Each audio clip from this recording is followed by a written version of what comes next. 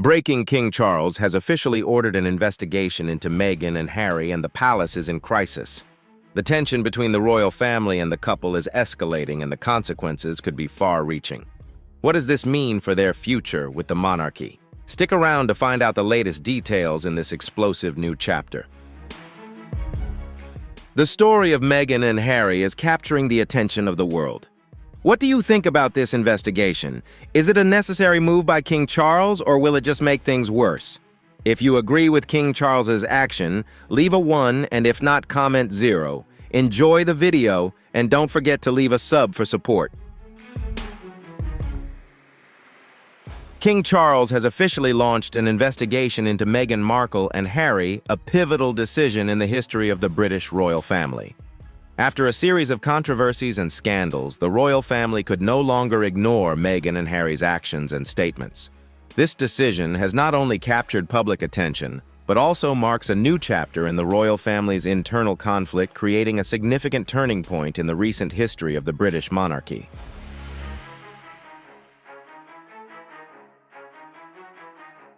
This is said to be the first time in British royal history that an official investigation has been launched into members of the family. This decision not only marks King Charles's direct intervention, but also sends a strong statement that the reputation and unity of the royal family must be protected at all costs. Is this a fair response to Meghan and Harry's actions, or is it simply a strategy to restore the royal family's image in the eyes of the public? Will Meghan and Harry take this seriously enough to ensure such an investigation is truly thorough?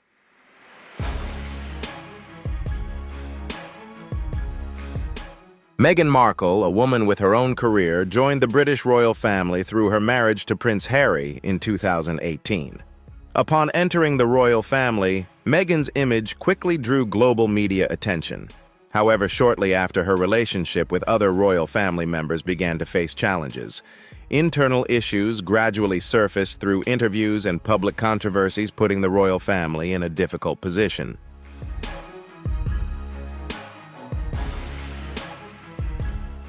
Meghan began to share her experiences regarding allegations of racism within the royal family, as well as the injustices she claimed to have faced during her time living there. After stepping down from official duties, Meghan and Harry continued to criticize the family, raising serious questions about the monarchy's lineage and finances.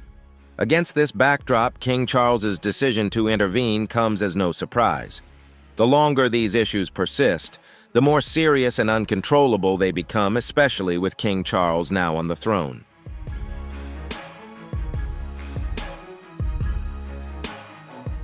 King Charles cannot allow this situation to continue, as it not only affects his personal reputation but also undermines the stability and image of the royal family. Meghan and Harry have sparked significant public outrage, and if the royal family does not respond promptly, the instability could spread and lead to chaos within the institution. Furthermore, as the British royal family is a traditional institution, publicly airing internal disputes has severely damaged the family's image.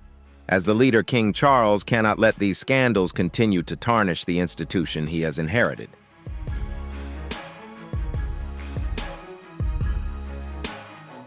The official investigation initiated by King Charles is not only a strategic response to protect the royal family's reputation, but also a way to consolidate his power, demonstrating that he can effectively handle complex issues.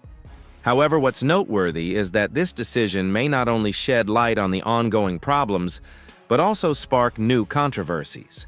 The continued division of the royal family in the eyes of the public seems inevitable. Will King Charles be able to maintain fairness in this investigation, or will his decision be misunderstood?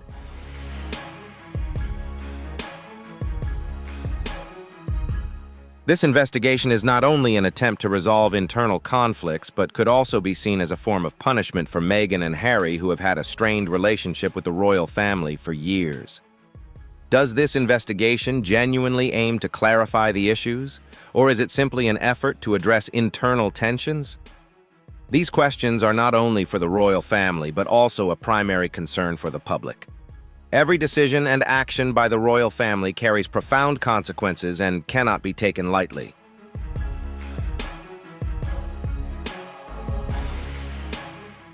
In his effort to protect the royal institution, King Charles is fully aware that these actions could significantly impact family relationships. From maintaining stability to addressing members no longer engaged in official duties, the investigation launched aims not only to clarify the conflicts, but also to reflect King Charles's ability to handle internal family issues within an institution under immense pressure from the media and public opinion. King Charles's decision to open the investigation could be seen as an effort to restore his public authority. But is it a comprehensive solution to all the issues, or simply an action to preserve personal power within the royal family?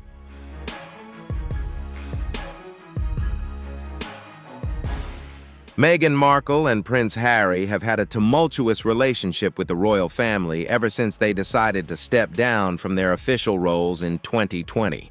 Since then, the couple has consistently made public statements, including explosive interviews and remarks criticizing the royal family.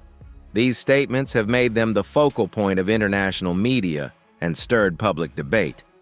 Meghan not only exposed her personal struggles, but also strongly criticized deeper issues within the royal family, particularly allegations of racism.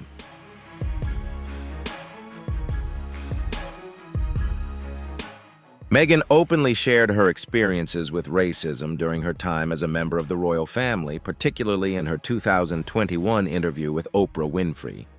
Meghan revealed that there were conversations within the royal family about the skin color of her son Archie, leading many to question the sincerity of the royal family and the core values they claim to uphold. These accusations shocked the public and sparked waves of outrage, even though they were not backed by concrete evidence. They have damaged the royal family's image, especially as they touch on deep fundamental issues within the British royal family.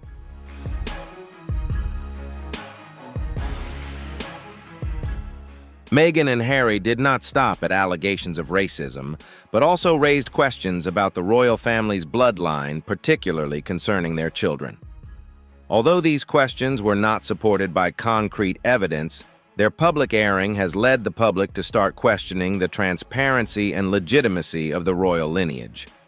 These statements not only caused confusion about the relationships within the family, but also made many wonder if the royal family was hiding something. Furthermore, Meghan and Harry's actions have prompted the public to question whether they are using the royal family's fame to build their own careers.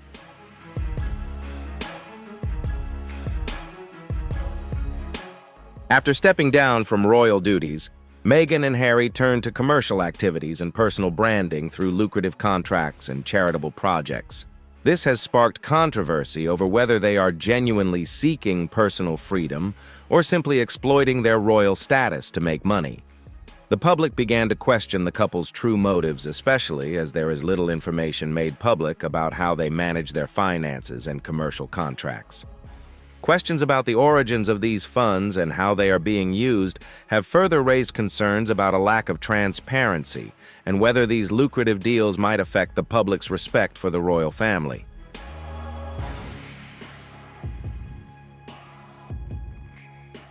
The public accusations and lack of restraint in Meghan and Harry's statements have deepened the divide not only within the royal family but also in global public opinion. These actions may have negatively affected the royal family's image, leading many to question the sincerity and decisiveness of the monarchy. Can Meghan and Harry convincingly explain their actions and statements, or is this simply a way to regain the personal freedom they desire?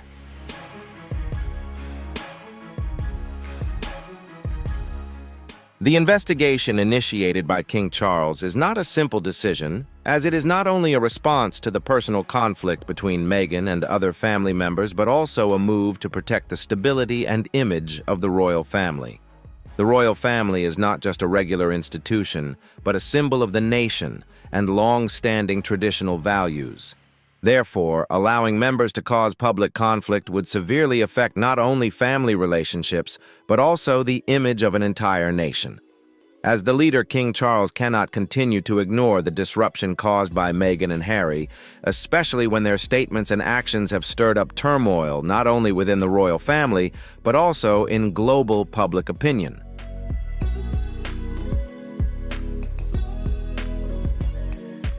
The official investigation into Meghan and Harry has been announced as a strong move to protect the integrity and reputation of the royal family. This is not an easy decision, as it could further strain relationships between family members. However, in the context of the royal family facing constant criticism from the media and the public, King Charles's decision is not only a firm step, but also a statement that the unity and reputation of the royal family must be protected at all costs.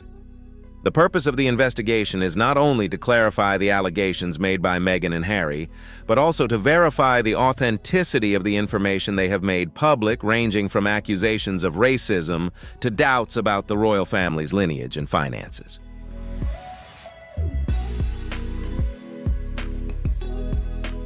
As the head of the royal family, King Charles cannot allow unresolved issues to continue affecting the integrity of the family. This investigation is not only aimed at clarifying the events that have occurred, but also at helping the royal family control the baseless stories that are circulating in society. However, the question remains whether this decision will help the royal family maintain its reputation without causing unnecessary conflict or division. With the investigation now public, can the royal family avoid creating new rifts, especially between King Charles and members of the family, including Harry, to whom he has shown much affection in the past?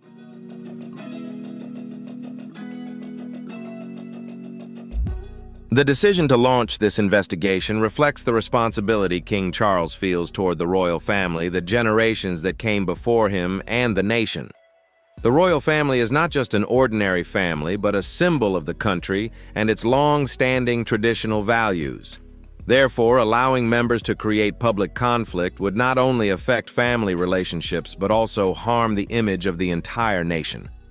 With his leadership role and responsibility to uphold the traditions of the royal family, King Charles may feel that there is no other choice but to open an investigation to clarify any issues.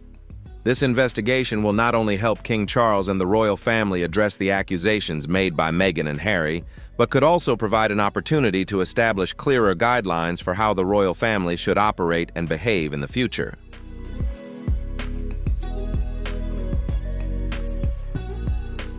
The investigation launched by King Charles may uncover unresolved issues from the past, but another crucial aspect to consider is how the investigation is conducted. Will it ensure objectivity and fairness, or will it be influenced by external factors, particularly since King Charles is the head of the family and could face pressure from various sides? His involvement in the investigation might lead some to believe it is an act of bias or simply a way to solidify his personal power within the family. A public investigation could clarify any doubts, but it could also increase division within the royal family if not carried out properly.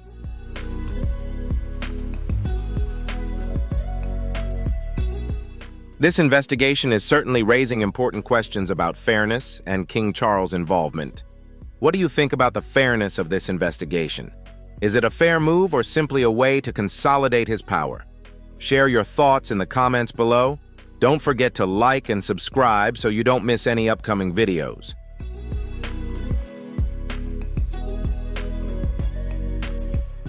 This raises the question of whether King Charles can handle the investigation fairly and impartially, and whether he can create an environment where everyone from Meghan and Harry to other family members is given a fair opportunity to be heard and treated justly. Maintaining the integrity of the royal family and handling internal issues delicately is something King Charles must do to protect the family's reputation. This investigation also raises a significant question about whether the royal family can safeguard its reputation without creating further instability. Will this investigation help clarify pressing issues and restore the royal family's integrity? And how long will its impact last?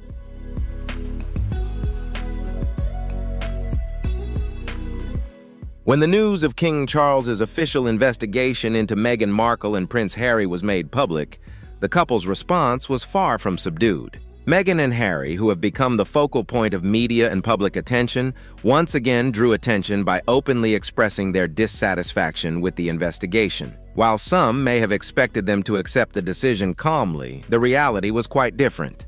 Meghan relentlessly criticized the royal family and made public statements about what she perceives as the unjust treatment that she and Harry have endured.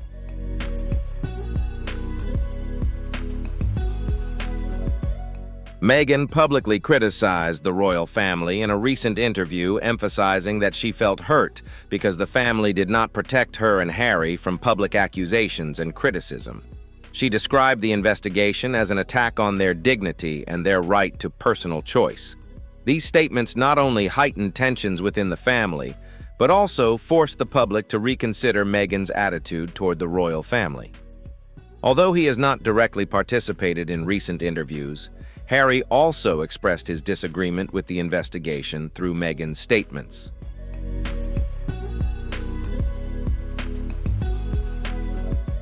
Meghan and Harry, with their strong statements, continue to expose what they perceive as long-standing issues within the royal family. However, rather than acknowledging the necessity of the investigation to protect the family's reputation, they continue to criticize it publicly. This not only complicates the situation further, but also leaves many feeling disappointed with the couple's attitude. Many view the investigation as an opportunity to clarify issues and resolve disagreements within the royal family. However, with Meghan and Harry's strong resistance, the question remains whether their continuous opposition will yield positive results for both them and the royal family.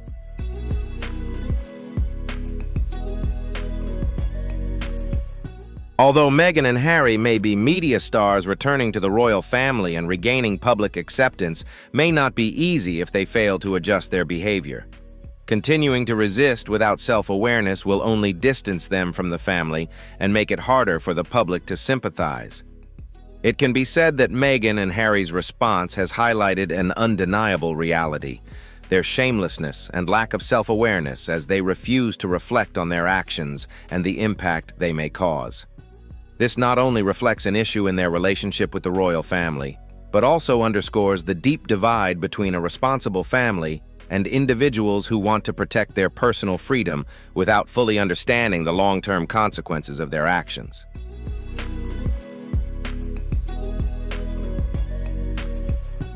King Charles's decision to launch an investigation into Meghan Markle and Harry is not just an administrative action, but also a bold and strategic move.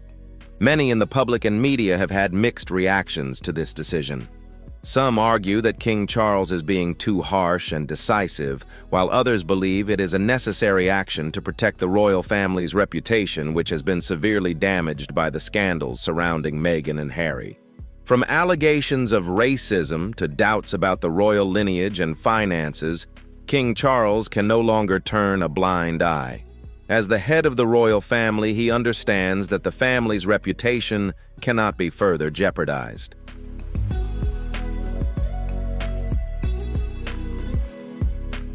However, the big question remains whether King Charles's action is too severe or truly necessary to protect the integrity of the family and the monarchy.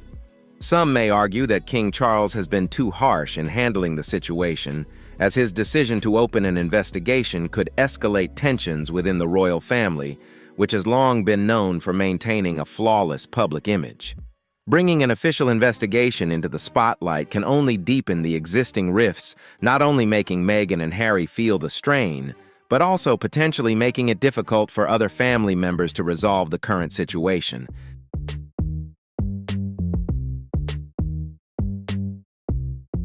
While King Charles's decision may lead to a public investigation that could diminish the royal family's reputation in the eyes of the public, he cannot ignore the actions of Meghan and Harry, as these scandals not only affect them, but also threaten the stability and reputation of the monarchy.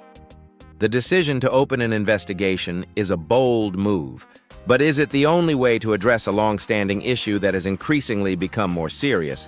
King Charles must not only protect his family, but also maintain the image of the entire institution, which requires firm and decisive decisions in such a long-standing family tradition as the British royal family. Allowing scandals and conflicts to unfold in silence is simply unacceptable.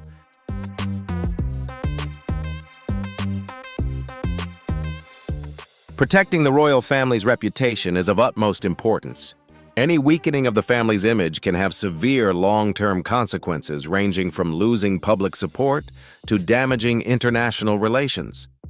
As the head of the royal family, King Charles cannot rely on softer measures. The scandals created by Meghan and Harry are not just personal matters. They affect the entire institution. The decision to launch an official investigation could lead to a comprehensive solution to these issues, while also sending a clear message: the royal family will not tolerate actions that harm their unity and reputation.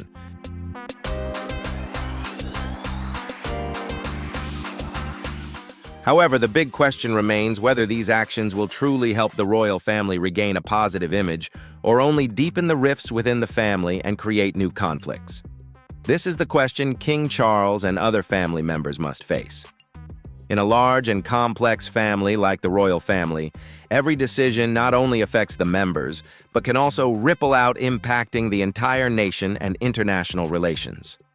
Protecting the royal family's image in the eyes of the public is crucial, but that doesn't mean sacrificing personal relationships and familial bonds.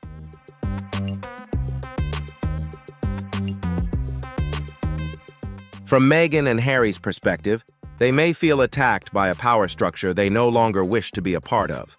However, their continued resistance and refusal to reflect on their actions only complicate the situation further. They seem to overlook the fact that their opposition, rather than helping to resolve the issues, is only making everything more tense. Continuing to fight with the royal family while personal freedom doesn't provide any practical solutions for either side only deepens the divide.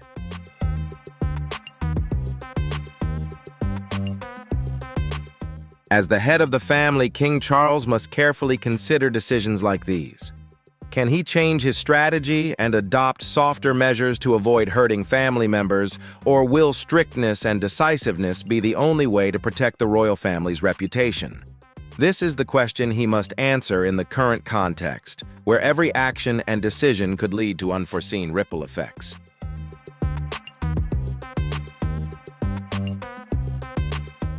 The future of Meghan and Harry within the British royal family is a topic that not only captures attention, but also raises questions about the relationship between individuals and the institution. Although the couple stepped down from their official royal roles in 2020, conflicts and controversies continue to simmer.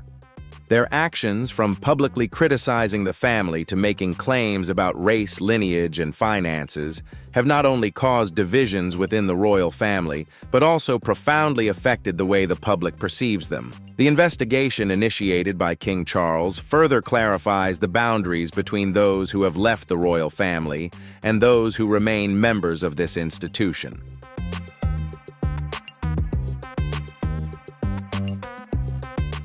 However, the biggest question remains whether Meghan and Harry will ever return to the royal family in the future, or if this relationship has been completely severed. While they have renounced their royal duties, the royal family remains a part of their lives, and they cannot fully disconnect from these ties. Looking ahead, there is some hope for reconciliation between the two sides, but this is not an easy prospect, especially as the investigation continues, and Meghan and Harry remain outspoken in their resistance. A crucial factor in reconciliation will be the willingness to change attitudes and behaviors.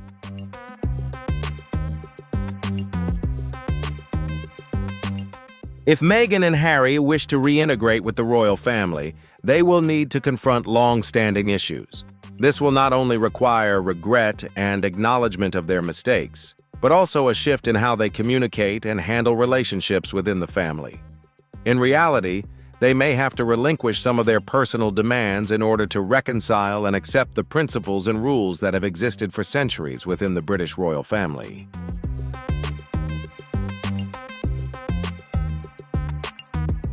Whether the royal family is willing to accept Meghan and Harry back after everything that has happened in the past is not a simple question. Especially after the public criticism and accusations that have caused chaos within the family, the answer cannot be immediate.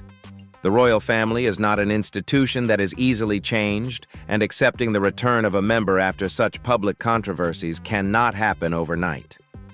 The relationship between Meghan, Harry, and the other family members cannot return to what it was before without changes from both sides.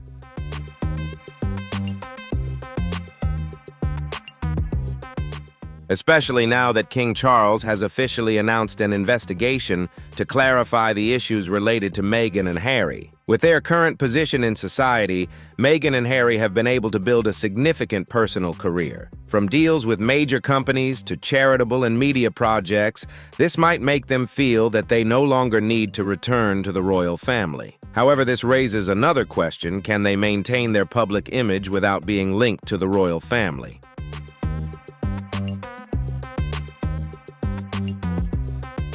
Although they have built their own public identities, Meghan and Harry are still primarily known to the public because of their connection to the royal family. This could create a conflict for them, as part of them may still long for recognition from the family and institution they left behind. So can Meghan and Harry reconcile with the royal family after everything that has happened? The answer cannot be immediate, but clearly only time and change from both sides can bring them closer together.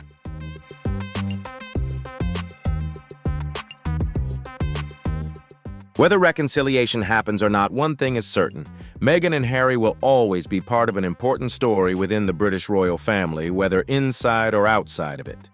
These are questions we are still waiting for answers to, and only time will give us a clearer view. However, one thing is certain: this investigation has opened a new chapter in the lives of the couple and the British royal family. The truth will be revealed, and we all wait to see whether reconciliation is possible or if the rift will only deepen.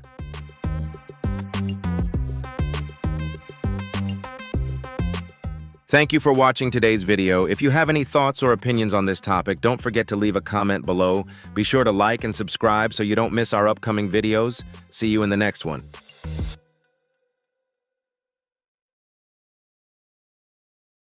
Queen Camilla enraged. After Kate caught wearing Diana's most treasured jewelry, the royal drama just got even more intense. Queen Camilla is absolutely furious after Kate was spotted wearing one of Princess Diana's most cherished pieces of jewelry. What does this mean for the royal family? Is this just an innocent gesture or a bold statement? What do you think this move means for the royal dynamics? If you think Kate's decision is a game changer, leave a 1 in the comments. If you're not sure, leave a 0 and let's discuss.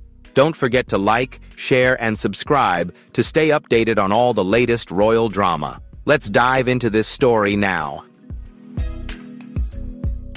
Last night at the grandest royal party of the year, a special moment captured everyone's attention when Duchess Kate stepped out wearing the tiara most beloved by Princess Diana. While everyone had expected a quiet evening, that moment completely shifted the atmosphere. Kate in the sparkling tiara silenced the entire room, and instantly all eyes were on her. Was it just a piece of jewelry or a powerful message filled with love and royal memories? This left many people pondering. The tiara was not just a beautiful accessory, it also evoked memories of a deeply meaningful past. When Duchess Kate entered Diana's tiara, not only made her look stunning, but also sparked powerful memories of the late princess. Kate's appearance in this tiara was not merely a fashion choice.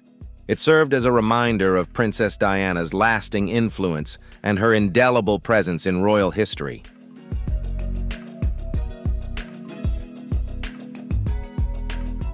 As soon as Queen Camilla entered the room, she looked flawless in her own tiara. However, her gaze quickly landed on the tiara atop Kate's head. A brief moment of hesitation appeared in her steps, her smile fading, and it was only after that everyone could sense a shift in the atmosphere. Camilla tried to hide her emotions, but those nearby noticed that she was deeply moved.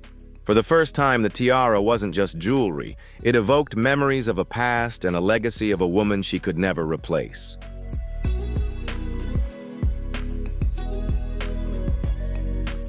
This tiara is not only beautiful, but also carries with it a deeply emotional history. For those who understand royal traditions, they know that every piece of jewelry holds profound significance. This tiara, once belonging to Diana, is now more than just an ornamental item. It is a symbol of love, memory, and greatness. When Kate wore that tiara, everything suddenly became quiet, solemn, as if it conveyed a message that Camilla could not deny.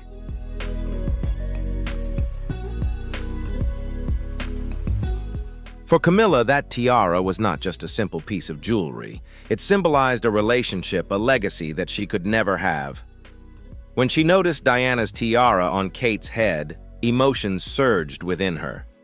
It was more than just a choice of adornment. That tiara was a clear sign of Kate's position within the royal family, and that reality made Camilla uncomfortable. Although she always maintained grace and elegance, it was undeniable that the tiara had stirred an inevitable confrontation within her.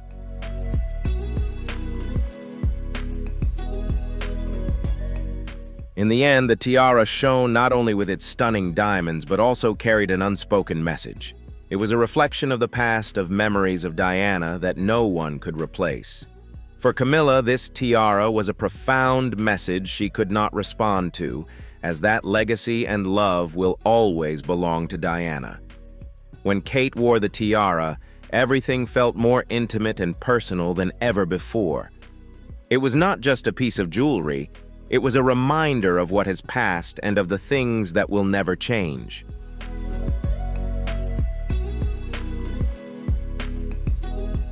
The knot tiara is not just a sparkling piece of jewelry, but it also carries a deep and painful meaning. When Duchess Catherine wore this tiara, it was not just a symbol of royal beauty, but also a reminder of the unforgettable memories of Princess Diana. This tiara had once been Diana's favorite piece, worn during some of her most memorable moments, and as Catherine donned it, the atmosphere around them seemed to grow heavier. It didn't just shine with sparkling diamonds, but also revived a past that many thought had been forgotten.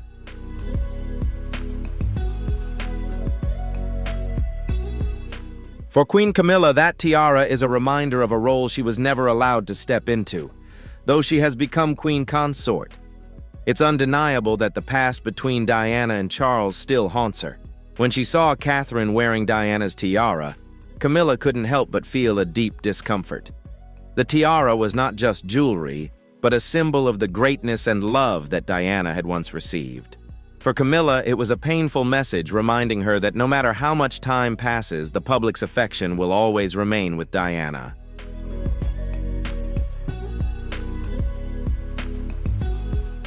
The knot tiara is not just a beautiful piece of royal jewelry, but it also carries the weight of a legacy. Many in the palace believe this tiara was Diana's invisible shield, making her strong even in her most difficult moments. When Catherine wore this tiara, it wasn't just a fashion choice, it was a reimagining of a story that has become embedded in the hearts of the public. For Camilla, seeing Catherine wear Diana's tiara might have felt like an unavoidable reminder that she would never inherit that legacy.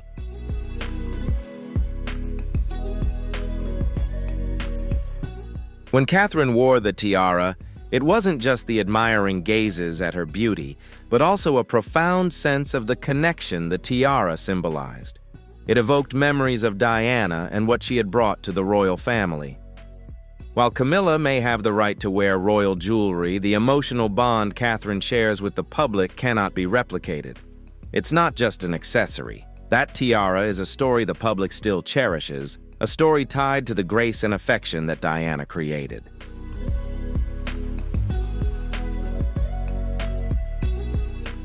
So how did this tiara end up in the hands of Duchess Catherine?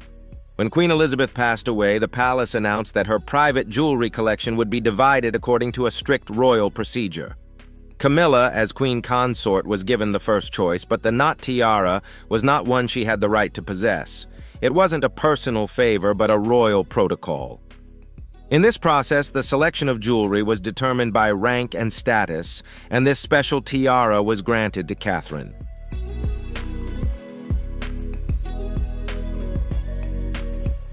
When Duchess Catherine stepped in and wore Diana's knot tiara, no one could have predicted that this tiara would not belong to Camilla, who was expected to be the one granted the royal jewelry. Regarded as a symbol of power and love, this tiara was not just an accessory, but a reimagining of a past tied to Diana. However, when the tiara was passed to Catherine, many in the palace were surprised. The unspoken connection between Queen Elizabeth and Catherine made this transfer even more significant. Perhaps the queen wished to honor her daughter-in-law, but others believe this decision had been made long before Camilla began selecting her own royal jewelry.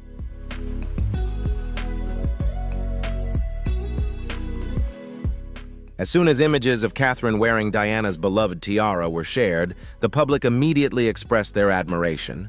Many compared her to Diana, and some even believed she was a reflection of the late princess.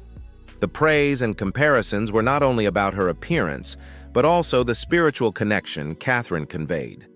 For Camilla, this was far from easy. After years of striving to be accepted by the public, seeing people honor another woman wearing the jewelry so closely tied to Diana was a great challenge. Though Camilla tried to project confidence, it was undeniable that a wave of hurt rose within her.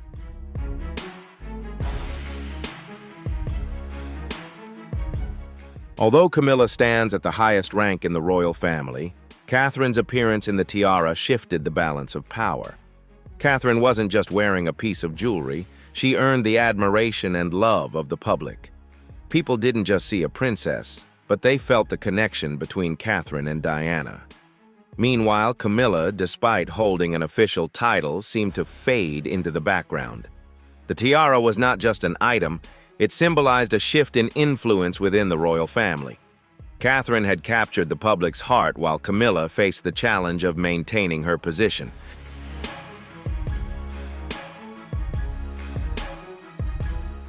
Camilla, unwilling to stay silent, reacted to this shift at the next royal event. She stepped out wearing a different tiara. The Girls of Great Britain and Ireland tiara, a precious piece once beloved by Queen Elizabeth. This was Camilla's way of proving that she could still represent the stability and tradition of the royal heritage.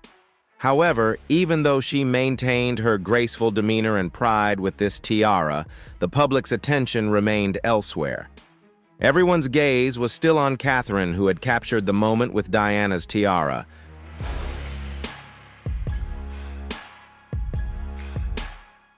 Although the tiara Camilla wore still sparkled under the lights, the public's attention was not on it.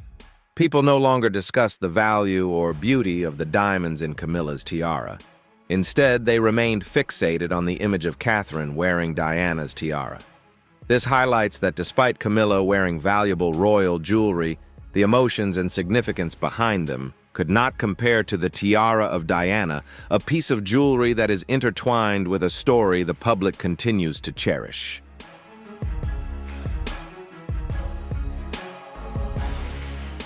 The difference between Camilla and Catherine is not just about the jewelry, but also how each woman carries the royal legacy. Catherine didn't just wear the tiara, she embraced it and became an inseparable part of Diana's story. For Camilla, things seem more challenging because despite her power and title, Catherine has effortlessly earned the public's affection. This isn't just about the tiara. It's about the bond Catherine has forged with the people.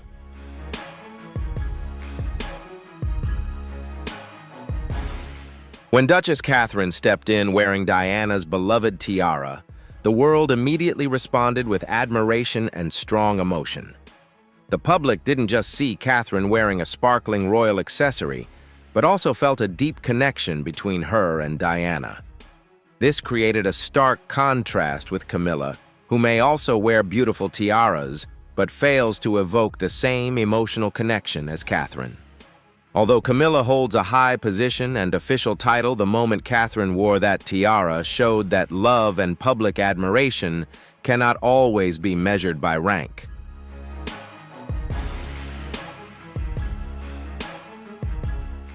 For Camilla, seeing Catherine wear Diana's tiara may have brought deep pain.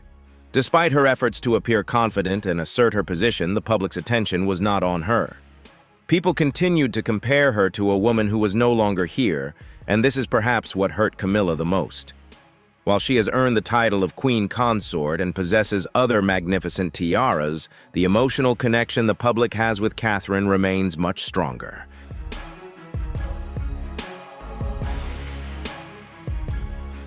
In the royal family, it's not just beauty that matters, but strict rules about who can wear a tiara. Each tiara is not just jewelry. It carries the weight of tradition and power. When Catherine wore Diana's tiara, it was not just an acceptance of a royal accessory, but a statement of her role in the royal family. Royal protocols dictate that once a tiara is bestowed upon a royal woman, it belongs to her forever. This means that when Catherine received Diana's tiara, Camilla could never have it, not even once. This transfer was not just about power, but about emotion and the connection with the public.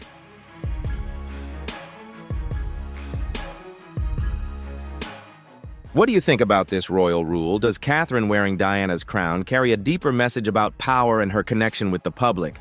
Share your thoughts in the comments below. Do you think it's a worthy gesture or a sign of shifting power within the royal family? Don't forget to like the video, subscribe to the channel, and hit the notification bell.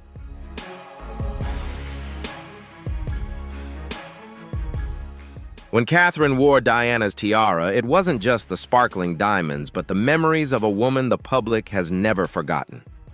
Each time Catherine appeared with this tiara, she not only displayed elegance and beauty, but also inherited Diana's legacy. People didn't just see a beautiful tiara, they felt the spirit and heart of Diana through Catherine. That's why every time Catherine wears this tiara, the public senses Diana's strong presence as a continuation of the legacy she left behind.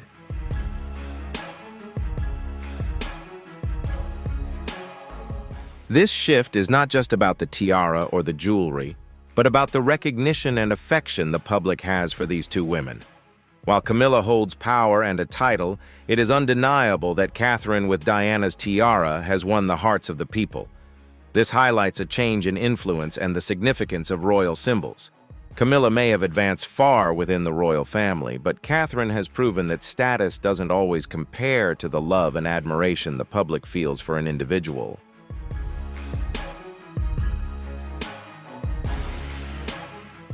Duchess Catherine, without saying a word, captured the hearts of the public when she wore Diana's tiara.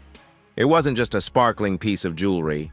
It evoked powerful emotions tied to an unforgettable past, and now it seems to belong to Catherine. The admiration the public has for her is not something she strives to earn. It is the result of her composure, ability to maintain grace under pressure, and her charitable work. Catherine not only inherits Diana's legacy, but also continues to build a deep connection with the public, a bond that Camilla has struggled to achieve.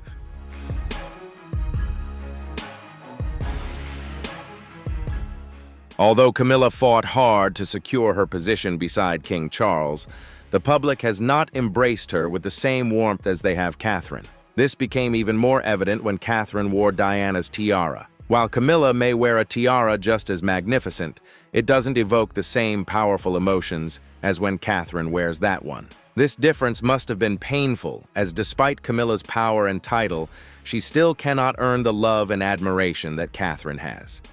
It's not just about the tiara, it's about how the world perceives these two women.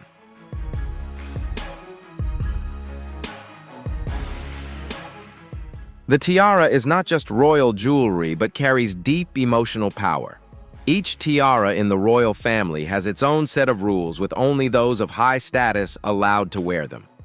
Once a tiara is bestowed upon a royal woman, it stays with her for life. For Catherine, Diana's tiara is not only a beautiful piece of jewelry, but a symbol of love, sacrifice, and spiritual connection. In contrast, for Camilla, while she may wear other valuable tiaras, the affection the public has for Catherine cannot be replicated.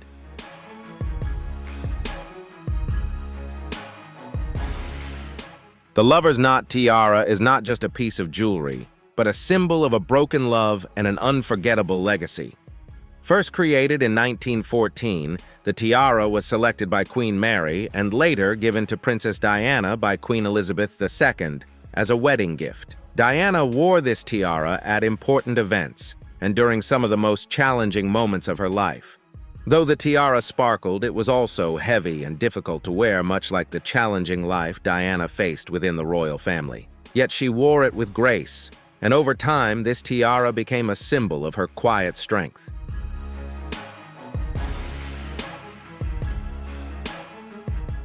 After Diana's passing, the tiara disappeared from the public eye as if it too carried the sorrow of her loss.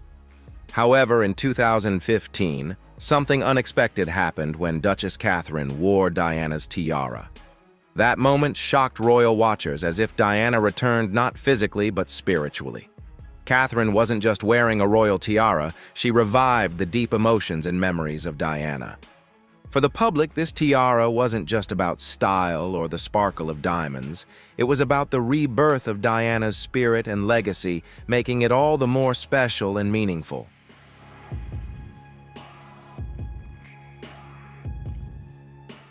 Although Camilla holds the title of Queen Consort and power within the royal family, public acceptance is something she has yet to achieve to the extent Catherine has.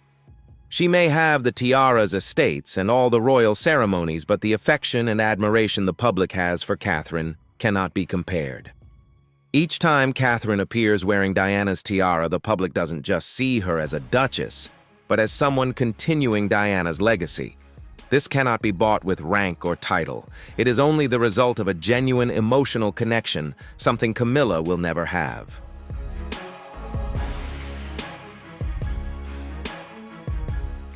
When Duchess Catherine wore Diana's lover's knot tiara, it wasn't just the appearance of a sparkling royal accessory, but a deeply emotional moment.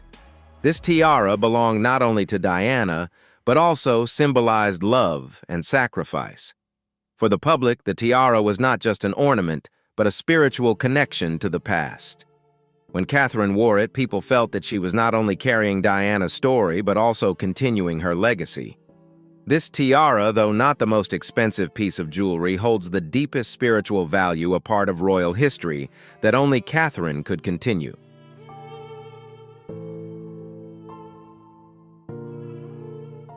Although Camilla is Queen Consort and has the right to choose from the priceless heirlooms of Queen Elizabeth, the lover's knot tiara did not fall into her hands. This caused surprise within the palace, as many thought that Camilla, with her position, would be the first to receive such an item. However, the tiara was given to Duchess Catherine. This decision may have stemmed from Queen Elizabeth's emotional connection to Catherine, or from the quiet support of King Charles, who likely wanted the memory of his late wife to be preserved through his son's current wife. This was not just about power or titles, but about a deep emotional connection.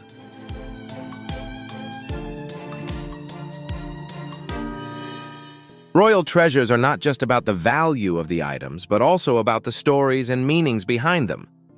Duchess Catherine has received many precious items from Queen Elizabeth's collection, such as brooches, necklaces, and accessories linked to Princess Margaret. However, the biggest difference is that emotionally valuable items like Diana's tiara were not passed to Camilla. This not only caused Camilla to be less in the spotlight, but also added a sense of disappointment. Despite enduring many challenges to earn her position as Queen Consort, when the moment to shine came, it was Catherine who stepped into the light, having captured the hearts of the public.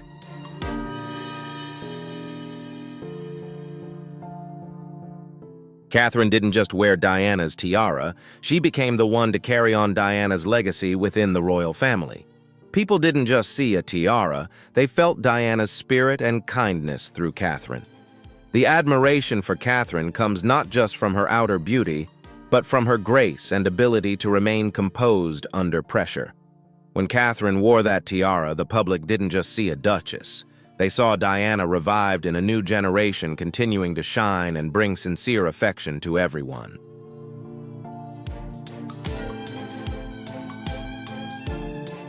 Although Camilla holds official power and a grand tiara, the public's attention still doesn't focus on her in the same way it does on Catherine.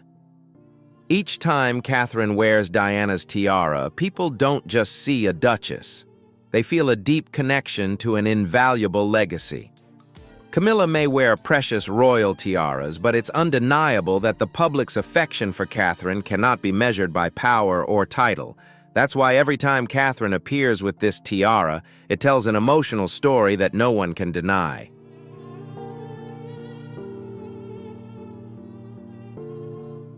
The lover's knot tiara, though just a piece of jewelry, carries with it a story full of emotion and history. Created in 1914 and originally intended for Queen Mary, it was passed down to Queen Elizabeth II and later gifted to Princess Diana. This tiara was not only a wedding gift but became a symbol of Diana's strength and resilience during her difficult years within the royal family. And when Catherine wears this tiara, the public doesn't just see a beautiful duchess. They feel a powerful continuation of Diana's legacy, an irreplaceable presence in the hearts of the people.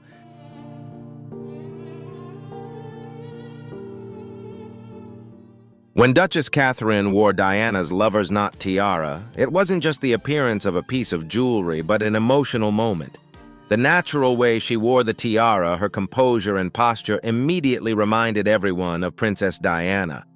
Unlike someone trying to copy Diana's legacy, Catherine is truly continuing it, something that Camilla cannot do. While Camilla may wear dazzling jewelry, the lover's knot tiara, with all its emotion, will always be something she cannot reach.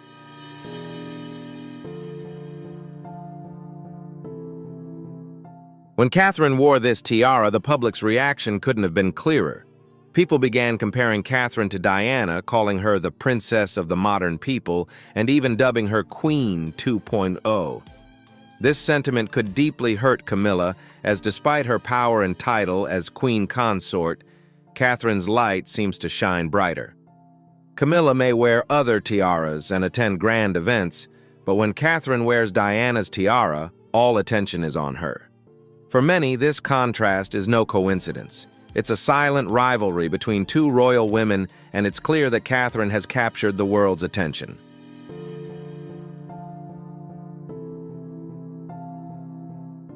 This piece of jewelry is not just a magnificent royal artifact, but also a powerful spiritual symbol.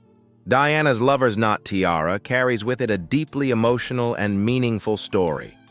When Catherine wore this tiara, the public didn't just see a beautiful accessory. They felt Diana's spirit continuing to live through her. This isn't just about material value or the sparkle of diamonds. It's about the spiritual connection Catherine has built with the public. People didn't just see a duchess, but someone who is carrying on Diana's legacy.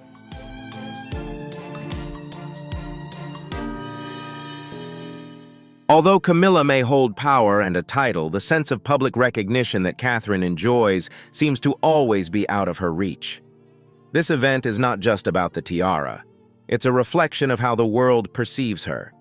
Catherine doesn't need to fight for the love and admiration of the public. She naturally earns it through her grace and virtue. While Camilla has struggled for years to gain acceptance, Catherine has obtained it all in just one moment.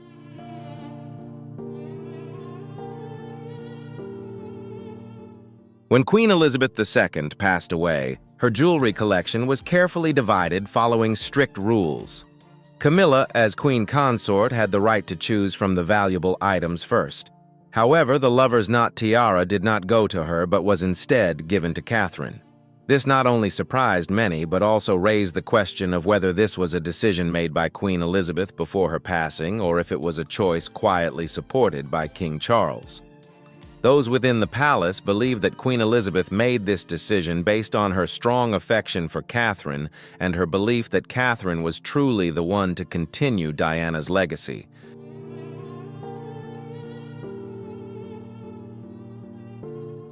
Although Camilla spent many years proving herself and ultimately achieved the position of queen consort, the moment Catherine wore the lover's knot tiara, the public turned away from Camilla. Despite Camilla holding power and a title, she could not capture the admiration of the public in the same way Catherine did.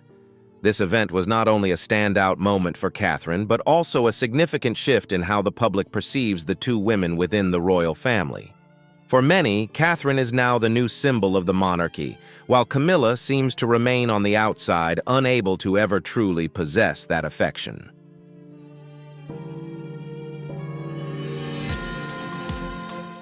The moment Catherine wore Diana's tiara was not just a formal act, but a revival of Diana in a new generation. It wasn't just about the tiara or its material value, but about the emotions it evoked. Royal watchers didn't just see Catherine wearing a royal piece of jewelry. They felt Diana's presence through her.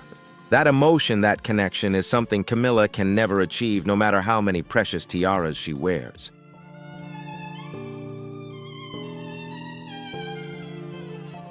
What do you think about this surprising moment? Do you believe Kate's decision to wear Princess Diana's most cherished heirloom was a sign of respect or a subtle message to Camilla?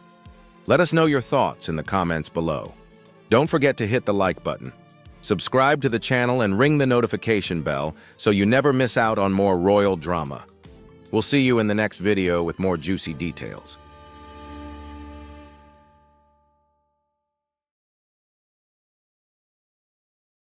Welcome to our channel. A royal scandal was on the verge of exploding, but it was narrowly averted by one fearless woman, Princess Anne. Recently uncovered from the private chambers of Buckingham Palace, her secret diary exposes a stunning conspiracy, an attempt to undermine Duchess Kate Middleton during a major public charity event. Late-night inquiries, unspoken warnings, and a sharp instinct shaped by a lifetime in the public eye, Princess Anne shielded her niece from danger without ever stepping into the spotlight. Now, long-buried journal entries have surfaced revealing this wasn't mere family loyalty, it was a stealthy royal intervention. Subscribe to our channel for untold royal revelations. And if you're ready to dive into the palace's best-kept secrets, drop a 1 in the comments below.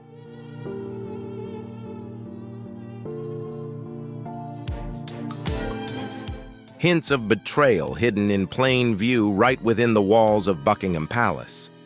Beneath centuries of protocol and restraint, a secret waited to surface. It was found in an aged leather-bound journal tucked inside a drawer labeled Only Private. The writer, Princess Anne. And within its pages, not just memories, but bombshells exposing a long-suppressed scheme meant to bring down Duchess Kate from within the palace ranks.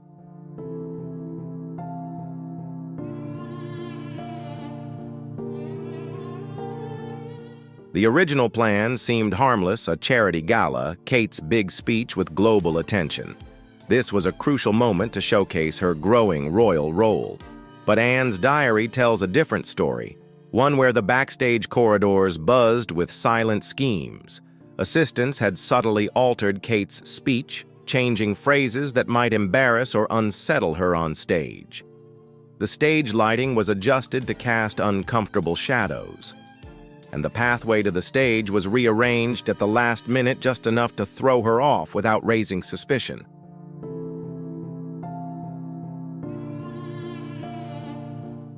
Anne's earliest diary entries reveal confusion, then growing worry. She overheard a late-night conversation between two staff members, whispering about making the event memorable in a bad way. At first, Anne didn't think much of it, but as changes unfolded, she realized they were plotting against Kate. The writing sharpened, her handwriting rushed. They're setting a trap for her to fail. The discovery weighed heavily on her. This wasn't politics. It was personal. And the target wasn't just any royal, it was the future queen, a wife and a mother.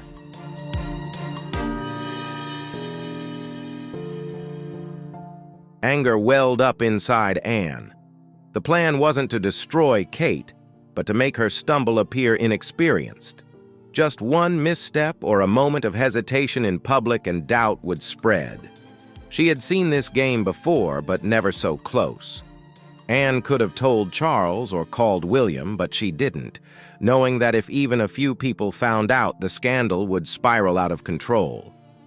Instead, she took up her pen and vowed to herself, "This ends with me."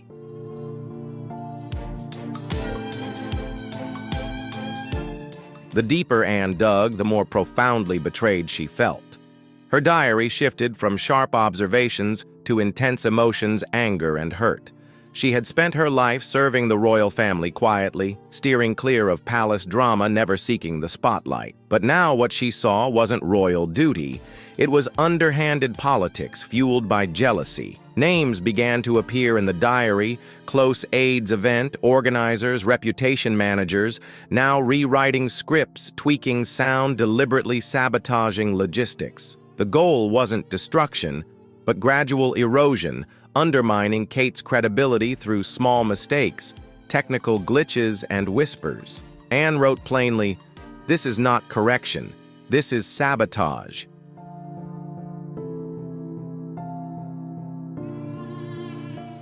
Kate's speech, prepared over weeks, was edited to make her appear flustered phrases, removed context, changed, setting her up to stumble, look anxious, or weak, especially with cameras capturing every moment. Anne couldn't believe this was happening in a family so focused on image and control. She checked the event plan, reread internal memos, watched how staff moved when they thought no one was looking. Every detail matched what she wrote in her diary. This wasn't careless mistake, it was a slow ambush. The diary was full of restrained anger. Sabotaging a charity debut meant to support the vulnerable shows how low things have sunk.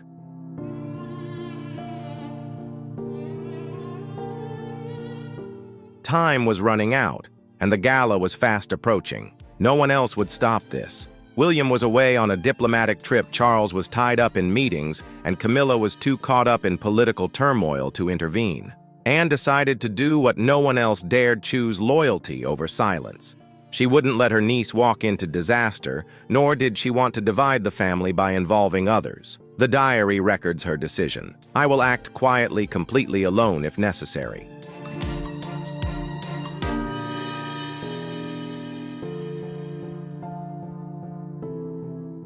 The palace was quiet, but Anne couldn't sleep. All day she reviewed the progress, spotting the final warning signs. That night she took action. The diary begins with the line, "I can no longer stand by and watch." Anne entered the assistant's office after everyone had left, only the sound of her footsteps echoing in the silence. She chose her moment carefully. On the assistant's desk lay the final sabotage plan, Kate's speech with disruptive notes, lighting instructions, and a changed stage layout designed to disorient her under the spotlight.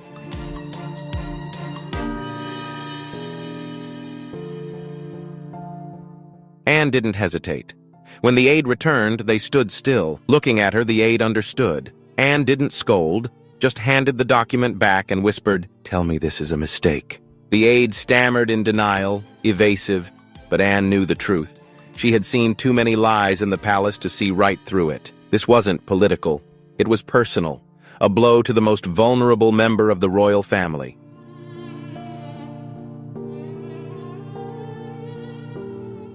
Anne's next step wasn't revenge, but correction. She gathered all the altered documents, took them to a private room, and arranged to replace the team organizing the speech. She didn't threaten or make demands. She just left the assistant standing there stunned, knowing the plan had been uncovered. The diary entry at the end of the day reads, "This ends here, not tomorrow or later, but right now, to protect Kate's moment."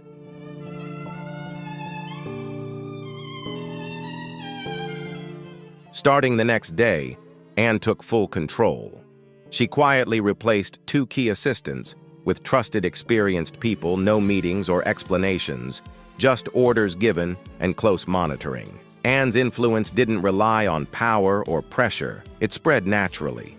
She personally oversaw the lighting setup, measured the distance from each light to the podium, and even spoke privately with the sound technician to ensure no mishaps like Kate's mic cutting out mid-speech.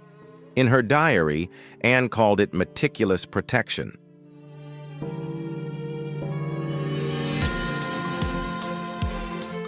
When Kate arrived to rehearse, she had no idea she'd nearly faced disaster. She greeted Anne with a gentle grace, and Anne simply smiled, revealing none of the silent battle that had taken place. She had fought quietly for her standing back as her niece practiced the speech, now restored to its original tone, sincerity intact. From behind the curtain, Anne watched every pause, every expression. Kate was radiant, steady, flawless, no stumbles, no hesitation. This was the moment the public would see, but Anne had witnessed the moment that almost happened, the trap she'd dismantled before it had a chance to catch its victim.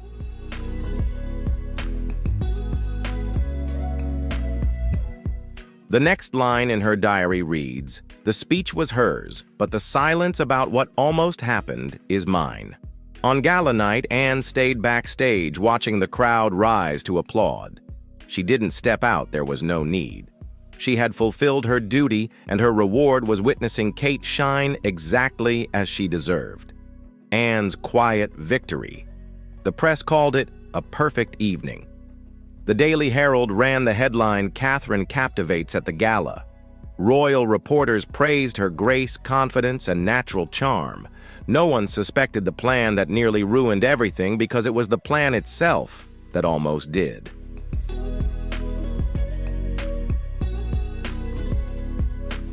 Anne didn't save the gala night for recognition. She did it to protect Kate. In her final entry about the event, Anne quietly reflected, "There will be no medals for this, no stories told, no thanks given." And that was exactly how it was. She knew that if even one detail was off, one light misaligned, or one word misunderstood, the story would change, the press would speculate, and critics would dissect it. But none of that happened. The plot never reached Kate because Anne didn't let it.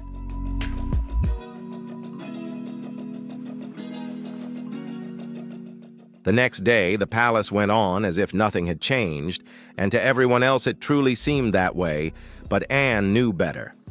She had faced betrayal and extinguished it before it made a sound.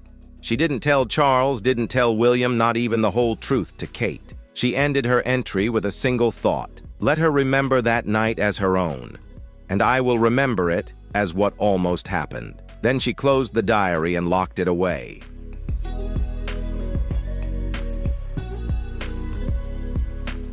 In the quiet after the gala, Anne sat alone in her room, reflecting on what she hadn't done and who she hadn't told. Prince William's name didn't appear once in the diary pages leading up to the event, and that wasn't by chance. The decision to exclude him was deliberate, not out of mistrust, but strategy. Anne's diary was clear: involving William would stir up turmoil, not provide a shield. She worried he'd feel obligated to act, to question, to report. That turmoil would turn into confrontation, and confrontation would drag Catherine into the fire instead of protecting her from it.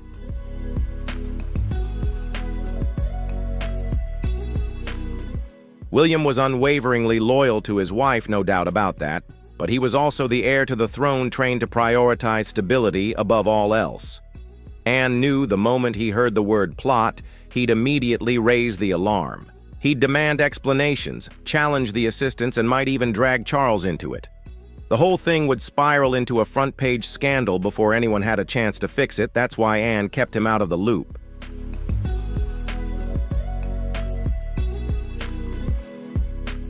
She remembered a special moment William called after the speech, his voice proud, gentle, full of admiration. "You were born for this," he told Kate. Anne stood quietly across the room, unseen. She said nothing, didn't interrupt. That moment was pure, free from palace politics, and she intended to keep it that way.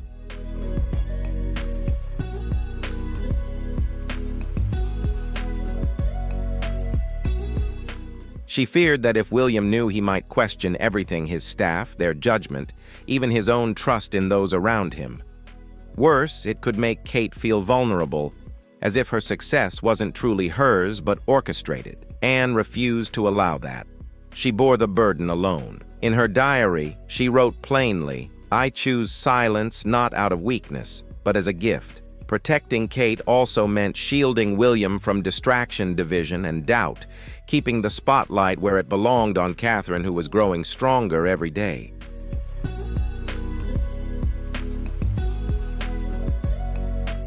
Power often comes with titles, media attention, or grand ceremonies, but Anne needed none of that.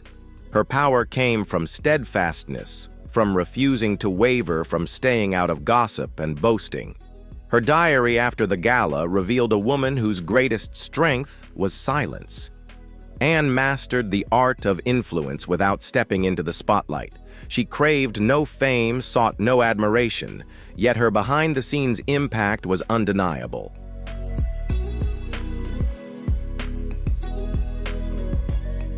One diary entry reads, "If I speak, they will listen. If I move, they will follow. I only choose when." That restraint became her trademark. After the near-successful plot, Anne wielded that silent power like a scalpel.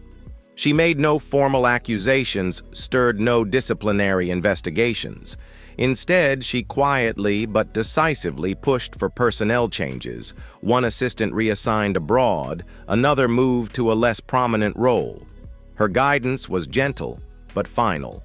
No traces left behind, only resolution. She protected her niece and the crown with the same hand. The diary clearly captured this duality. This family needs warriors who don't swing swords in the spotlight. She was that warrior and always would be. Not for recognition, but to hold the fortress steady while others fussed over the paint. Anne's influence didn't cause waves, but it changed the current.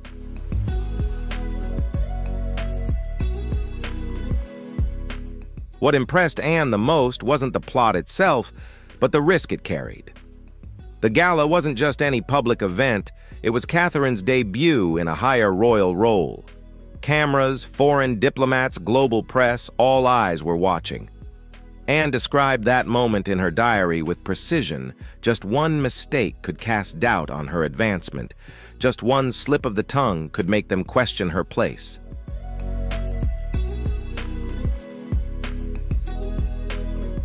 Catherine had built her reputation through grace and consistency, but Anne knew public support was fragile.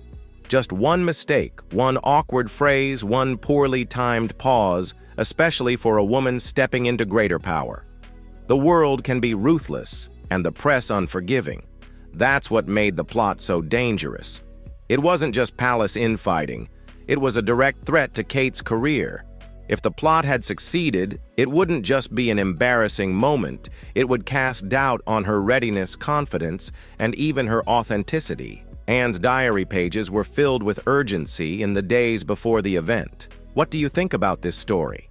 Is it just a rumor, or is there really a hidden plot threatening Kate's future? If you're fascinated by royal mysteries and want to uncover the truth behind the glamour, comment below. But if you think it's all blown out of proportion and not worth worrying about, leave a 5. We rate every comment, and who knows, your opinion might shape the next chapter.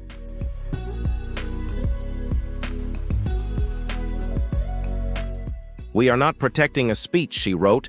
"We are protecting an era." And she meant it, because Catherine wasn't merely reading lines. She was shaping her image, presenting herself not just as a duchess, but as a future queen. By preserving that moment, Anne protected more than just Kate's knight. She safeguarded the future of the crown. The factions within the palace became clear once the applause died down. Anne returned to her diary with a warning tone. The plot was no accident, born not of boredom or ego, but from deep divisions, real factions forming behind closed doors.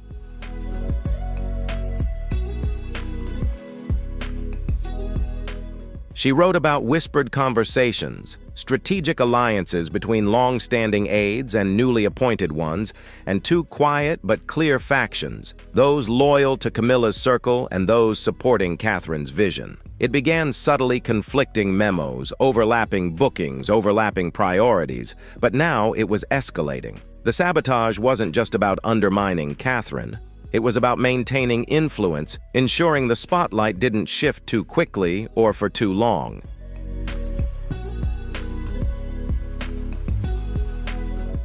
Anne's diary reveals her frustration but not surprise. She had seen this before during Diana's rise and at Charles's lowest points. The palace wasn't always about unity. Sometimes it even eroded that very unity. What made it dangerous, though, was the calculated intent behind it. The conspirators weren't trying to publicly disgrace Kate, that would be too obvious and risky. Instead, they aimed for a subtle misstep, just enough to sow doubt, shake confidence, and stir insecurity in public perception.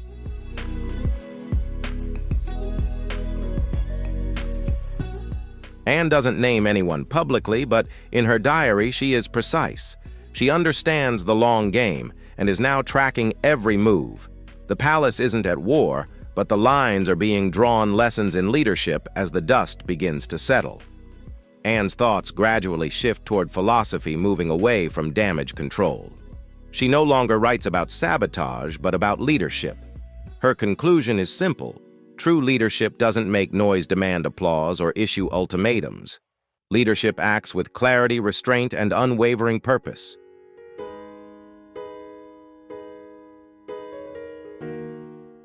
What Anne did for Catherine, stepping in, stepping back, moving pieces quietly without anyone knowing, is her very definition of leadership. You lead best, she wrote, when no one knows you are leading. She hoped Catherine would never know the full story because the victory would mean more if she believed it was her own achievement. Anne did not seek gratitude.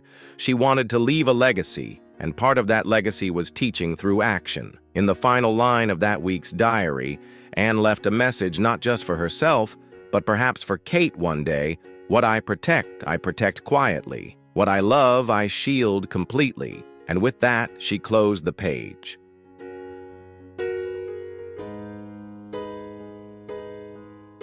Anne's diary grew softer in the final pages of the event.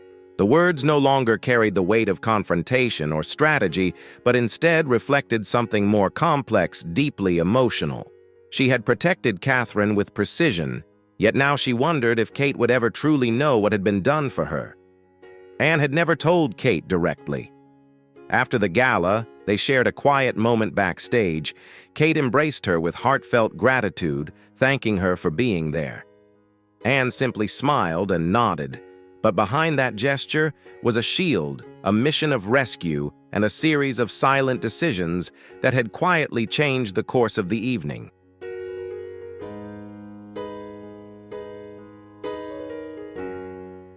In her diary, Anne revealed her inner conflict.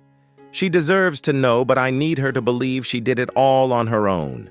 That belief is crucial. Once confidence wavers, it's hard to regain. Anne didn't want Kate to doubt every future victory, to wonder who was behind the scenes pulling strings. She wanted her to walk confidently, completely unaware of the moment she nearly stumbled.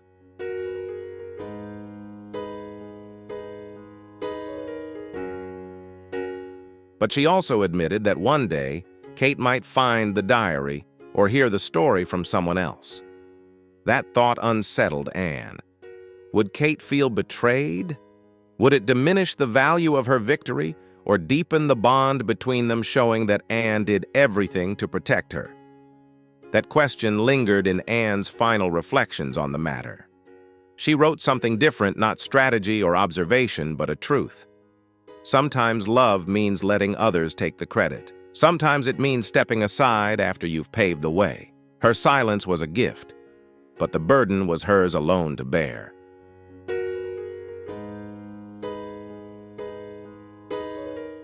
After the event had passed, Anne once again focused her mind on the diary, which recorded everything, every risk, every decision, every quiet detail. One morning she glanced at its spine and wondered what would happen if it fell into the wrong hands. She had never wanted it to become evidence or spark a scandal. It was a repository of memories, a private space of truth, not a trigger for trouble.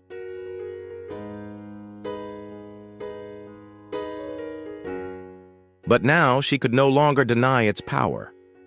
Every line was a story the public would never hear, every page a deep insight into how the palace operated, alliances, vulnerabilities, and silent betrayals. She wrestled with the thought of whether to keep it secret or reveal it. Would revealing it honor Catherine or harm her? Would it expose loyalty or ignite a new spiral of chaos? Anne was not afraid of exposure, but she respected caution.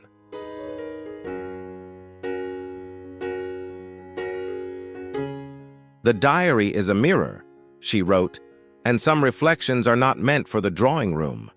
Yet part of her still wondered, if the monarchy needed more mirrors, more honesty, if more people could see what I see, perhaps the conspiracy wouldn't have happened. Maybe there would be fewer factions, less fear, fewer games. The question remained unanswered. The diary was carefully returned to the drawer, locked away but not buried. She left one final note on its spine: not to be destroyed, but to be handled with care, for the truth, when unprotected, can either heal or shatter.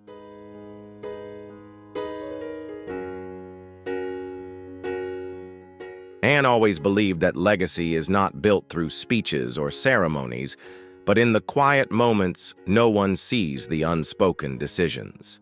As she penned the final lines in her diary, she realized the full picture of what she had done. She hadn't just saved a speech, she had protected the future not only of Kate but of the entire monarchy.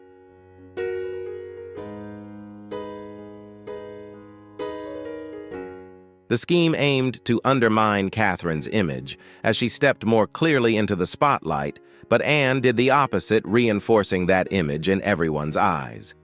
It was not just an act of protection, but also of guidance. She gave Kate something no one had given her when she was young, and under pressure she stood in the shadows, shielding her granddaughter. Anne didn't need anyone to know about it, but she hoped the spirit of what she had done would echo, reminding everyone in the palace that loyalty is not just a rule or bloodline, but an act, steadfast, quiet, and enduring protection. She ended the last page with 4 lines of poetry written with the intent of unwavering strength.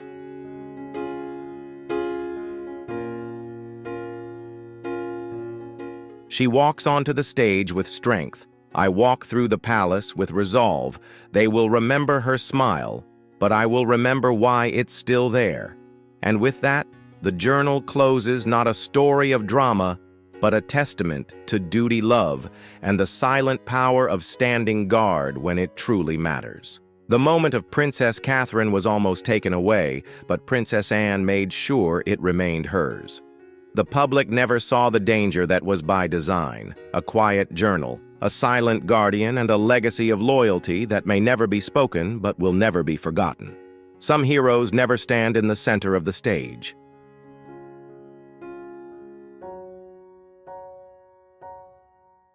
What do you think about Princess Anne's quiet sacrifice? In a world that's always craving attention, can loyalty that doesn't seek the spotlight still be truly valued? If you believe that sometimes the silent ones are the strongest, leave a 0 in the comments below. But if you think that in the royal family, no one is ever truly impartial, type 5 and share your perspective. And if you want to discover more untold stories from the royal court, don't forget to subscribe, because behind every perfect photo, there's always a part of the truth no one has ever shared. Prince William has resumed his royal duties for the first time since his father's cancer diagnosis and has spoken candidly about the family's health challenges. "We are incredibly grateful for everyone's care and kindness," he said. Still, the impact of the recent revelation was beyond what anyone expected. King Charles has been diagnosed with a grave illness, one that alters everything and, according to several sources, cannot be cured. Behind the palace's thick stone walls, he has begun to prepare for what few are willing to face the end. Letters are now being written. Duties are being discreetly handed over. In a personal message to Prince William, just 1 line appeared. "Now it's your turn." The king is making fewer public appearances. His calendar is beginning to shift, and a quiet stillness is slowly descending over the United Kingdom. As emotional goodbyes unfold, one pressing question lingers. How will this reign conclude? If you find this story intriguing, drop a comment with the number 1. If not, type 0. Don't forget to share the video, and let us know your thoughts in the comments below. Be sure to subscribe to the channel so you won't miss any of our upcoming exciting videos. Now let's dive into the story.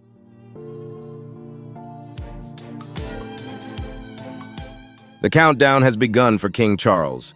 His goodbye, subtle and without ceremony, has already started. There was no royal announcement, no formal address, just a handwritten note penned by the king himself. His script, his words, his emotion. "Now it's your turn. Take it, and do better than I did." A short message that changed everything.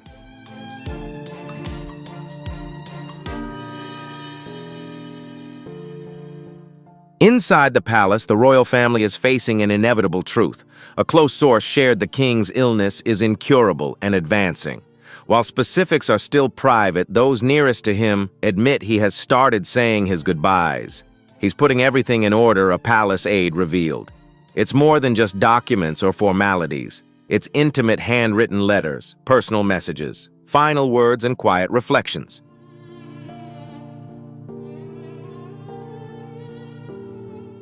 Not only did he send a letter to William, but another marked private was also delivered to Prince Harry via a secure diplomatic channel. What's inside that letter only Harry knows. However, a source said it was a gesture of peace, possibly the final one. Charles has started skipping many public events. Assistants note his schedule is becoming quieter day by day.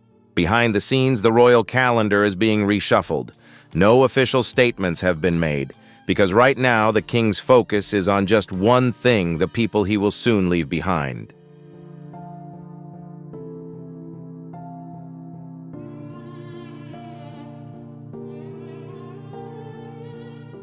The silence about his health could no longer be kept. Soon after those private letters were sent, King Charles was admitted to the hospital. This news instantly shocked the entire nation. What began as an ordinary day quickly turned alarming. The king was rushed to the hospital, reportedly because of complications linked to his ongoing treatment. The palace called it a temporary reaction, but many remained skeptical. "There's much they haven't shared," said a former BBC reporter. When schedules shift this fast, something serious is happening. Within hours, all public engagements were canceled without explanation. A key meeting with foreign leaders was delayed indefinitely. Even the official royal website quietly took down several planned events.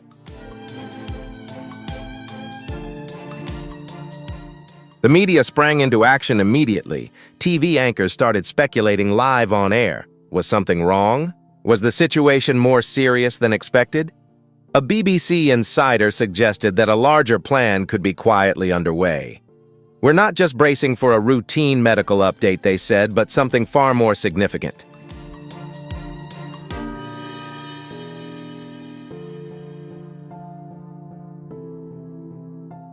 For many people in the UK, that moment brought a chilling sense of déjà vu. It recalled memories of how the palace handled the final days of Queen Elizabeth II. Silence, then heaviness, sadness.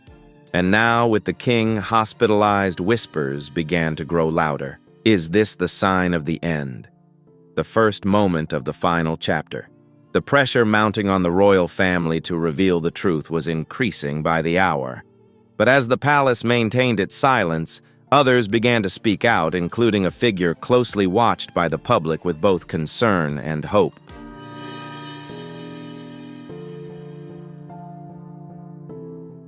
A cold, hard statement came from Lady Colin Campbell. If there's one voice in the world of royal commentary that has ever stirred public opinion, it's hers. And this time she made a bolder claim than ever before. "There's little hope left for a cure," she said bluntly in a recent podcast. "The palace isn't lying, but they're not telling the whole truth either."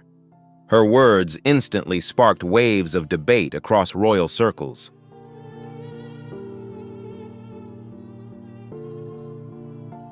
Lady Colin, who has deep connections within the aristocracy, made a statement that stunned the public. King Charles is struggling with a level of stress that doctors have begun to consider dangerous. According to her, the combination of pressure from the public, declining health, and heavy political responsibilities is pushing the king to the brink. "The king is still trying to hold on," she said, "but we all need to prepare for what's coming." In just moments, clips of her statements flooded social media. Some criticized her for spreading unnecessary fear, but many others said she was simply voicing what they had long sensed. As a result, the public began watching every sign more closely: how Charles looked gaunt in his recent appearances, how he fumbled with papers or paused longer than usual during speeches. "He's exhausted," admitted a longtime palace staffer. "He won't stop, keeps trying to work, but you can clearly see in his eyes he's weakening."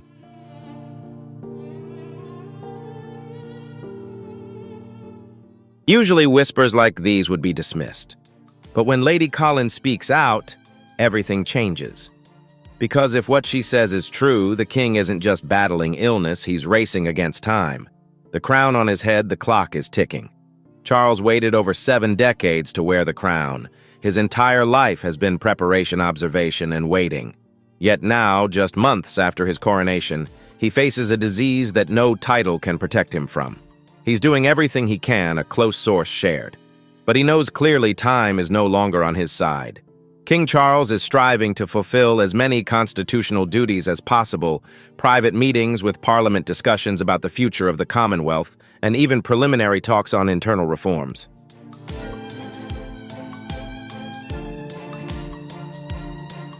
But things are getting increasingly difficult. A highly anticipated state visit to Italy, meant to be a powerful milestone in his reign, has now been postponed indefinitely. Doctors have advised him to avoid long-distance travel, yet Charles is reluctant to cancel. For him, every choice now is a trade-off between duty and health, between legacy and survival. He doesn't want to be remembered just for his illness, an insider revealed, but he keenly feels that time is running out.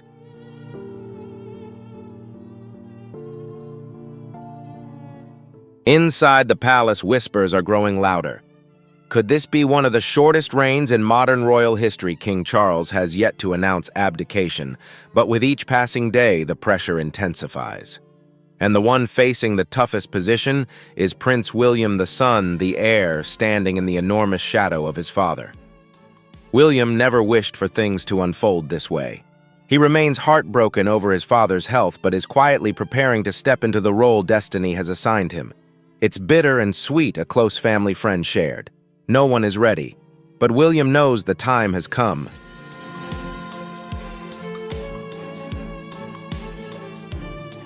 William has always been proud of his father, but he never imagined this moment would come so quickly.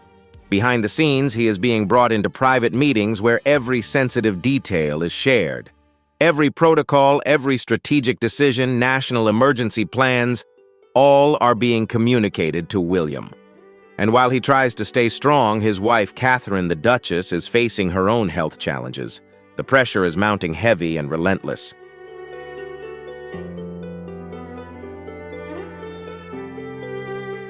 This moment is truly harsh. "He is giving it his all," said an aide inside the palace. But you can clearly feel the weight pressing down on his shoulders. It's the pain of loss and the sacred duty all at once. William's public presence is no longer what it used to be. The way he speaks, the way he stands now, more like a true head of state. He often appears alone, and every word, every action is scrutinized closely, as if people are trying to read the future through him.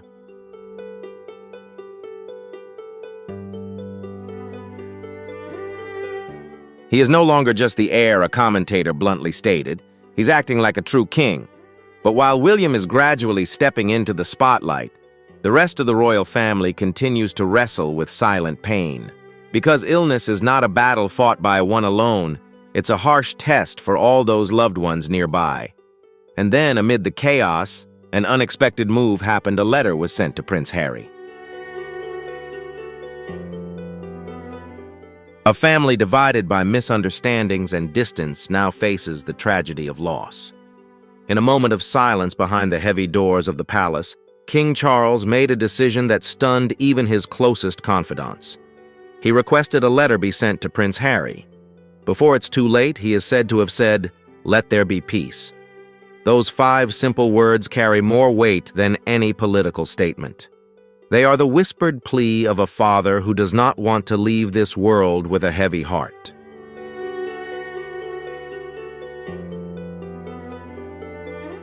According to sources, the letter was handwritten, unedited, and without input from media advisors. It was simple, raw, and deeply emotional. He wanted Harry to know that he has always been his son. A palace insider revealed.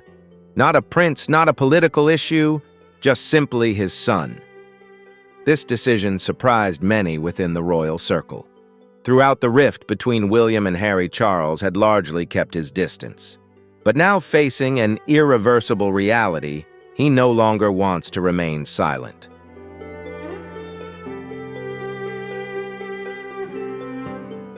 He knows clearly, if not him, then who can mend the rift, the insider added. If not now, then when? As for Harry, will he respond? Will he return? The answer remains unknown. But the seed has been planted, and sometimes in the final moments, the impossible becomes possible.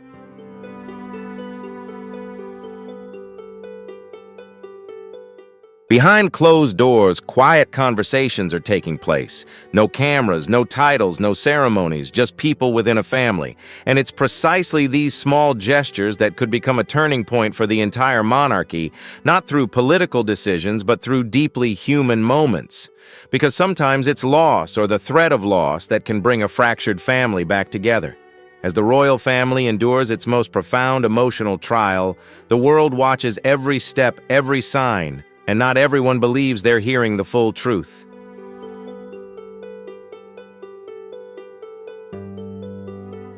The public's reaction paints a complex and colorful picture. Alongside genuine sympathy lies a simmering doubt. As news of King Charles's health began to spread, a wave of emotions swept across England. Some people were moved to tears.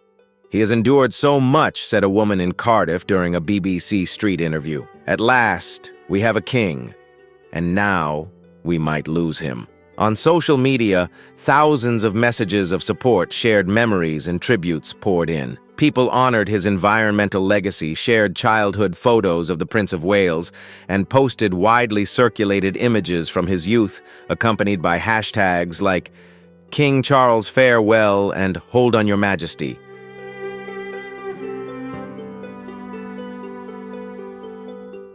However, there were other voices too. The prolonged silence from the palace fueled widespread skepticism.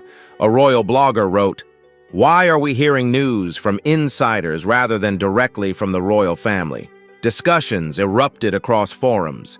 Some believed the reality was more serious than what was being publicly disclosed. Others thought the king was no longer handling daily affairs, and the palace was deliberately extending the silence. Even media outlets that had traditionally respected the royals' privacy began to question. A headline caught attention. "What does the palace know that we don't?"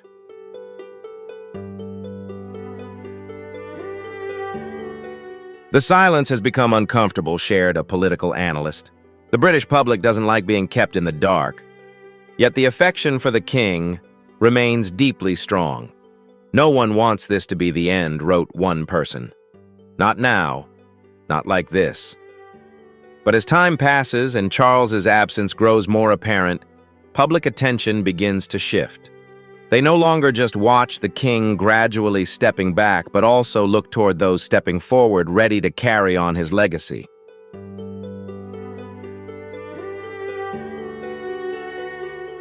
And that leads to a new question. Where is Camilla? Her calm demeanor and frequent public appearances have sparked much curiosity among the public. While King Charles fights his illness behind the palace's closed doors, Queen Camilla continues to be seen smiling at charity events, attending dinners, and even appearing alone at important formal ceremonies. Many wonder why she is out there by herself while her husband struggles with his health. Some see it as a sign of strength, an image of resilience, a queen holding the fortress steady as her husband recovers.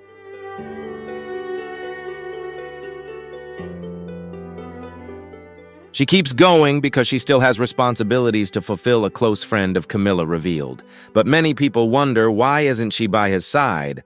A royal watcher on social media expressed, "If the king is so ill that he has to cancel everything, then what is the queen doing out there?" This isn't the first time they've appeared separately in public. From her time as Duchess to Charles's accession, they have maintained independent roles. However, this time, that distance is making the public increasingly concerned.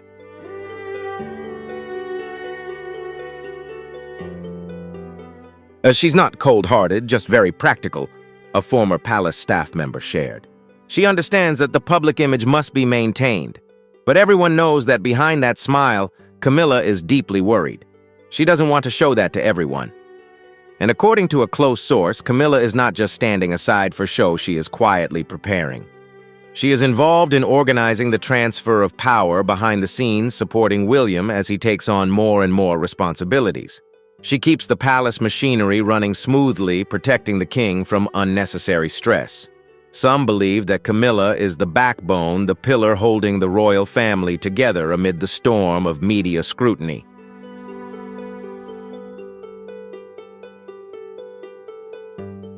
But alongside the praise, there are still doubts. Is her calmness a sign that the situation is far more tense than we've been told? The public began asking deeper questions, not only about Camilla, but also about how much pressure the entire palace is facing. While people continue to watch Camilla closely, another issue thought to have settled suddenly reignites controversy surrounding religion. It all started with a short video. King Charles appeared live, sending Ramadan greetings to the global Muslim community. Naturally, this was a gesture of religious harmony reflecting diversity and a modern vision. But on social media forums, a fierce backlash campaign quickly spread.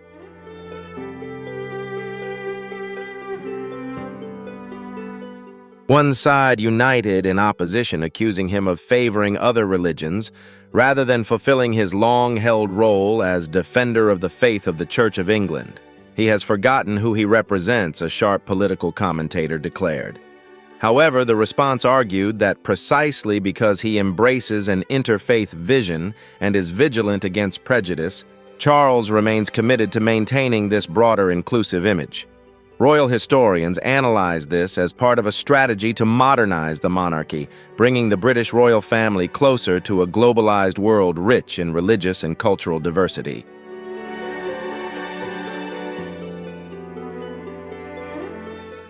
However, not everyone has welcomed this change positively.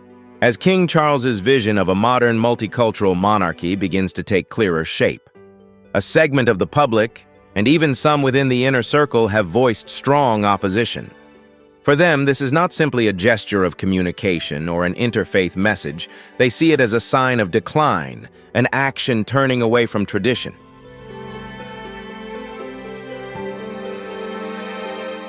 However, this controversy erupted at the worst possible moment. As the king's health is declining, another storm, this time a spiritual one, is brewing. The crown is becoming fragile, a political analyst remarked. The division among the people is growing increasingly apparent, and that is something any monarchy fears, because when faith wavers, the throne wobbles too.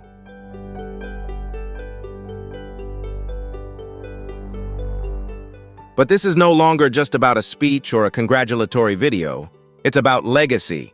Charles's legacy, a king who always wanted to bring fresh winds to the monarchy, aiming to usher the institution into the 21st century. However, if his reign ends too soon, will that vision have enough time to take root, or will it fade into oblivion like an unfinished idea? If you found this story fascinating and want to learn more, don't forget to share the video and subscribe to the channel so you won't miss any of our exciting videos. Now, let's continue the story together.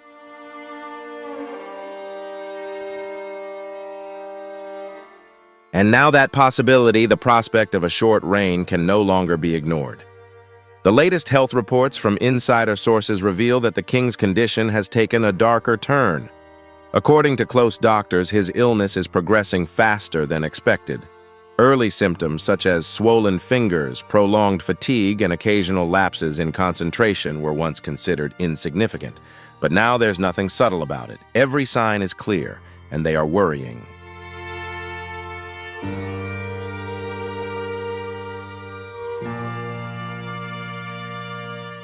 He's always tired, a palace staff member shared.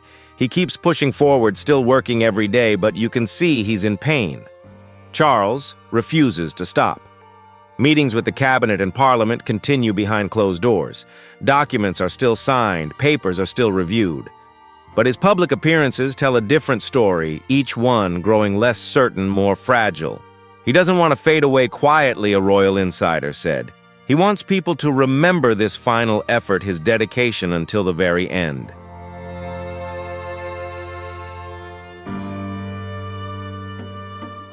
And so every time the king appears, whether it's a greeting, a handshake, or a glance, it becomes a moment that makes the public ask, could this be the last time? Is he quietly saying goodbye? Some believe he is counting every remaining chance just to complete a few symbolic moments, a speech before the Commonwealth, a summer garden party, or a gesture of spiritual transition. He won't go quietly, a former royal aide asserts. Charles is a fighter, but no matter how strong the body, there are limits. And now even royal observers are shifting their tone. Words like a matter of national concern have started to surface on national television. The BBC is reportedly preparing obituary content in advance, a move usually reserved for when the gravest situation is imminent. Meanwhile, palace aides are said to be holding emergency meetings, preparing for every possible scenario.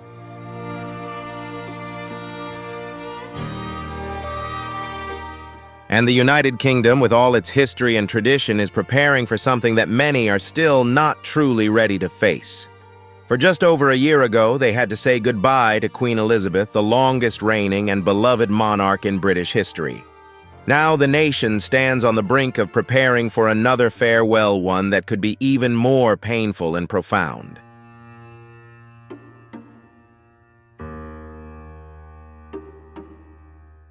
A nation still in mourning, a crown still hanging heavy over many hearts.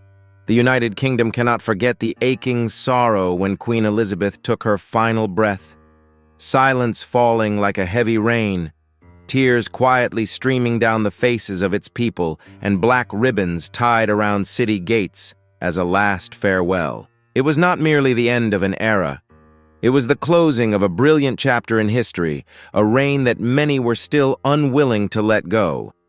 And now, just over a year later, the entire country is once again bracing itself to face that pain.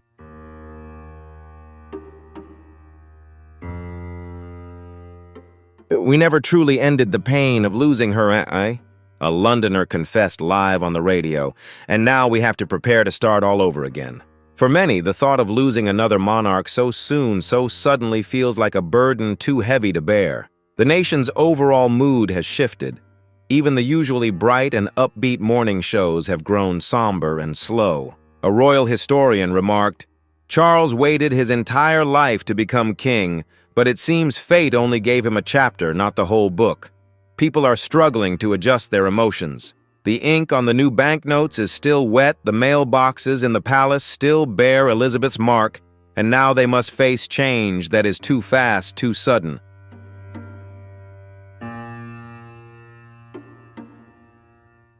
In small towns, prayer gatherings and candlelight vigils began to emerge. People spontaneously placed flowers outside royal residences without any prompting. Some couldn't even explain why they did it, only feeling that something monumental, another era, was coming to an end. A woman whispered near Windsor, "We sense the fragility not just of the monarchy, but of the entire nation." As the public prepared to face the inevitable, a quiet fear rose. Would Charles be remembered for what he tried to achieve, or just as a man defeated by illness before he could realize his grand ambitions?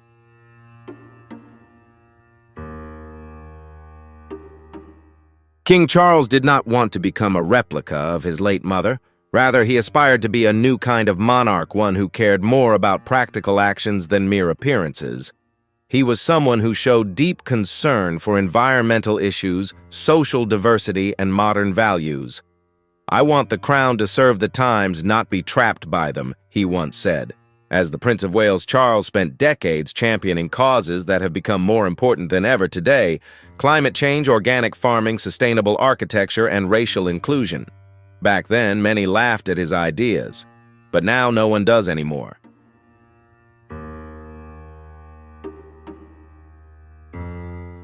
But when he ascended the throne, his plans for reform and modernization had yet to take off. Projects aimed at changing outdated royal customs and efforts to simplify the role of the monarchy mostly remained unfinished drafts. He wanted to prove that the monarchy could evolve, that it could adapt to the new era. Yet illness took away the runway he needed to take flight.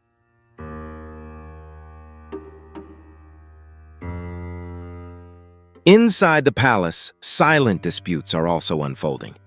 There are disagreements over vision delays and even rumors that not all senior members of the royal family support his modern approach. Now, as his health deteriorates, many are asking, what will remain after he is gone? Will he be remembered for the changes he once initiated, or merely as a man who never had the chance to complete his mission?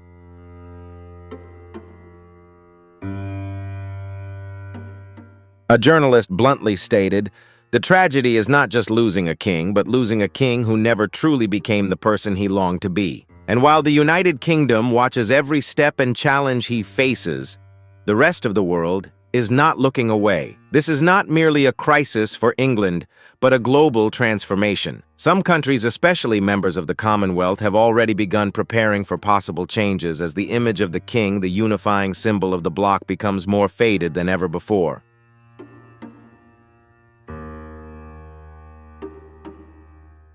But now, as King Charles's health deteriorates, the bonds that hold the Commonwealth together are beginning to show signs of fraying. From former colonies like Australia and Canada to Caribbean nations, quiet yet meaningful discussions have begun. These countries are asking a major question. Should they continue maintaining their ties to the British monarchy, or is it time for a comprehensive shift to completely sever the royal connection?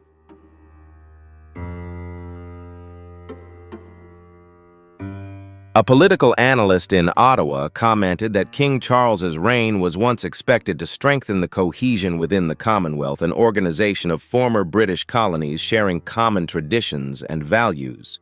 However, contrary to those expectations, the weakening health and influence of the king may become a turning point leading to the disintegration of the Commonwealth, leaving the organization facing an uncertain future.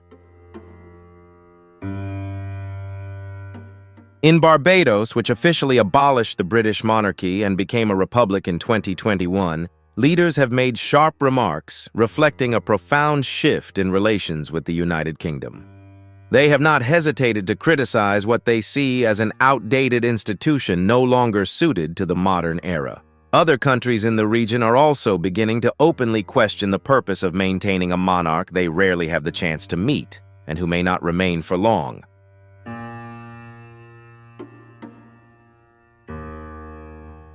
The affection for Queen Elizabeth remains respect, love, and deep mourning, but with Charles, everything is different. A Jamaican minister frankly shared, "We're curious about Prince William, but with Charles, there's no connection at all. His illness, tragic as it is, only fuels further conversations about the future of the monarchy in countries where anti-monarchy sentiments have been growing stronger." Analysts note that the longer Charles remains on the throne without showing renewed vitality, the harder it will be to convince these nations to continue their ties to the monarchy.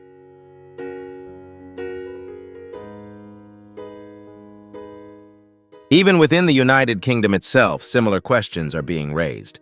Does the monarchy still hold its global stature and command respect in the hearts of the people? What does it still represent to the British people today, and who will be the one to restore trust and reverence? All eyes are now on Prince William, the eldest son, seen as a symbol of renewal and the hope for a new era. But can William bear this heavy responsibility while he is going through profound personal struggles?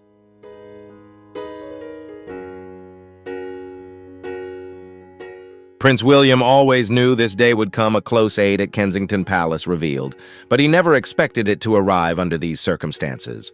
Not while his father is ill, not while his wife is recovering from health challenges, and certainly not while he is raising young children under the pressure of an uncertain future. This is not a timeline anyone in the royal family wanted or planned for. Nevertheless, William is now forced to step into the spotlight because he has no other choice. He receives daily briefings on important royal matters and is gradually taking on the duties, meetings, and events that his father has postponed. Behind the scenes, William is quietly preparing for the inevitable, the mission to lead and protect the monarchy during this challenging time. He is grieving, but he is also learning very quickly, a close family friend shared. The public is watching his every move closely, every speech, every appearance, every interaction, and they no longer see an ordinary prince, but a man carrying a heavy responsibility.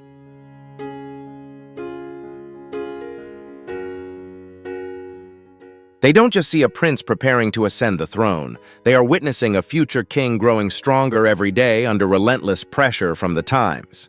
Prince William is not simply the heir to the crown. He is being tested in real time with all eyes on him during the most challenging moments. A royal expert once said, "William is being tested like never before."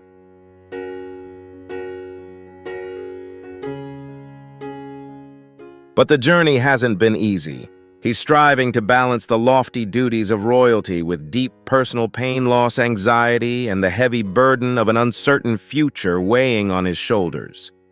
In recent appearances, William has been seen with a more serious gaze, a somber expression, yet stronger and more determined than ever. A close source revealed, He doesn't want to become king under his father's illness, but he knows he has to be ready at any moment. The pressure is mounting, and in the minds of the British people, one question remains: how will this storm end? As the days go by and the silence grows heavier, the country waits, the family hopes, and the crown sits quietly yet uncertain about who will carry this sacred responsibility forward.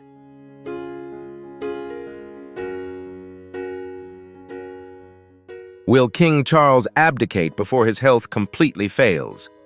In the palace corridors, that conversation has already begun. Senior advisors have secretly outlined contingency plans, carefully reviewing the necessary legal frameworks. A smooth transition plan is being drafted to ensure stability and order for the monarchy.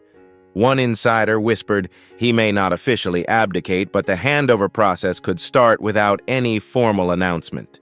However, others believe King Charles will hold on to the throne until the very end, because for him, stepping down would be nothing less than a defeat, a surrender to a fate he has waited his whole life to fulfill.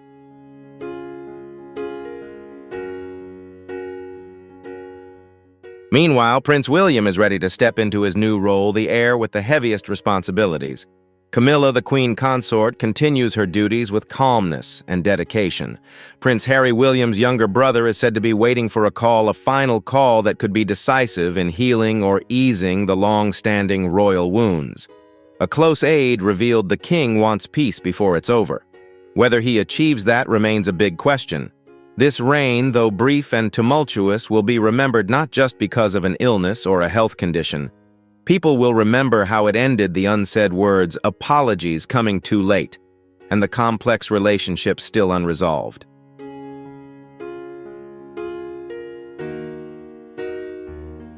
As England prepares to turn a new page in its history, there is a painful and undeniable truth: the crown now feels heavier than ever. And soon, someone will place it upon their head, someone who will continue walking the path of history, yet face unprecedented challenges. The farewell has begun. The world holds its breath, watching every moment unfold. The crown remains on His Majesty's head, but it seems to be slipping away. With each passing day, King Charles's silence echoes louder than words. This farewell not only marks the end of a reign, but could also redefine the monarchy forever, an ancient symbol standing at a crossroads of history caught between past and future tradition and modernity.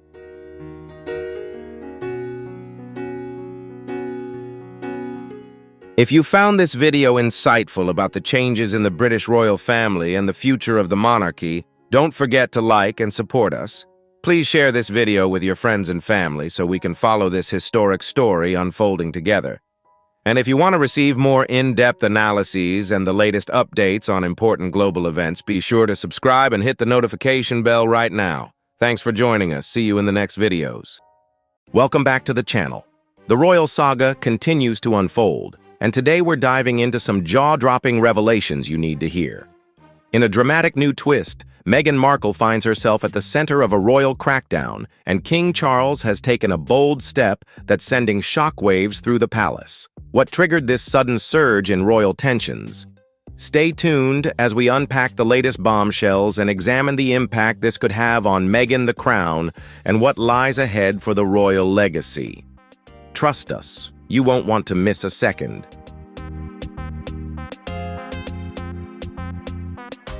Before we jump into today's video, I've got a quick question for you. How do you feel about King Charles's latest move involving Meghan Markle? Was it a justified decision, or did he take things too far? If you're on board with his choice, type 1 in the comments. If you think it crossed the line, drop a 0. Let us know where you stand, and don't forget to hit that subscribe button to stay in the loop and support the channel.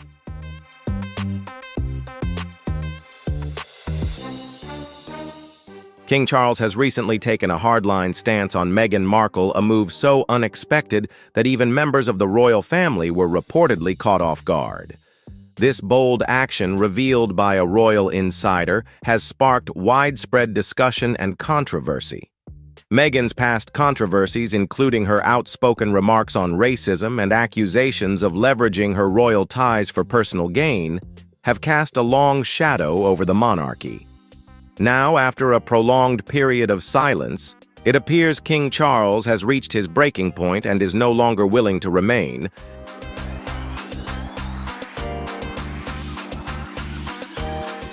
These scandals have not only sparked controversy within the British community, but have also cast a shadow over the reputation of the royal family, an institution that has stood for centuries. The question now is King Charles's decision a necessary step to protect the honor of the monarchy, or is he using this moment to assert his own power amidst the increasingly tense internal situation? The answer remains unclear, but this move has undoubtedly intensified the drama surrounding the royal family.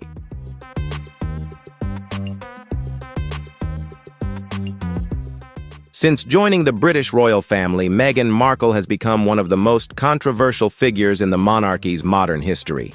Her statements and actions have stirred turmoil within the royal family. Rather than remaining silent and adhering to traditional royal principles, Meghan has repeatedly shared personal stories that have damaged the monarchy's reputation. One of the most shocking scandals was the accusation of racism in her infamous interview with Oprah Winfrey, where Meghan revealed that members of the royal family had expressed concerns about the skin color of her son, Archie. This revelation sent shockwaves through the public and intensified the scrutiny on the royal family.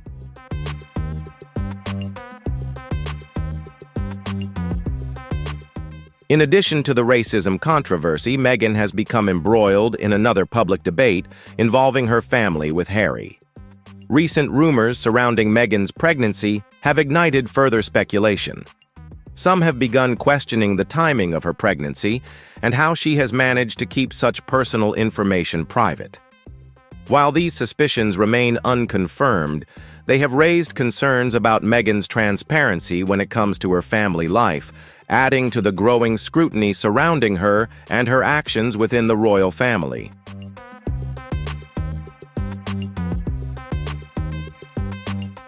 Another significant aspect of Meghan's journey is the accusation that she has exploited the royal family's name to build her personal brand. Since marrying Prince Harry, Meghan has risen to global stardom using the royal family's spotlight to propel her own career.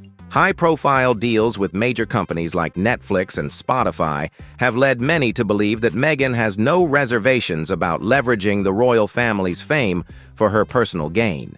This has sparked criticism from those who feel she has crossed a line by using her royal ties for commercial success, raising questions about her true motivations.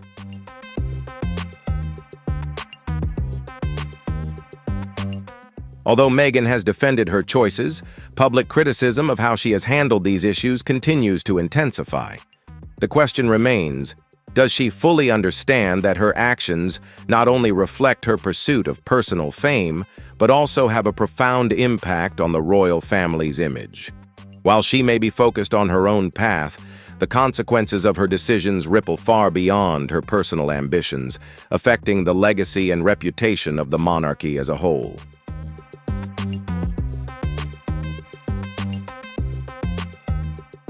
Another issue surrounding Meghan and Harry is the growing suspicion about their finances. After stepping down from royal duties and relocating to the United States, questions have emerged about how they are funding their new lifestyle. Meghan has stated that she and Harry do not receive any funding from the royal family, but many remain skeptical about their transparency, especially given their involvement in high-profile events and lucrative deals with major companies. Their financial situation has become a point of contention, with critics questioning the authenticity of their claims and whether they are fully disclosing their sources of income.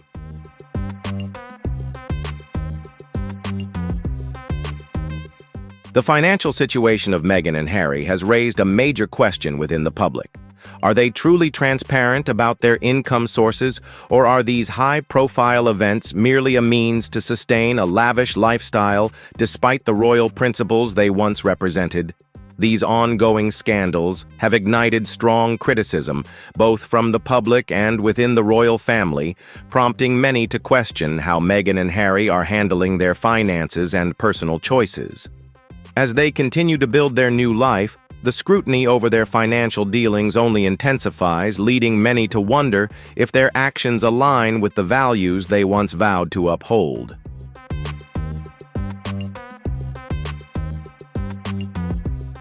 Meghan's statements and actions have not only caused turmoil in her personal life, but have also significantly affected the image of the royal family. The question remains, does Meghan truly understand the consequences of her words and actions, or is she becoming entangled in an uncontrollable controversy? These scandals pose a major challenge not only for Meghan but also for King Charles, who finds himself caught in a difficult struggle between family loyalty and his duty to protect the royal family's reputation. As tensions rise, both Meghan and Charles face a defining moment that could shape the monarchy's future.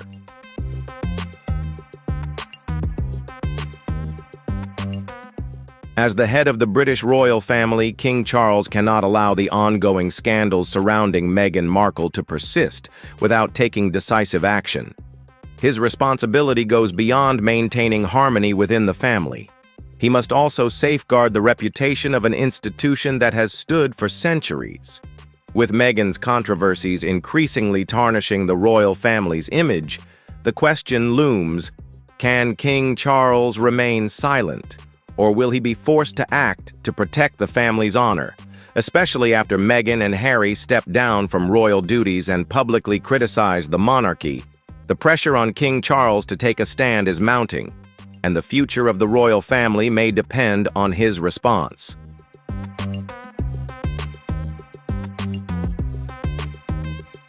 While many in the royal family have remained silent, King Charles did not hesitate to impose punitive measures on Meghan. Some insiders within the royal family revealed that King Charles took steps to adjust the privileges Meghan and Harry once enjoyed, particularly tightening their financial dealings with major companies. This decision escalated tensions between the two sides. The question now arises, is King Charles being too harsh in his response to Meghan? Some argue that given the scandals Meghan has caused, these tough measures are necessary to protect the monarchy's reputation. However, others believe he could have chosen a more diplomatic approach rather than resorting to such severe punishment, raising questions about the balance between maintaining authority and family unity.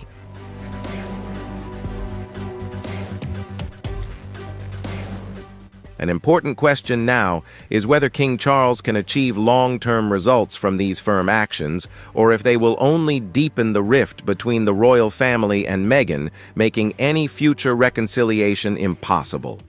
While his strong stance may help shield the royal family from further public criticism, it also risks causing lasting damage to the relationships within the family. The tension created by these actions could undermine the unity of the monarchy, leaving scars that may not heal easily, even as the royal family seeks to navigate the complex dynamics of loyalty, duty, and public image.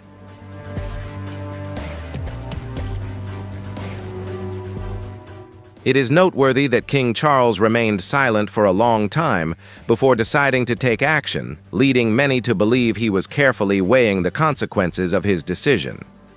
The question arises, how can a family like the royal family preserve its dignity without causing lasting harm to its members? These challenges become even more apparent when considering the unique context of the royal family, where every action, no matter how small, can trigger significant shifts in both the power structure and family relationships. Balancing the preservation of the monarchy's reputation with the complexities of personal dynamics is a delicate task that King Charles now faces, with the potential for far-reaching consequences.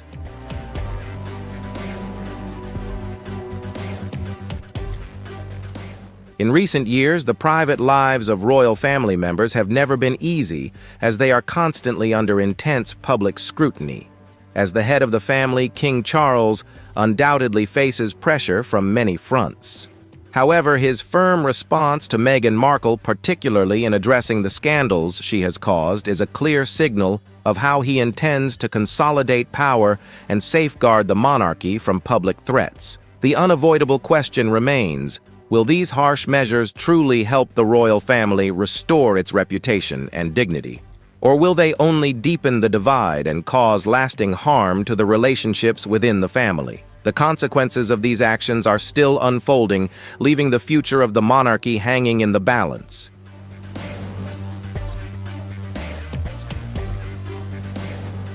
After King Charles made his stern decision regarding Meghan, what stood out was her strong and public response. Rather than showing any signs of regret, Meghan continued to exhibit defiance and unapologetic behavior in the face of the royal family's decision. While those around her believe she should reflect on her actions and approach to family matters, she chose to openly confront them. Meghan didn't hesitate to criticize and assert that King Charles's actions violated her personal freedom. She refused to take responsibility for the situation, instead blaming the royal family for her and Harry's decision to step down from royal duties. This response has left many within the royal community feeling deeply disappointed and questioning Meghan's approach to the ongoing crisis.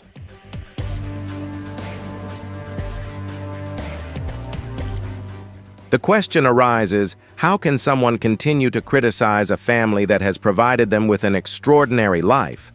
Meghan continues to publicly criticize the royal family without fully acknowledging how fortunate she is to have become part of such a prestigious institution. Since joining the royal family, Meghan's character has sparked significant controversy.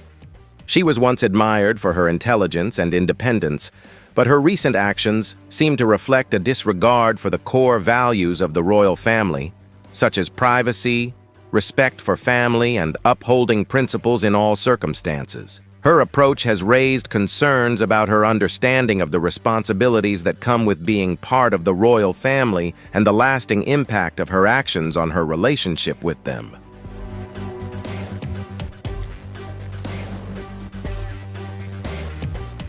When someone continuously refuses to take responsibility, do they still deserve respect?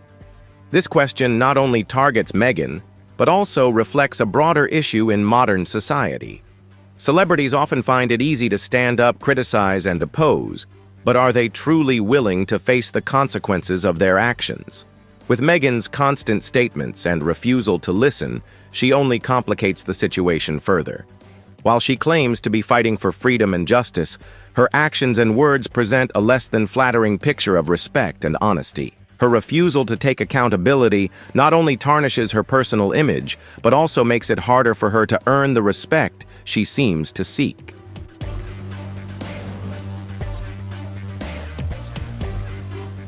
Many people believe that Meghan is using public attention to further build her personal brand, rather than addressing family issues in a peaceful and responsible manner. Her response to the ongoing tensions has also shocked the public.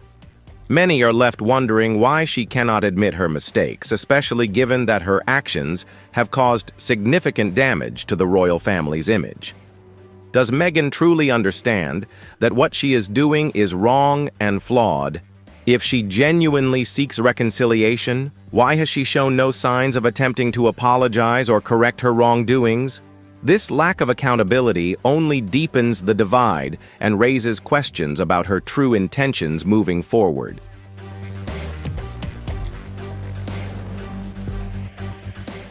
On the contrary, Meghan's response has only made her more distant and unable to integrate with the values of the family she was once a part of. An undeniable fact is that Meghan is gradually becoming a controversial figure in the eyes of the public. Her decisions have not only strained her relationship with the royal family, but have also damaged her own image. The criticisms in the interview and the public revelations about the royal family's internal matters not only reflect a lack of respect, but also a careless disregard for the consequences her actions may cause.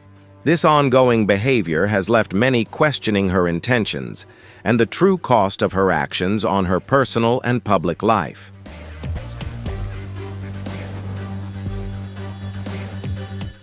Is Meghan's behavior a deliberate challenge or simply the result of a lack of consideration? Is she losing the opportunity to start fresh and make amends? Her actions seem to be increasingly distancing her from the possibility of acceptance and integration with the values that the royal family upholds. Rather than taking steps toward reconciliation, her continued behavior appears to drive a deeper wedge between herself and the institution, raising questions about whether she is truly aware of the long-term impact her actions could have on her relationship with the royal family and her public image.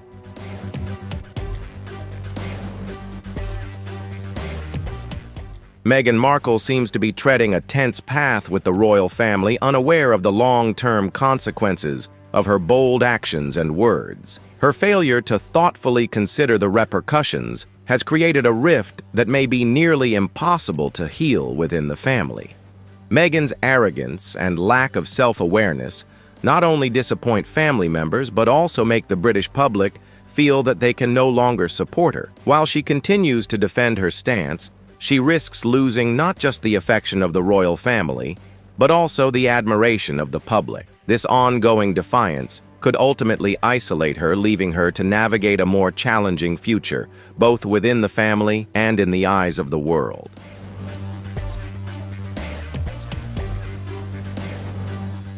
Before we continue, I'd love to hear your thoughts on this. Do you think Meghan Markle should reconsider her approach and think more carefully about the consequences of her actions and words? Or do you feel she should continue standing her ground? Share your thoughts in the comments below, and don't forget to hit like and subscribe.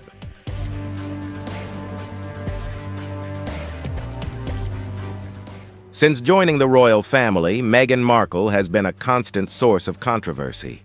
Her lack of respect for the principles and regulations of the monarchy has become increasingly evident through her contradictory actions and statements. Beyond the public scandals, Meghan has faced criticism for acts of deception and disrespect toward both the royal family and the public. These actions not only undermine the family's integrity, but also directly challenge the core values that the royal family has upheld for centuries. Her behavior has led many to question her commitment to the monarchy and her understanding of the responsibility that comes with being a part of it.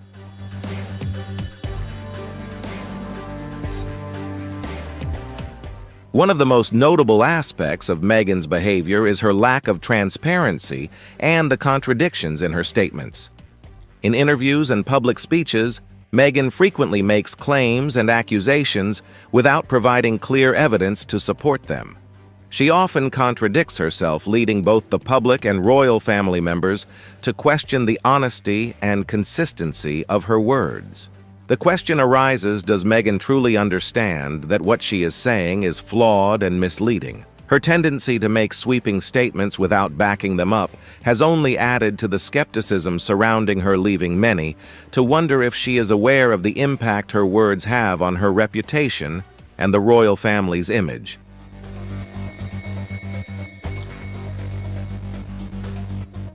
When someone speaks without verifiable evidence, they not only harm those around them but also erode the trust of those who once supported them. One of the most significant issues with Meghan's behavior is her ongoing criticism of the values and principles that the royal family has upheld for centuries. While she claims that she has no intention of harming the royal family, her actions suggest otherwise. Her statements about racism, disregard for tradition, and criticism of royal life have led many to question, is Meghan's behavior a deliberate challenge to the monarchy, or is it simply a lack of understanding of the royal family's core values? This ongoing tension leaves the public wondering whether her actions stem from a calculated defiance or a fundamental misunderstanding of the responsibilities and expectations that come with being part of such a historic institution.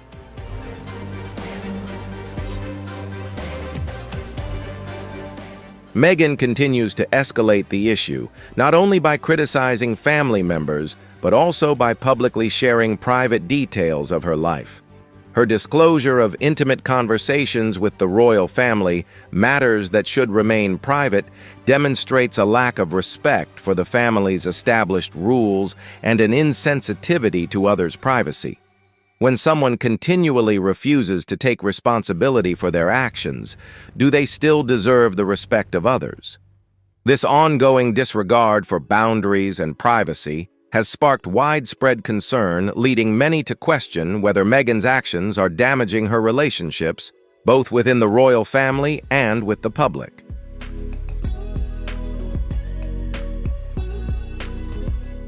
If Meghan truly cared about maintaining a peaceful relationship with the royal family, she could have chosen a more thoughtful approach, instead of continuing to criticize and expose sensitive issues. One of the major criticisms of Meghan is her failure to recognize the consequences of her words and actions. She uses interviews to promote her own image, but seems unaware that her words are causing harm to the very family members she claims to care about. This lack of consideration for the impact of her actions has only deepened the divide between her and the royal family, making it harder for any reconciliation or understanding to take place.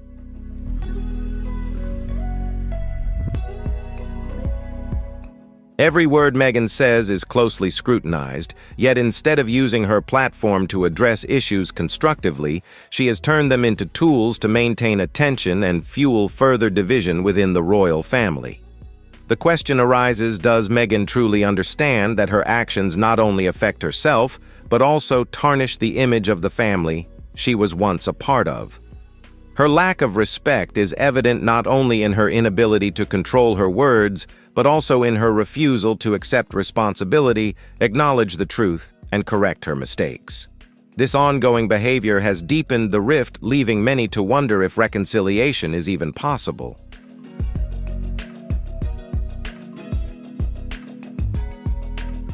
She seems to believe that everything can be resolved by covering up the truth or placing blame on others rather than confronting her mistakes and learning from them. This approach not only harms her personally but also seriously impacts the image and values of the royal family.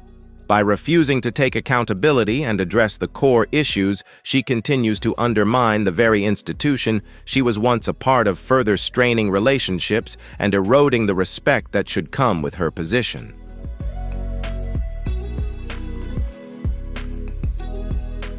Meghan has not only broken the royal family's rules, but has also tarnished her own image in the eyes of the British public and the world.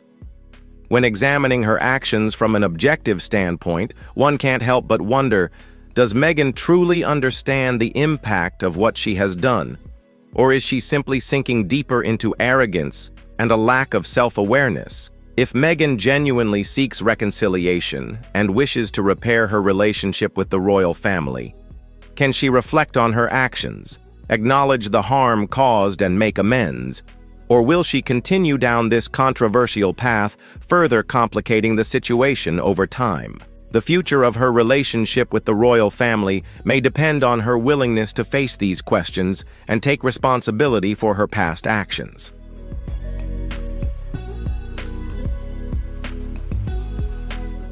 When King Charles decided to take strong measures against Meghan Markle, there were mixed opinions on whether these actions were truly necessary. His decision not only affected family relationships, but also created significant division within the public. The question that arises is whether the steps King Charles took were essential to protect the reputation and dignity of the royal family, or if they were simply a way for him to assert his power in a family already filled with conflict. This move has sparked debate, with some viewing it as a necessary step to preserve the monarchy's integrity, while others see it as an overreach that may further escalate tensions within the family.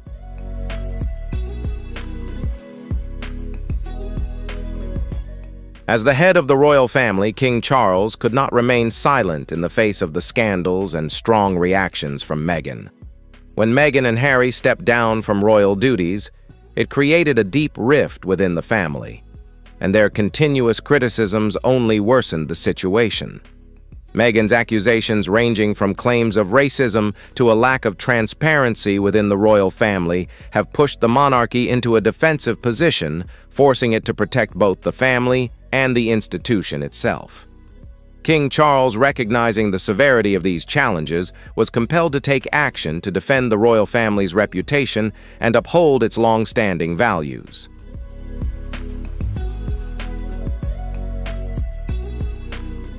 One of King Charles's significant decisions was to reduce Meghan and Harry's privileges, particularly in their participation in royal events.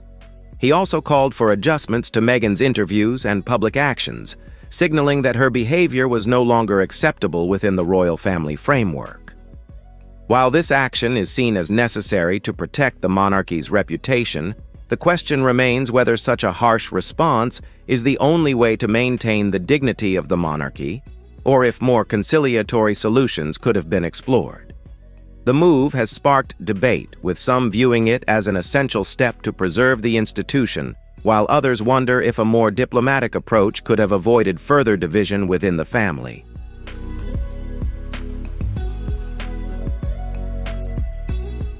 It is undeniable that cutting off Meghan's privileges and relationships could cause deep harm not only to Meghan herself, but also to the entire royal family. While Meghan's actions have undoubtedly damaged the royal family's image, the question remains whether such strict measures are truly necessary.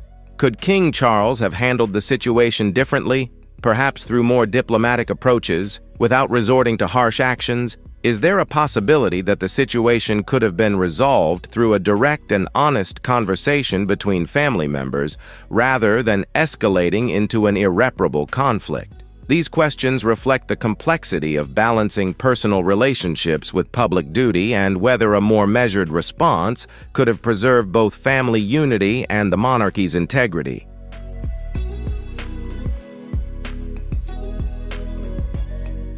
The answer to this question is far from simple. In a family like the British royal family, where rules and traditions have been in place for centuries, protecting dignity and honor is paramount. However, did King Charles overreact in his response to Meghan? Some argue that instead of adopting a strong confrontational approach, King Charles could have explored opportunities for reconciliation, possibly easing the tension with more diplomatic efforts. But perhaps given the current context, such attempts at peace would have only heightened the conflict further, fracturing the already delicate family dynamic. The complexity of balancing family loyalty with royal duty makes it difficult to determine the best course of action, leaving King Charles to navigate a challenging and uncertain path.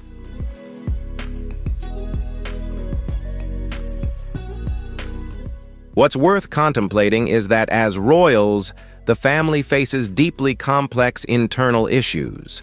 The choice between protecting the family's image and maintaining relationships between its members becomes increasingly blurred.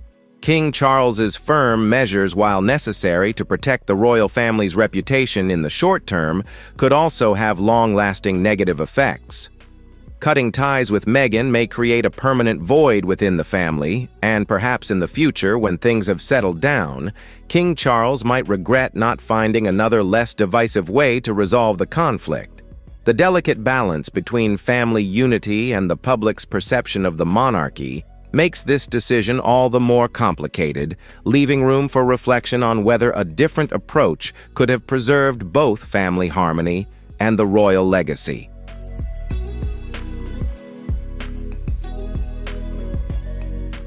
Not only for King Charles, but for everyone involved in the royal family's life, protecting the family's reputation is crucial.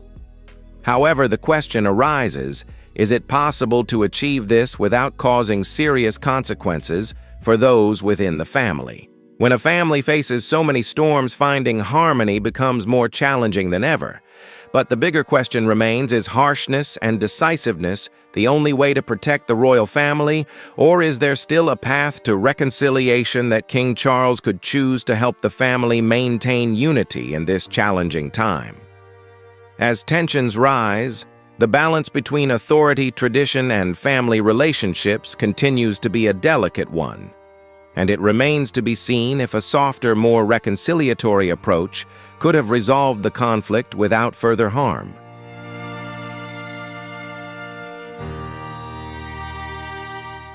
Looking at the future of Meghan Markle and the British royal family, one cannot help but wonder, will Meghan ever be able to return to the royal family after all the conflicts and scandals she has caused?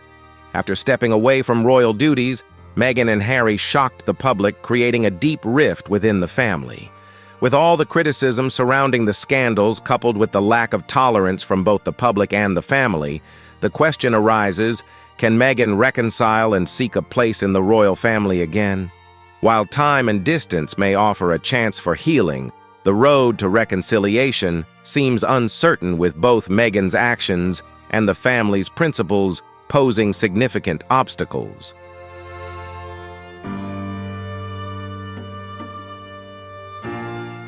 Predicting Meghan's future is not an easy task. After everything that has happened, the question remains, can she repair her relationship with the royal family, or has she permanently distanced herself from them? Meghan has consistently criticized the family, and her public sharing of sensitive details about royal life may have cost her the opportunity to return. Her statements on issues such as racism and finances have not only harmed her personal image, but have also severely impacted her relationship with the royal family. These actions have turned Meghan into a highly controversial figure, making reconciliation with the family difficult, at least in the short term. The path forward appears uncertain, and it remains to be seen whether time or a change in approach could help mend the rift.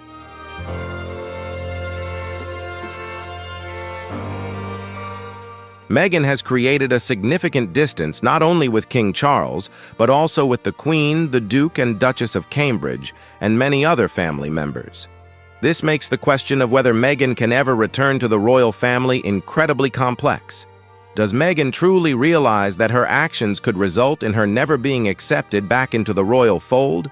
A peaceful dialogue, one that includes honesty and acknowledgement of her mistakes, might be the only chance to rebuild this fractured relationship.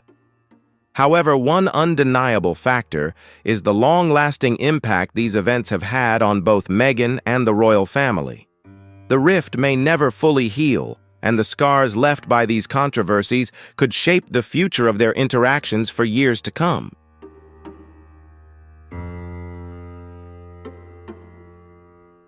Meghan's past actions have left a deep wound in the royal family, one that may be difficult to heal, not just for the royal family, but also for Meghan's image in the eyes of the public.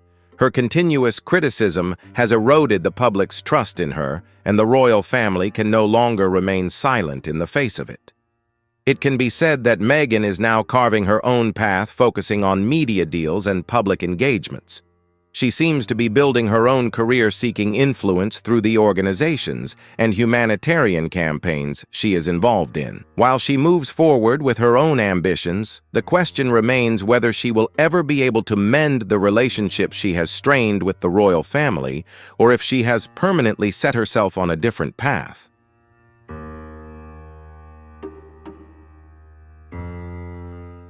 However, will these events continue to impact Meghan's reputation in the future?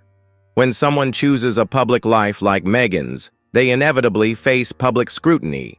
If her actions continue to be controversial, the question arises, can she maintain her career and image without deepening the rifts in the public's perception? While Meghan has managed to carve out a space for herself through media deals and humanitarian work, the ongoing controversies could continue to overshadow her efforts. Her ability to sustain her career will depend on whether she can navigate these challenges and avoid further divisiveness, finding a way to rebuild trust and present herself in a more positive light.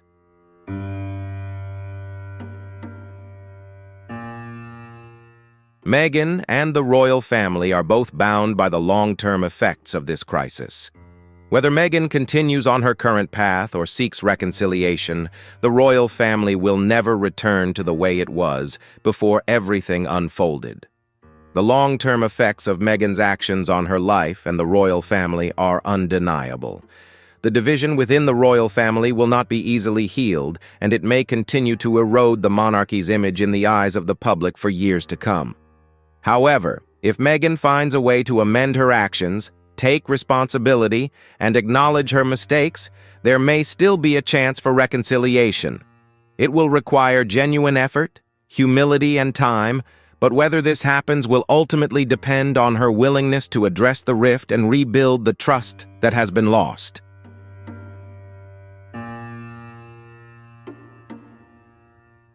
While it will not be easy for Harry to maintain closeness with the royal family, this situation has become more complicated than ever before. He has always expressed love and loyalty to his family, but Meghan's actions may force him into a difficult position where he has to choose between his wife and his family. Can Harry continue to maintain a peaceful relationship with the royal family while his wife continues to publicly criticize them, or will he decide that regardless of the consequences, Meghan will always be the one to stand by him first? These questions remain unanswered, and the future of Harry's relationship with both his wife and the royal family hangs in the balance with no clear resolution in sight.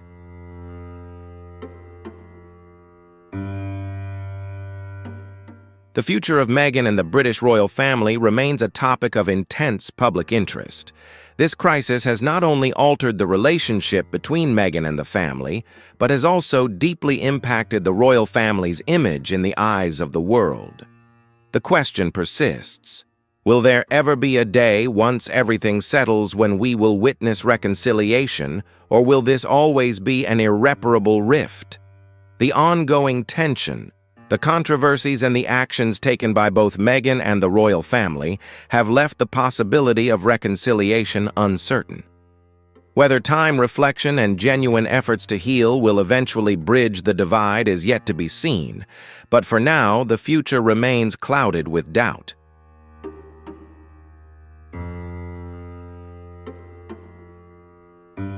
Thank you for watching today's video. Don't forget to subscribe to the channel, and hit the notification bell so you can stay updated on the latest videos.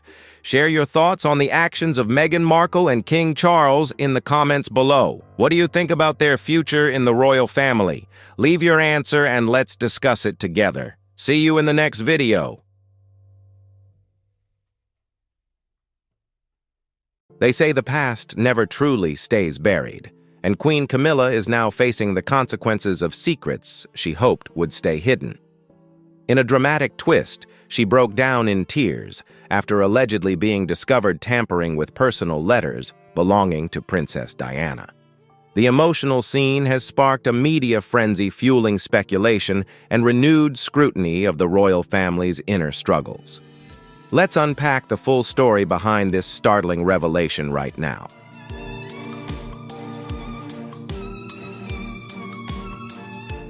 What's next for Queen Camilla, now that she's allegedly been caught destroying Princess Diana's letters? Will she face backlash or try to stay silent? Have you been following this drama? If you have, drop a 1 in the comments. If not, hit us with a 0. And hey, don't forget to like the video and smash that subscribe button to stay in the loop.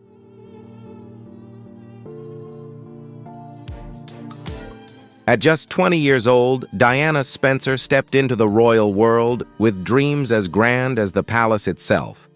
She never could have foreseen that her fairy tale would turn into a heartbreaking saga known around the globe. When she said yes to Prince Charles's proposal, Diana truly believed that love would be her greatest protection. But hidden behind Charles's distant smile was a presence that never faded: Camilla Parker Bowles, the woman from his past, who never really let go.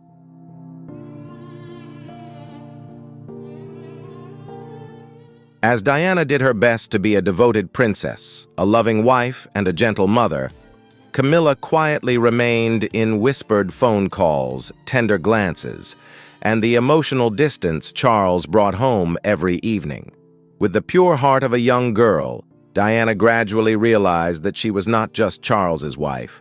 She was the third party in her own marriage, and from that moment a silent war began between a suffering young woman and a more seasoned woman. This battle not only took away Diana's youth and trust, but also buried the dream of a fairy tale royal life she had once longed for.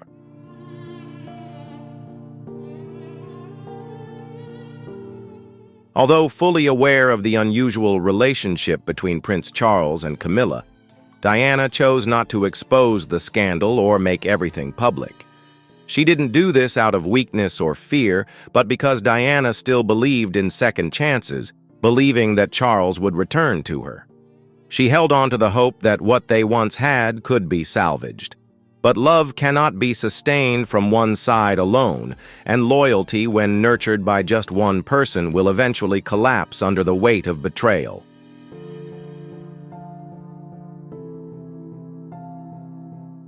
Diana didn't scream, but she wrote. She sent tear-stained letters, not begging, but delivering stern warnings. I know who you are in my story with Charles, and I will not remain a silent victim forever. One of the letters sent to Camilla was rumored to have said, I know what's going on, I'm not stupid. I see how he looks at you. I hear the whispers, but don't forget I am still his wife and I will not leave quietly." These letters caused both Charles and Camilla to worry, but Diana never made them public. Not because she was afraid, but because she wanted to protect the last shred of dignity of the man she once loved.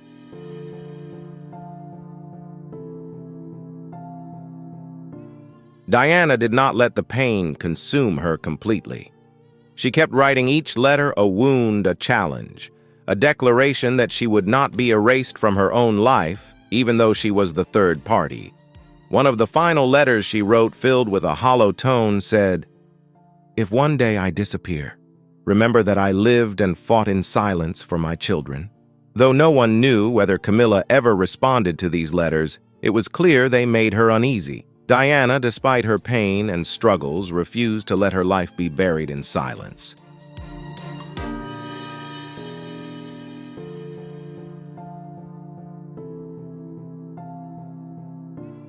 Diana once confessed, "I tried, I loved, I forgave, I endured, but I was never blind." These words now echo like a prophecy, resonating long after Diana's tragic death in the car accident that shook the world. Her voice has fallen silent, but her letters remain standing as vivid proof of a woman who fought quietly, resiliently, with an immense sense of dignity.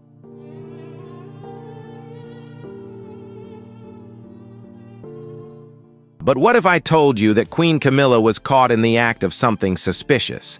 She was destroying the final handwritten letters of Princess Diana.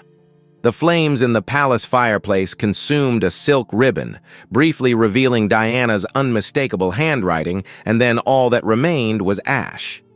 A royal assistant stepped in and everything changed.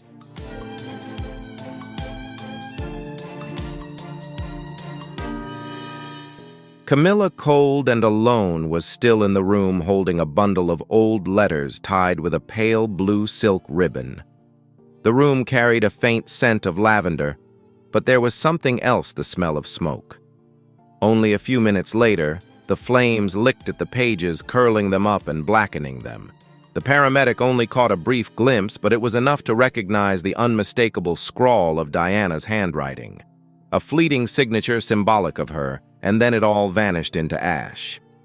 No one spoke, and then Camilla whispered something, but her gaze, filled with guilt and sorrow, made everyone stop.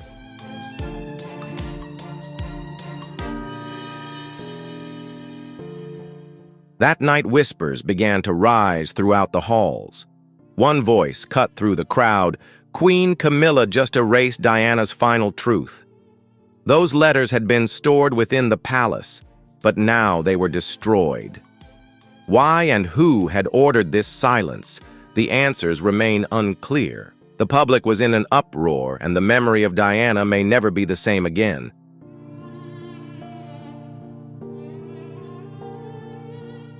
Believed to have been written between 1990 and 1997, these letters were deeply personal and informal.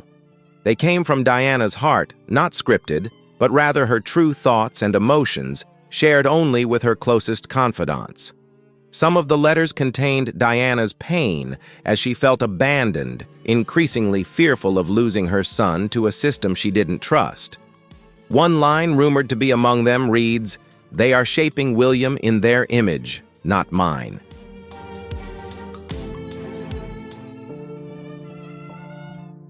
Another letter is said to have expressed Diana's fear that history would be rewritten without her voice.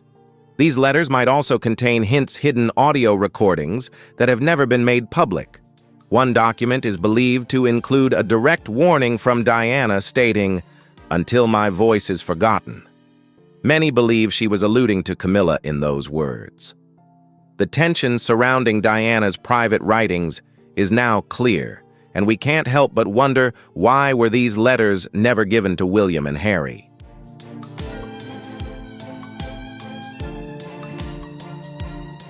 Who caught Camilla in the act of destroying these letters, and who exactly uncovered the truth? A palace assistant tasked with retrieving Queen Elizabeth's memorial diary returned to Camilla's office early. The door was unusually ajar, and the strange foul odor from a jar changed everything. Something much larger was being concealed, and the truth could be darker than we imagined.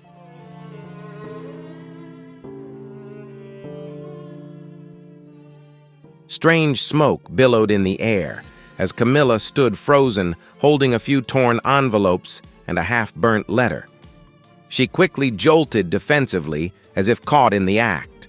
Her face was pale, her voice low, and it said that she murmured, "This is not what it looks like." But the damage was undeniably clear. The ash still smoldered in the fireplace. The assistant didn't ask anything more. They simply left in silence. Within 48 hours, they were transferred to Balmoral without notice, stripped of palace access and given no explanation. They just disappeared. Sources close to the royal family suggest that this transfer wasn't accidental but an order from very high up. But the question remains, why was this to protect Camilla or to safeguard what was in those letters?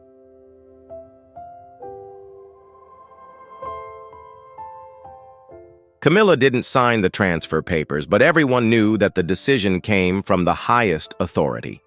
Questions swirl around why Camilla burned those letters, why now, and whether this was an act of closing the past or a political move to bury the truth. If anyone within the palace knew about this, they may have silently allowed the act, or worse, they could have been behind it. Diana's voice still looms, even after her death in 1997. Her voice never truly faded. From interviews to secret tapes, she left behind echoes that never ceased to resound. But it is the private, painfully honest, handwritten letters that many believe hold the untold truth.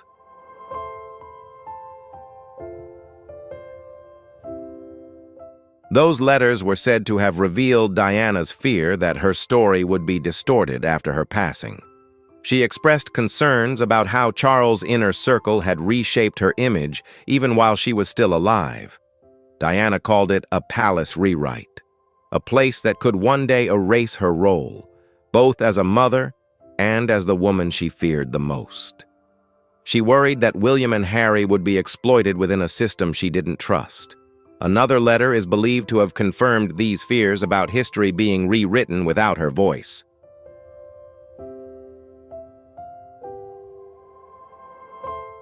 Some of the letters even highlighted how deeply William felt her pain, and Diana feared that one day their relationship would be severed.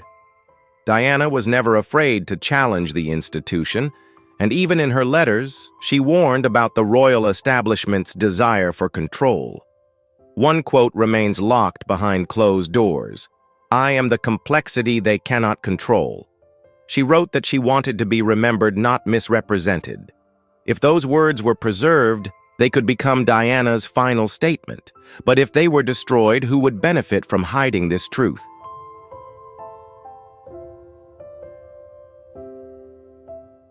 One question still lingers. Is this a personal matter for Camilla, or a larger political move? Camilla has always walked a fine line within the royal family, from mistress to queen consort. Her path has been marked by public disdain and private strategies. When rumors emerged that she had destroyed Diana's letters, many wondered if this was her final attempt to silence the past. Royal sources claim that Camilla has long felt haunted by Diana's presence, not only in portraits or media articles, but also in Charles's memory. He had never truly let her go.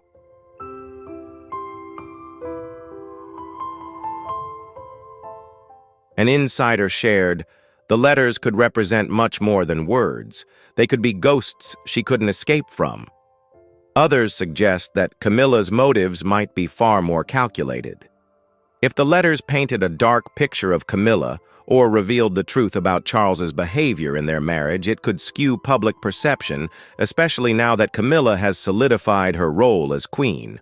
One source claimed that she feared a loud narrative war and took action. But it's unclear whether Charles was involved or if he simply turned a blind eye to what was happening.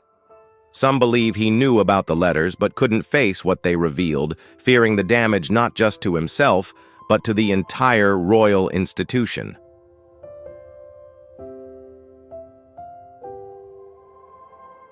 Those observing within the palace couldn't help but wonder whether this was an emotional breakdown or a carefully calculated move. If it was a strategy, who else knew about it? The way silence gradually enveloped the palace now speaks volumes more than ever. People began to fear the royal family, with anxiety spreading quickly. After the firefighters began whispering cautiously, the palace doors were bolted even tighter, and questions about the fire were swiftly dismissed. Most notably, staff were warned not to mention those letters for the sake of the crown.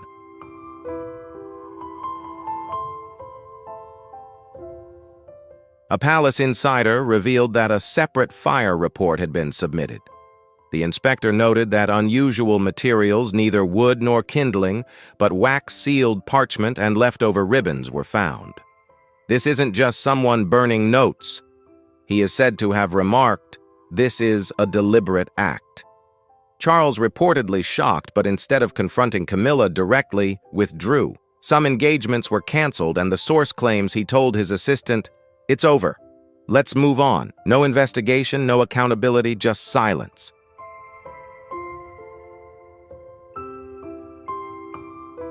Then the higher courts tried to prevent the story from spreading. They feared that public trust would collapse, but the news quickly spread. One question echoed through the old stone corridors of the palace. Who saw the letters before they were burned? It was this cover-up, not the fire, that they feared. If this scandal was being concealed to protect the monarchy, what else could be buried next?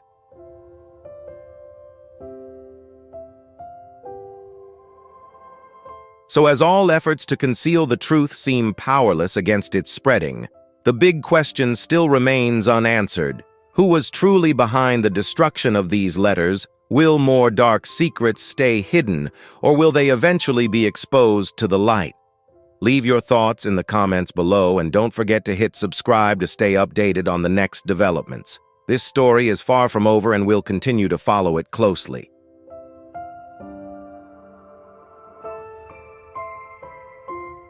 When the news reached Althorp, Diana's ancestral home, it didn't come through an official palace statement, but rather through whispers passed from one assistant to another. The Spencer family's outrage was impossible to contain.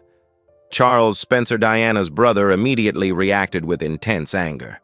Family sources revealed that Earl Spencer was furious, asserting that the letters were not the property of the royal family, but of Diana, and were an emotional heirloom for the family. They were not political artifacts.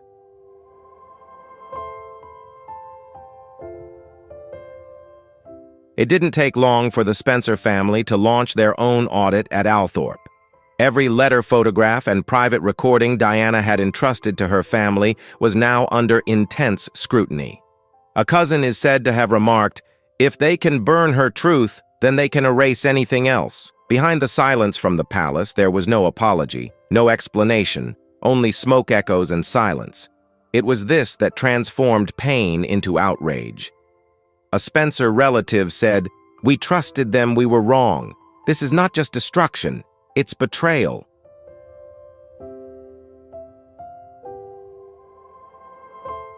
Charles Spencer is said to have told a close friend that if the monarchy believed Diana's story had ended with just one fire, they might have miscalculated.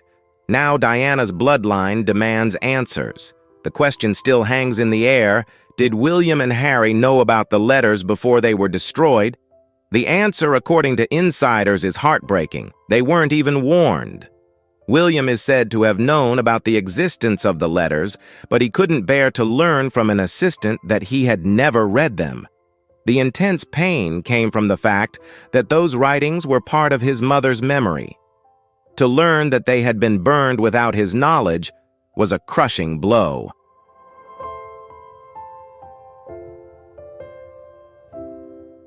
Harry's reaction was much more intense, distancing himself from the royal family. He often spoke of Diana's letters as the only way she could communicate with them. It's reported that Harry was furious, feeling betrayed once again. Neither of the two sons was informed in advance. No calls, no messages, only silence. And now, with the truth still smoldering in the ashes, both brothers are faced with a painful choice.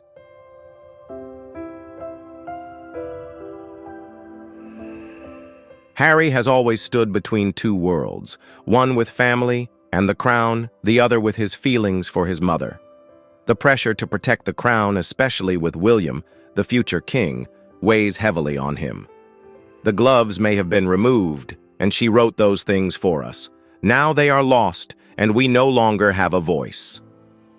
Prince Harry's close friend relationships with Charles and Camilla have become severely fractured. All of this seems to point to someone long forgotten, a woman who once protected those letters, Edith Travers.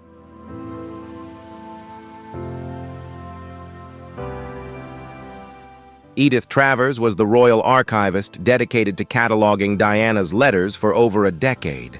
She was the protector of those letters' secrets, working under strict confidentiality. However, when she suddenly retired without a farewell, concerns about changes within the palace began to emerge. Particularly when Camilla requested private access to Diana's archive, Edith opposed, and then she vanished. Even more unsettling was the last email she sent to a former colleague. "Be careful, Diana's truth is in danger. They are not protecting her memory, they are erasing it."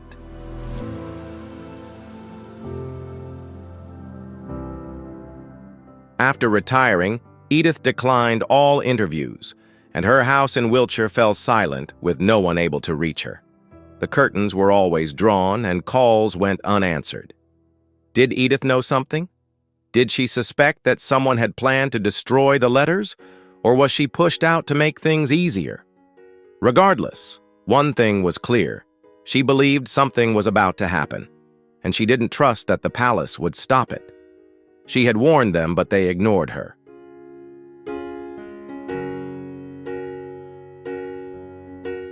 And if Edith Travers held a copy or had knowledge of a second archive, the palace might not have destroyed everything.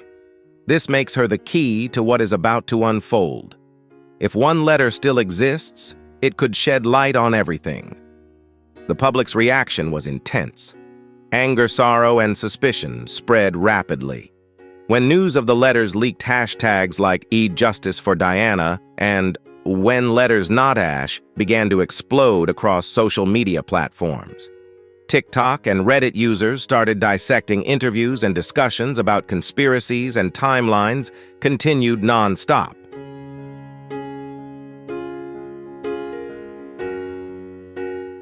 Candles at Kensington Palace began to flicker as the public not only mourned Diana, but also grieved the truth they felt had been stolen from them. Royal watchers and historians couldn't contain their emotions. One television commentator called it an act of historical sabotage, while another wrote, "Camilla has turned the fireplace into a symbol of fear."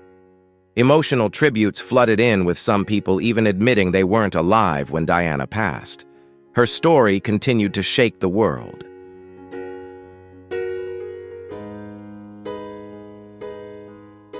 Petitions began collecting over 500,000 signatures in just 3 days, demanding transparency and a full investigation. People wanted all remaining letters to be made public. Protesters appeared outside Buckingham Palace holding signs that read, "Her truth deserves more than a memorial fire." Royal groups also planned marches and public readings of Diana's surviving words. Against this backdrop, trust in the monarchy fractured even further.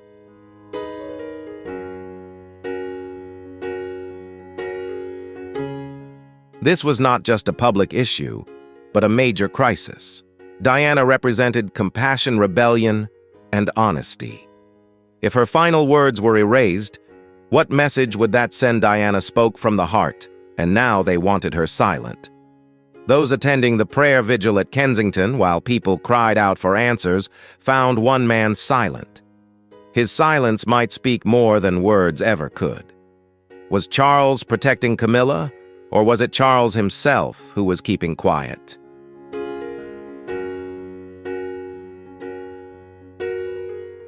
Charles's public appearances have always been rare, and he never directly faces the press. There is even no information about his sons. Behind that silence is a storm of speculation. People wonder, what does his silence really mean? Within the palace walls, there are whispers that Charles is deeply conflicted. He is not just a king, but also a husband, a father, and especially a man who once called Diana the love of his life.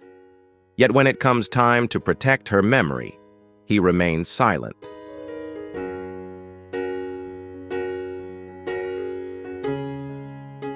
Some believe Charles is protecting Camilla out of loyalty, while others think he feels guilty. Those close to Charles say the atmosphere within the family is extremely tense.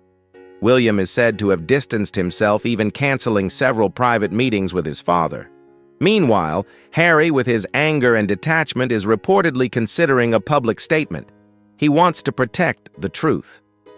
An insider revealed that while Charles didn't order the destruction of the letters, he also didn't prevent it from happening. His failure to act could cost him more than public support. It could tear apart the unity within his own family.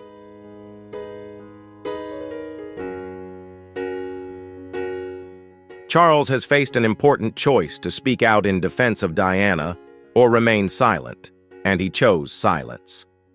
The palace is now in full damage control mode, with press staff working overtime and lawyers standing by behind closed doors. New public relations strategies are being drafted, one of which includes a neutral and carefully worded public statement devoid of emotion. Another plan even suggests putting William forward to help quell the rising storm. However, insiders warn that William will not lie no matter the reason.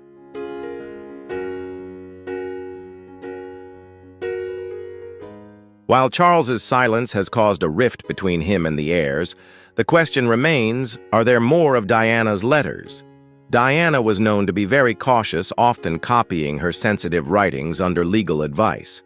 She had backup copies of some letters and sent them to trusted allies abroad.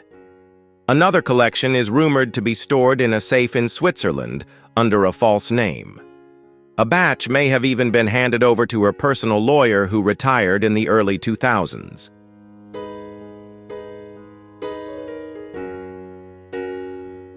Rumors about the final letter Diana wrote just days before her fateful trip to Paris have drawn significant attention. A royal historian has claimed to have seen a copy of this letter. Not only emotional, but the letter also carries political weight. Diana named specific individuals and connected various events. If this letter is authentic, it could change royal history. The question now is someone holding on to it? And if so, how much longer until the world sees it?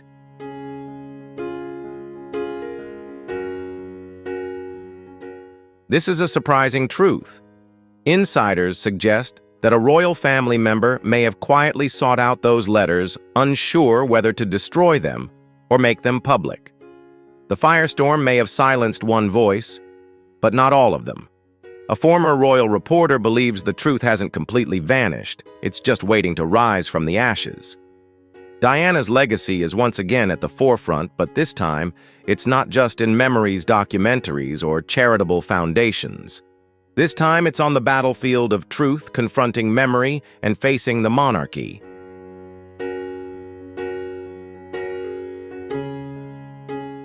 At the center of the firestorm stands Queen Camilla, her image unraveling under the weight of actions that could haunt the crown for generations. Royal insiders say the palace is working to control the damage. Despite Camilla's plummeting approval ratings and increasingly harsh headlines about her, the palace remains silent, hoping the noise will eventually die down. However, Diana's voice proves difficult to silence, and the question now is, what will those closest to Charles do?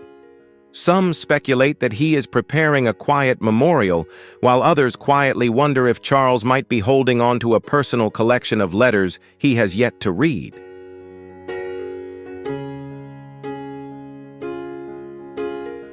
One day, he might share everything he knows. One day, he might speak out, expressing his sorrow for the second time, but this time for Diana's voice.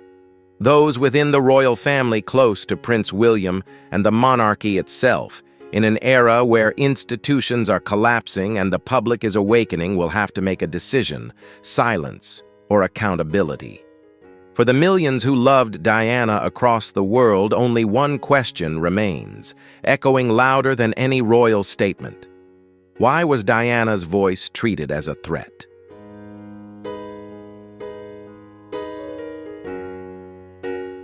The letters may have vanished, but the fire they sparked continues to rage. Public trust is slowly eroding. The royal family now faces a major crisis. Although Diana's voice was silenced by the flames, it refuses to be quieted. Will the truth ever be revealed? And if the dark conspiracies Camilla once concealed in the shadows of the palace are brought into the light, how will the world react? Will the crown remain on Camilla's head, or will it become a symbol of betrayal and manipulation, marking a dark chapter in the history of the British monarchy?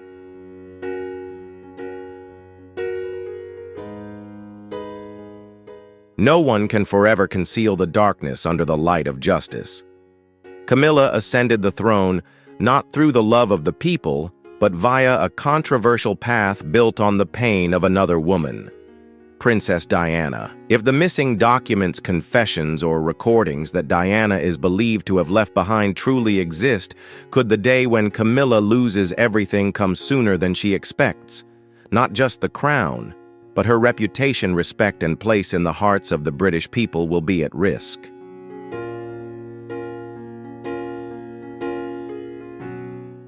The question remains, will the public forgive Camilla? Will history view her with sympathy, or will Camilla become a living symbol of an era where lies and temporary power triumphed over truth? Only time and William can answer this question. But one thing is certain, if the truth comes to light, the shockwave it causes will not only shake Buckingham Palace, but also rewrite the legacy of a woman once seen as a replacement, but who was never truly a queen in the hearts of the people.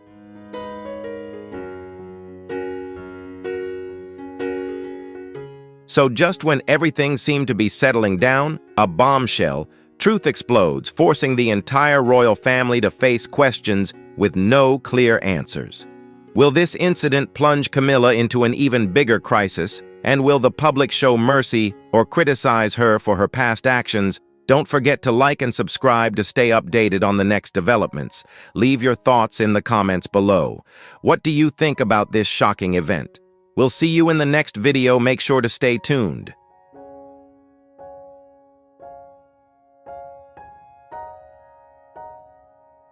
Welcome to today's video, where one of the most shocking secrets in the history of the British royal family is finally coming to light. After years of staying silent, King Charles III has opened up about something he's kept buried for decades.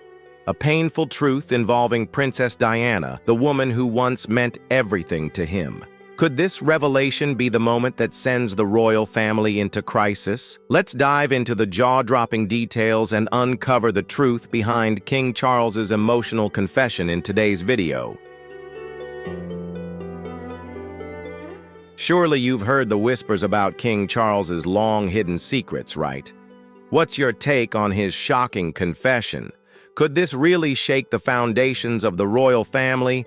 Drop a 1 in the comments if you think this revelation will cause a stir, or a 0 if you believe the royals will weather the storm. And hey, don't forget to like, subscribe, and tap the notification bell so you never miss out on any of the wild stories we have coming up. Now let's jump into this one together.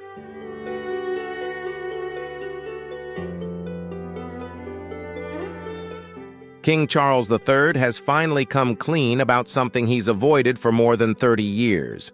He admitted that he never truly tried to save his marriage to Princess Diana. This revelation isn't just deeply personal, it could mark the beginning of a serious crack within the monarchy.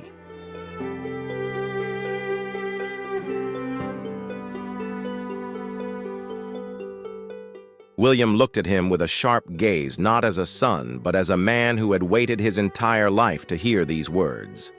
Harry, though silent, clenched his fists, trembling with the simmering anger within. He did not cry, for the pain had long since scarred over.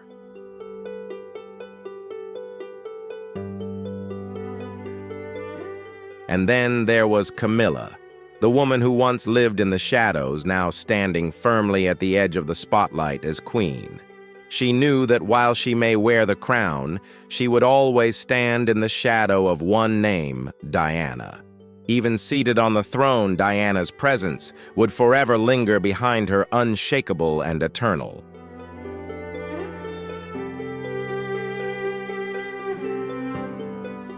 Charles's apology echoed through the silent room, leaving everyone holding their breath.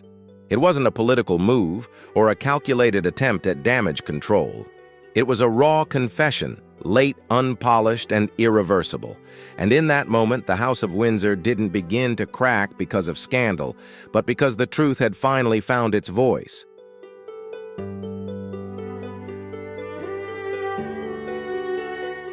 Outside, the rain fell, gently veiling the royal garden in mist, as if nature itself was trying to conceal the dark secrets within. In a quiet office, the warm yellow light illuminated the wrinkled face of King Charles III. He sat alone, his hands trembling as he held an old cassette recorder, a relic from the past.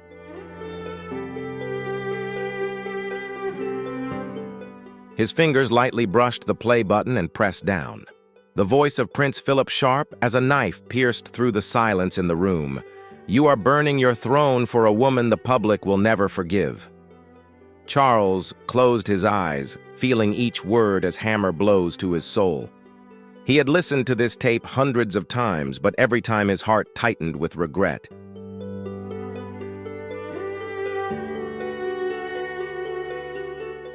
Those words were not just a warning, but a curse, a prophecy of collapse. His reign had only just begun, but the shadows of the past, his broken marriage with Diana, the public's contempt for his affair with Camilla, and the fractures within the family pressed down on him like an immovable mountain.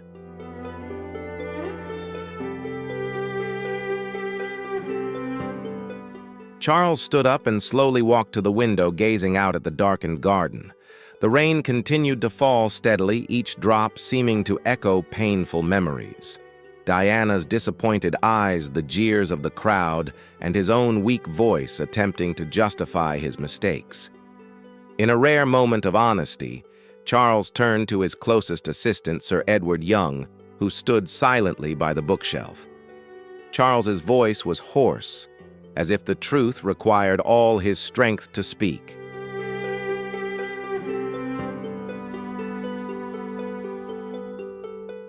"I never really tried to save that marriage." Charles admitted, his voice heavy, and the price to pay was the collapse of an entire dynasty. Edward, who had grown too accustomed to the king's moments of self-questioning, nodded gently, but his eyes carried a deep unease. Charles was not only facing the past he was confessing, but this could ignite a storm beyond control.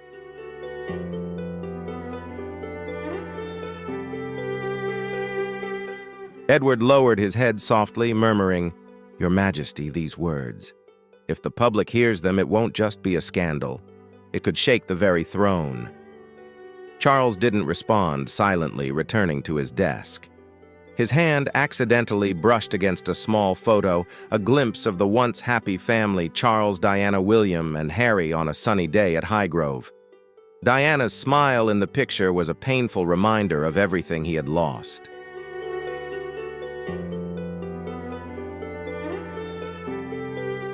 In the weeks that followed, whispers spread throughout the palace.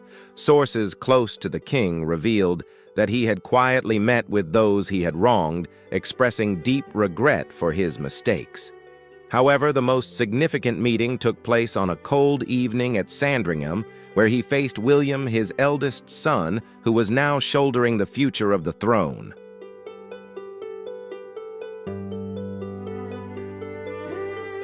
In the cozy living room, the fire crackled, but it couldn't ease the tension in the air. Charles clasped William's hand, his eyes red from sorrow. "I hurt your mother and you," he said, his voice trembling. "I hurt you. But I want to make things right, William, even if it's too late."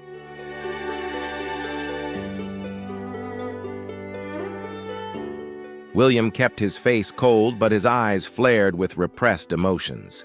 He stood tall, his shoulders stiff as though trying to suppress the simmering anger that had existed for decades. "You know that," he replied, his voice low. "But the cost-cutting wasn't just the throne. It was us, this family. You chose Camilla and Mum had to pay with her life.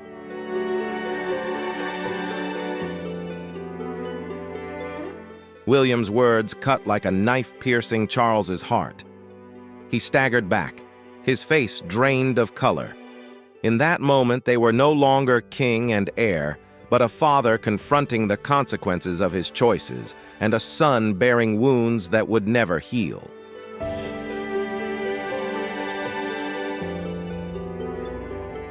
The door to the room closed behind William, but those words didn't stay confined to Sandringham. They slithered through the palace corridors, reaching loyal servants, and finally they found someone who couldn't ignore them.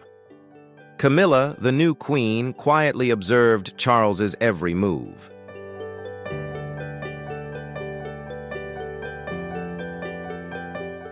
The storm broke on a bleak March morning in 2025, as London's sky hung heavy with dark clouds, foreshadowing a scandal that could shake the kingdom. The Times, Britain's most esteemed newspaper, stunned the nation with a bombshell headline on its front page.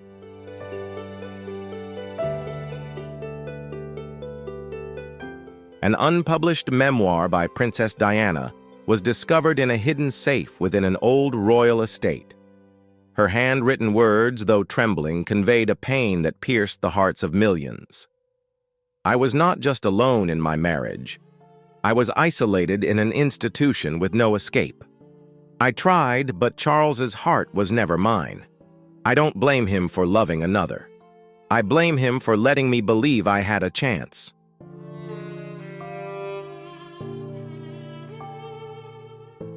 These heartfelt and anguished words were a cry from the past, rekindling a pain the public thought buried. Each sentence, each word carried the weight of a long-hidden truth, a powerful accusation that needed no anger to devastate. Within hours, Diana's voice became a global firestorm on social media. From London to New York, Sydney to Tokyo, posts flooded the internet. Diana spoke the truth. Our princess deserves justice.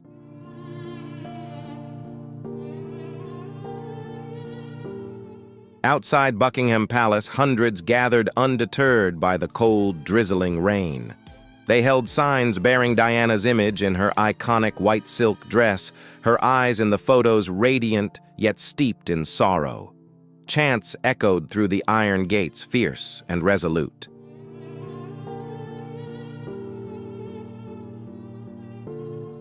Justice for Diana, truth for our queen.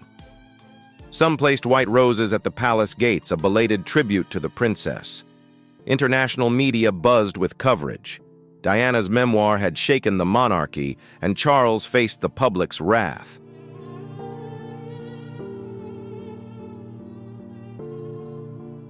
In a private meeting room at Clarence House, tension hung thick in the air. King Charles III sat silently at the head of the table, clutching a newspaper with printed excerpts from the memoir. His sunken eyes stared into an inescapable abyss. Around him, media advisors argued heatedly, their voices laced with panic and desperation. A young advisor, pale with fear, spoke up. "Your Majesty, we cannot stay silent. The public demands answers. If we don't act, they'll write their own narrative, and it won't favor the monarchy." An older advisor countered, "Admitting fault will only fan the flames. We need to redirect the story to Your Majesty's or Queen Camilla's charitable work."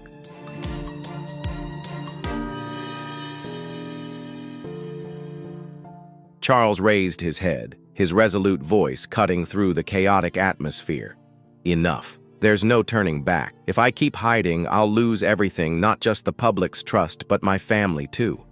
I'll give them the truth, not all of it, but enough to show I'm not running." His decision stunned the advisors. Charles would speak at a public event in Westminster Hall, originally planned to honor charitable organizations.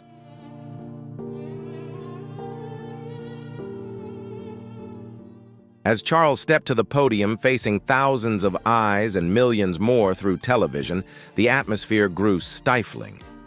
The crowd fell silent, only the patter of rain audible outside. Charles took a deep breath, his hands gripping the white wooden podium tightly, his body visibly tense. His voice trembled, stripped of a monarch's usual majesty.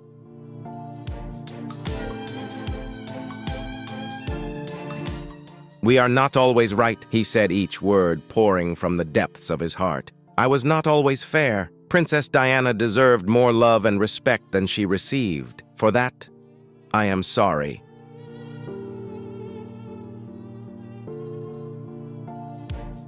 The hall froze as if time itself had paused.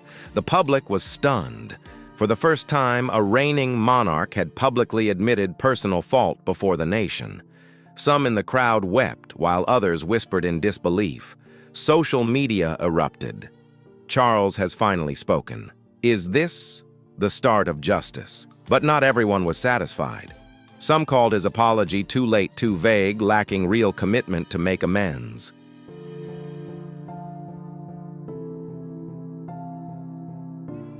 Behind the scenes, in a private room at Clarence's house, Camilla, now queen, couldn't conceal her fury. The opulent room, adorned with Persian rugs and oil paintings, grew stifling under her rage.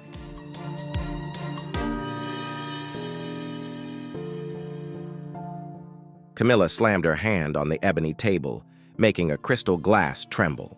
Her eyes blazed as she shouted at the nearest media advisor. "Who did this?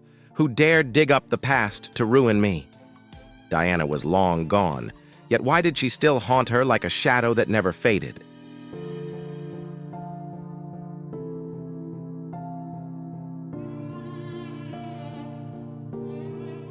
The advisor, a middle-aged man with a strained expression, nervously handed her a sealed royal envelope. Inside was a small cassette tape and a handwritten transcript. Camilla's hands trembled with rage as she played the tape. Prince Philip's stern, icy voice filled the room as if he were standing before her. Camilla is not just Charles's lover. She is a manipulator, and she will not stop until she has everything, even the throne.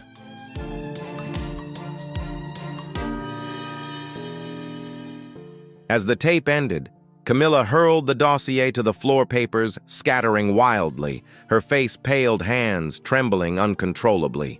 She sank into a chair, her eyes blazing with fear and fury. Despite wearing the crown, despite standing by Charles through decades of scandal, Diana's shadow remained her greatest threat. The recording unearthed from a secret palace archive was more than a warning from the past.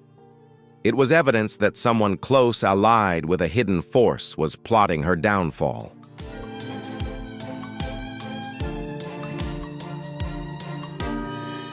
Camilla stood striding to the window and staring into the darkened gardens of Clarence's house. The rain fell relentlessly, but in her mind a plan was taking shape. She would not let Diana, even in death, take what she had sacrificed her life to achieve.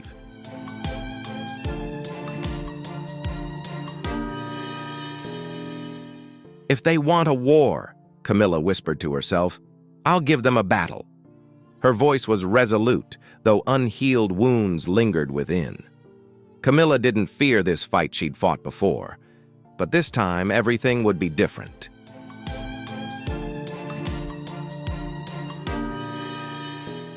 Meanwhile, at Kensington Palace, William received a call from a covert source. The voice on the other end trembled but was resolute, revealing that Diana's memoir wasn't a random leak. Someone within the palace had orchestrated it, and they had no intention of stopping. William gripped the phone tightly, his heart pounding.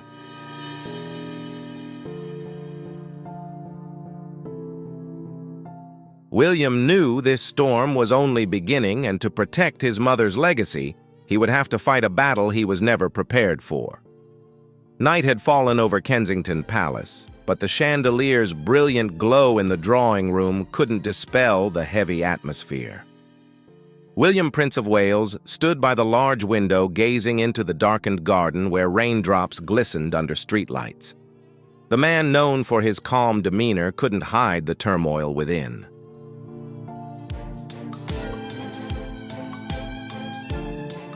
What do you think William will do next? Will he be able to overcome the struggles and remain faithful to his family and Princess Diana's legacy? Share your thoughts in the comments below, and don't forget to hit like, subscribe, and stay tuned for the next developments in this story.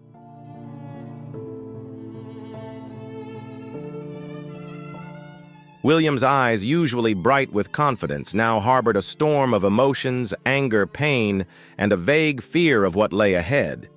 King Charles's shocking speech at Westminster, where he apologized for his wrongs to Diana, still echoed in William's mind. Though sincere, the confession had exposed a fracture in the monarchy, and William knew he couldn't stand idly by. He made his decision in silence.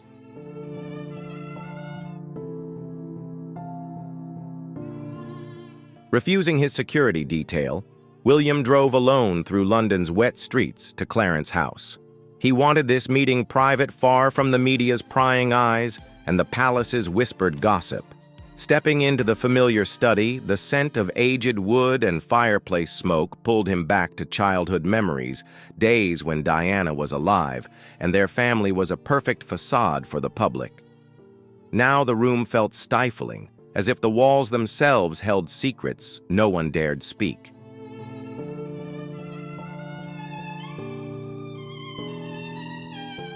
Charles sat behind the desk, his face gaunt, eyes red, as if he'd wrestled with his conscience all night.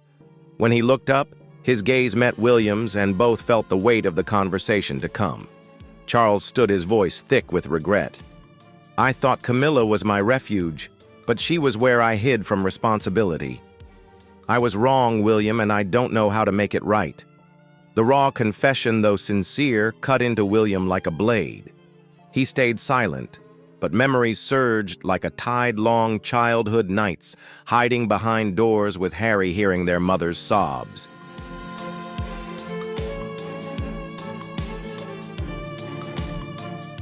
William recalled Diana's tight embrace, her trembling voice whispering, "Be strong, for one day you'll have to fix what's broken." He dug his nails into his palms, fighting the rage swelling within. He wanted to scream, to demand why his father let everything crumble, but he stood still, fearing a single wrong word might snap the fragile thread between them. Finally, William spoke, his voice low but sharp as a blade. "We can't afford to lose any more, Father."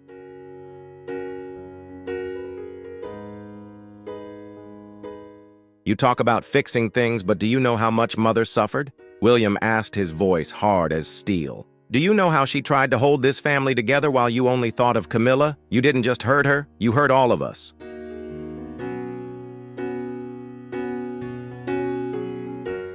Charles bowed his head, his shoulders trembling, as if William's words were too heavy to bear.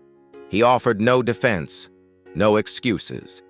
In that moment, he was not a king, but a father, facing the wreckage of his choices. William turned away, but within him a fire had ignited. He would not let the past repeat itself, nor allow his family or the monarchy to fracture again.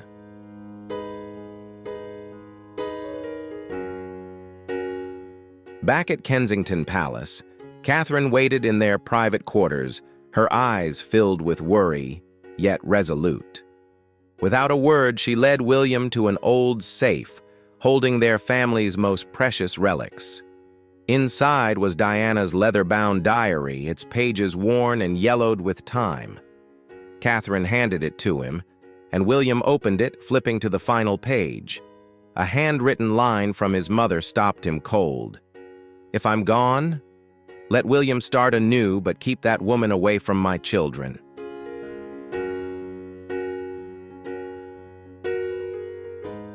William clutched the diary, his hands trembling uncontrollably. The words within were not just a plea, they were a warning, a call to action from his mother. He looked at Catherine and for the first time voiced what he had long buried. "Camilla isn't just Father's past. She's a threat to our future, and I won't let that happen."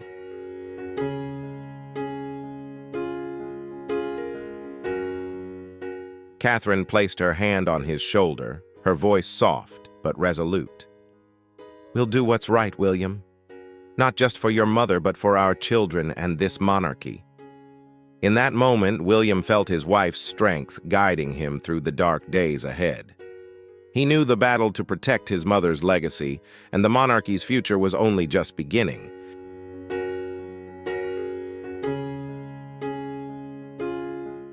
Outside the palace, the storm of public opinion swelled. Determined to reclaim her standing after Charles's controversial speech, Camilla prepared for a grand event at London's Royal Albert Hall, a charity gala to bolster her image as queen. She chose a striking red silk gown, a symbol of power and confidence. But beneath the surface, she couldn't hide her unease.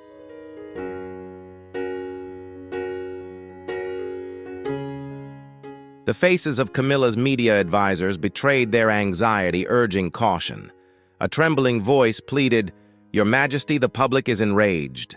Protests demanding justice for Diana are spreading. If you appear now, we fear a backlash." Camilla, her eyes cold as steel, cut him off. "I am the queen. No one will force me from the throne, not even William. If I don't appear, they'll think I'm afraid."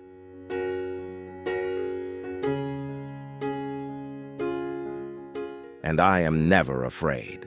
Defying all advice, Camilla stepped onto the stage. A forced smile played on her lips, her hair impeccable under the chandelier's glow. But as the spotlight hit, instead of applause, she faced a roar. The crowd erupted, waving banners and chanting justice for Diana, with images of the late princess in her shimmering emerald gown.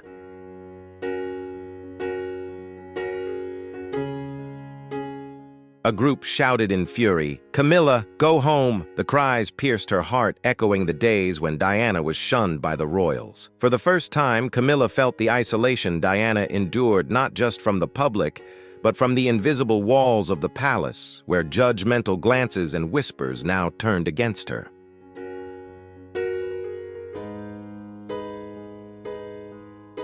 Camilla maintained her forced smile, delivering her speech with astonishing calm. But backstage, her legs nearly buckled. Her face was pale, her pearl-manicured nails digging into her palms to suppress the trembling.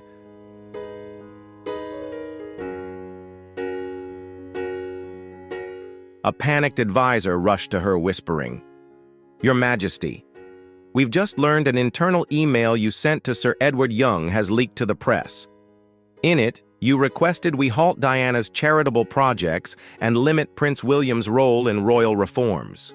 The media's calling it a plot against Diana's legacy. Someone inside the palace did this deliberately, and they're targeting you."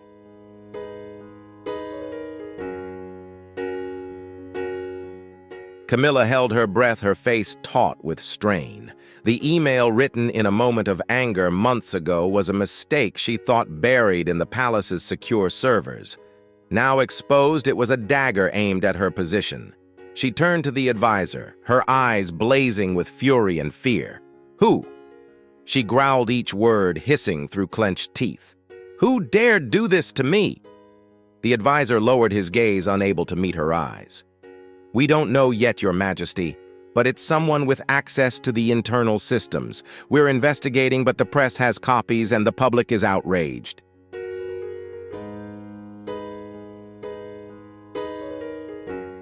Camilla retreated to a shadowed corner backstage, leaning against the wall to keep from collapsing. Her breath came in gasps, her mind reeling with images of screaming headlines and escalating protests, all under Diana's looming shadow, smiling from eternity. She realized her enemy wasn't just out there among the jeering crowds or tabloid pages. The enemy was inside the palace, a close, powerful figure determined to destroy her. She straightened, wiping sweat from her brow, her face hardening. "Summon the media team," she ordered, her voice steady. "I want to know who's behind this, and I want them punished."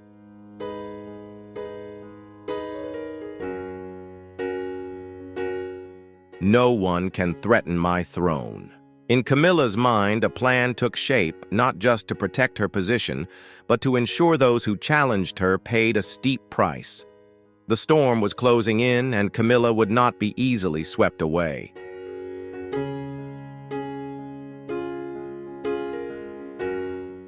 A plane touched down at Heathrow on a dreary afternoon. London's sky was blanketed with gray clouds as if crushing any faint hope. Harry, Duke of Sussex, descended the steps, his eyes heavy with sorrow, but resolute like a warrior returning to an old battlefield. Though he had stepped back from royal duties, he carried unhealed wounds from a fractured family, torn between loyalty to his mother, Princess Diana, and estrangement from his father, King Charles III.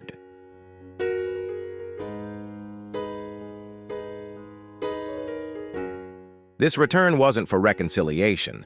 Harry came to force his father to face the mistakes that shattered their family and to expose Camilla, whom he believed was the root of their pain. His public reason for the visit was a charity event for disadvantaged children, a cause he shared with his mother.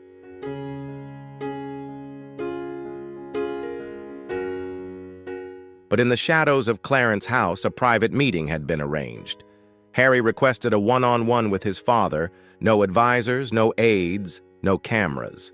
Stepping into the familiar study, the scent of aged wood and fireplace smoke pulled him back to childhood, when their family was a perfect facade to the world. Now the room hummed with tension, as if the air itself held its breath awaiting an explosion.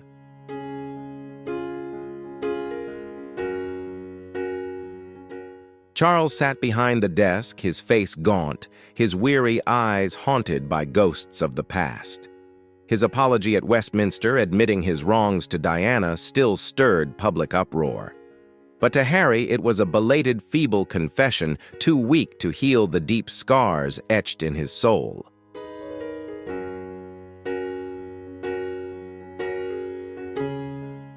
Charles rose, reaching to embrace his son, but Harry raised a hand, his gaze cold and sharp as a blade. "I'm not here for more apologies, Father." Harry said, his voice low but seething with anger. "You spoke too late when Mother couldn't hear. I'm here to show you what you let happen and who's behind it all." Without preamble, Harry placed a small black USB drive on the desk, its weight seemingly heavy with consequence.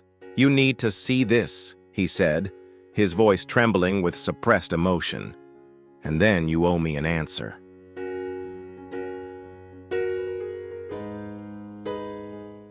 Charles's trembling hands plugged the USB into his laptop.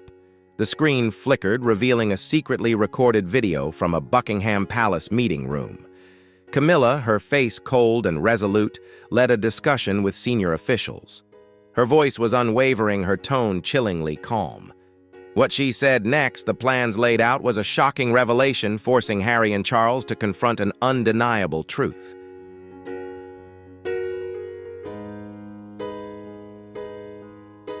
Camilla's voice echoed through the secret video. "Harry and Meghan are no longer royals.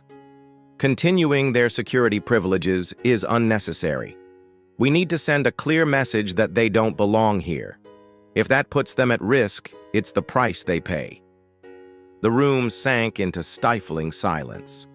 Charles bowed his head, hands gripping the desk knuckles, white as he fought to stay composed. Harry stared into his father's eyes, his voice trembling with rage and pain. "Did she order it, or did you let her?" Charles looked up, his eyes shattered as if his final defenses had crumbled. He opened his mouth, but the words caught in his throat. Finally, he whispered hoarsely, his voice heavy with regret. "I didn't stop her, Harry."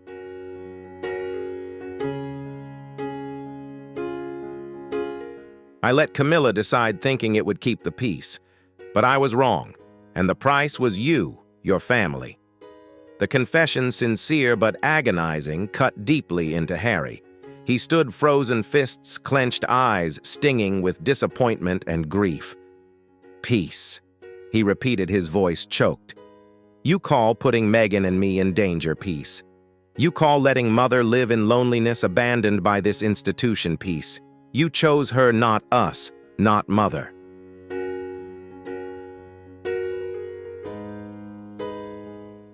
Charles buried his face in his hands, his shoulders trembling as if the weight of the past was crushing him. Harry turned and walked away, leaving Charles in the dim glow of the desk lamp. Outside, under London's cold rain, Harry paused, his breath mingling with the mist.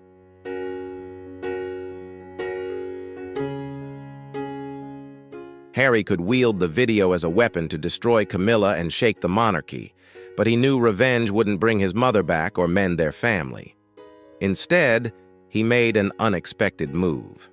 He sent a copy of the video to William with a brief but weighty message. "You're the only one who can stop her. Don't let Mother's death be in vain."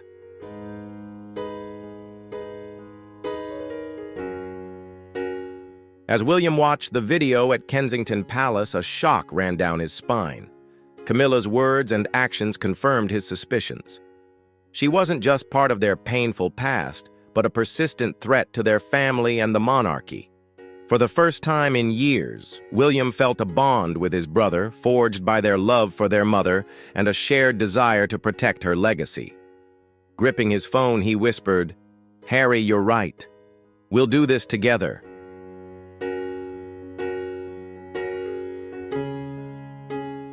William sought out Catherine, sharing the video and its revelations.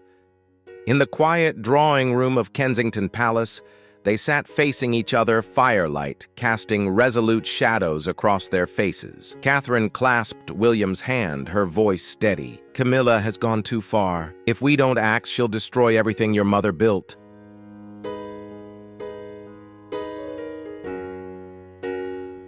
William and Harry, once estranged brothers, now faced a shared mission to bring the truth before the royal council. William's eyes gleamed with determination, as if a bold plan were taking shape. The leaked emails from Camilla combined with Harry's secret video provided damning evidence from the Royal Albert Hall. But they knew that to confront Camilla and protect the royal legacy, they needed their father's support, King Charles. For the first time in years, the brothers had to unite, reigniting a spirit of solidarity to save the monarchy from collapse.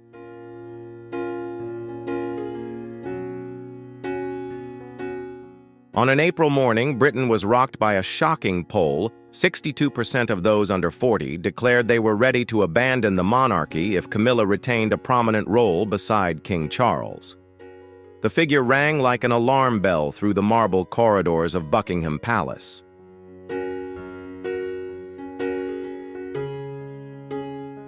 On London's streets, waves of protesters raised banners bearing Princess Diana's image, demanding justice for the people's queen. International media fanned the flames of chaos with sensational headlines warning of a British monarchy teetering on the brink of collapse.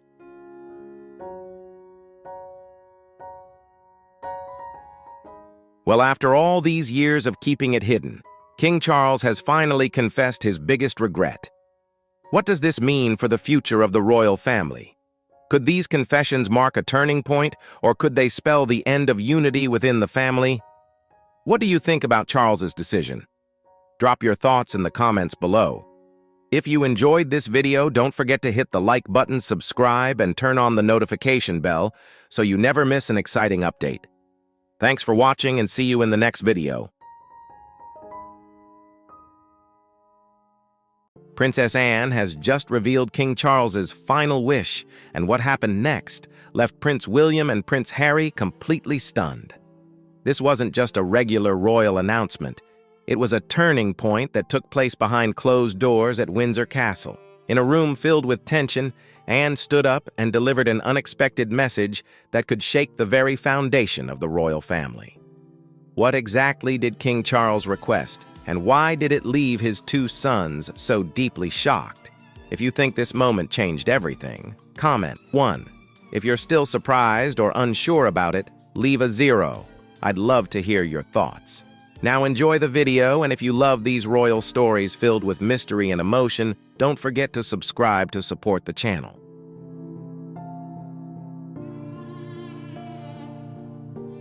Recent reports have revealed an escalating conflict between Prince Harry and King Charles. The king summoned the entire family to Windsor Castle, but instead of addressing the matter directly, he delegated the task to Princess Anne, who was entrusted with delivering a crucial message that could change everything. Meghan was absent, and Harry arrived alone. The atmosphere in the room was tense, as old wounds quietly resurfaced.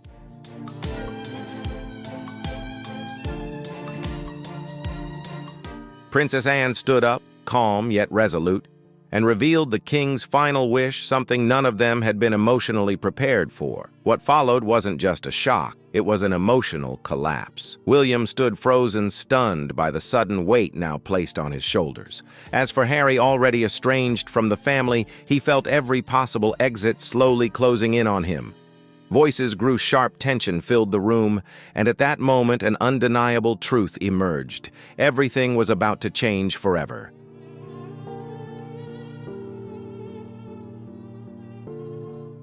This isn't the end. It's the beginning of an unexpected turning point, elevating the conflict to a new level. As Princess Anne rose, tension permeated the room. Those who had previously criticized the royal family would be silenced by this moment.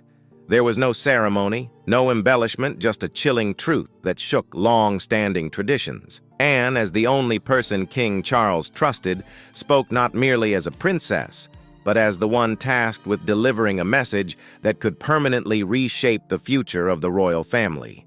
That moment wasn't just a transfer of power, it was a monumental test for every family member. With each word spoken, long-hidden fears and conflicts surged. And no matter how anyone reacted, one thing was certain: this change was irreversible. There was no going back for anyone.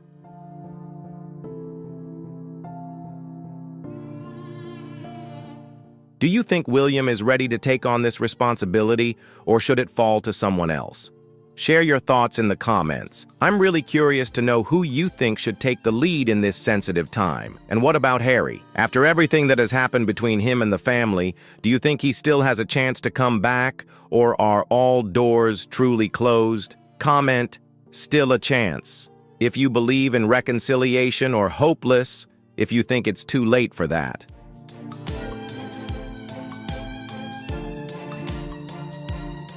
What Princess Anne revealed wasn't just a statement, it was a verdict. King Charles, despite his health weakened by illness, maintained a clear awareness of the throne's fragility, making a vital decision. His choice didn't stem from emotion or favoritism, but from a deep understanding of the challenges the monarchy had faced for decades: divorces, scandals, and serious accusations. He knew that for the dynasty to survive, the next step wasn't merely about maintaining peace. It required a clear vision and strategy to overcome difficulties and restore the royal family's prestige.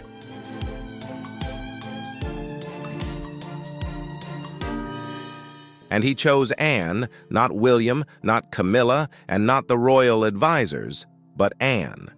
Because in a family where the truth was always hidden, she was the only one who never tried to evade it. Her words seemed gentle, but they carried a ruthless weight. King Charles's final wish wasn't to hand everything over to William as many had assumed. The story of a future king inheriting all now seemed too predictable, too old-fashioned. Charles's decision defied all expectations, creating a massive shift and opening an unexpected new chapter in royal history.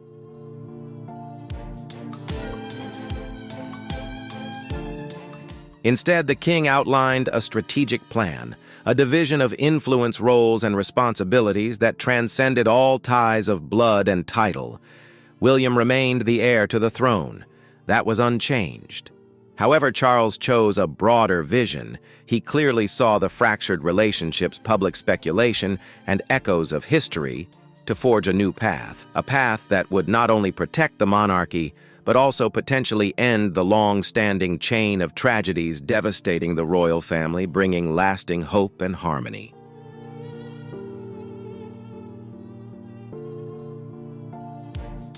For Harry, this decision was a profound shock. It didn't erase him, but it also didn't restore his former status. He was placed in a position unprecedented in royal history, acknowledged yet always out of reach. Succession was now not just about assets, but about influence and standing about who would be remembered as the future of the monarchy and who would become a discordant, faded footnote in the flow of history.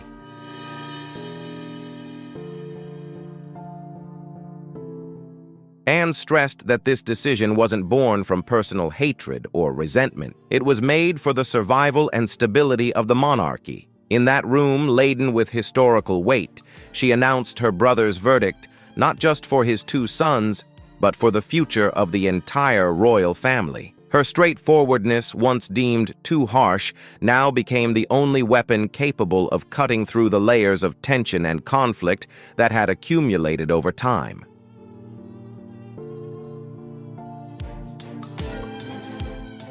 As the initial shock subsided, fear surged. If Charles had made such a decision discreet yet symbolic, something far greater must have compelled him. Behind the king's bold choice lay a deeper story rooted in historical events and unhealed wounds. To understand his final wish, we must return to the past, to moments when the monarchy's fate was decided by unexpected turning points. If you're interested in inside stories from the royal family, be sure to subscribe to the channel so you don't miss fascinating videos about untold secrets and hidden corners of the royal palace.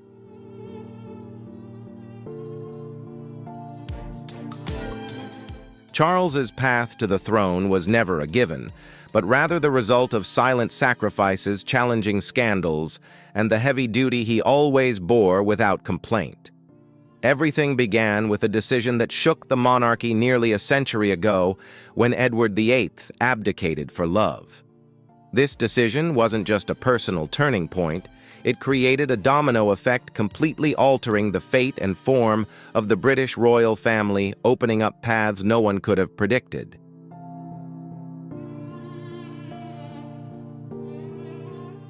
Edward's younger brother, George VI, reluctantly ascended the throne, shouldering immense responsibilities only for his early death to force a young, unprepared girl to become Queen Elizabeth II.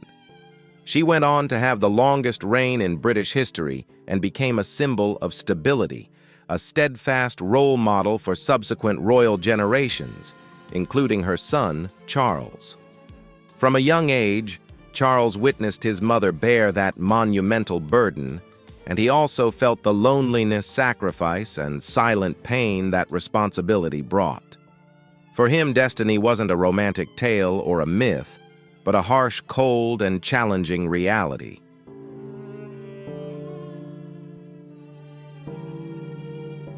The moment for Charles to ascend the throne seemed to take forever, as the world around him constantly changed, and he remained under intense public scrutiny, every action and word examined.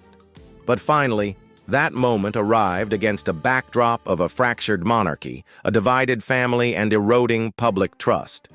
When Queen Elizabeth II passed away in 2022, Charles not only lost his beloved mother, but also the last symbol of stability within the royal family. Immediately after his ascension, he faced a cancer diagnosis, making time, which he had always considered an invaluable asset, limited and filled with anxiety.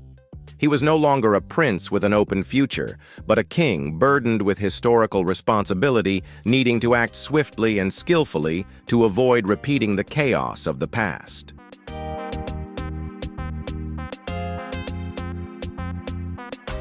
In that tense and high-pressure environment, Charles faced unprecedented challenges. He had to simultaneously maintain the image of a steady leader in public while also managing internal conflicts and protecting the monarchy's reputation amid an incessant media onslaught. He clearly understood that the throne wasn't just a symbol of power, but also a heavy burden of responsibility demanding innovation and adaptability to ensure the monarchy's survival in the 21st century. Charles was forced to find a balance between preserving tradition and embracing modernity, between royal solemnity and public accessibility, aiming to forge a royal image that was not only respected, but also approachable, beloved, and understood in this new era.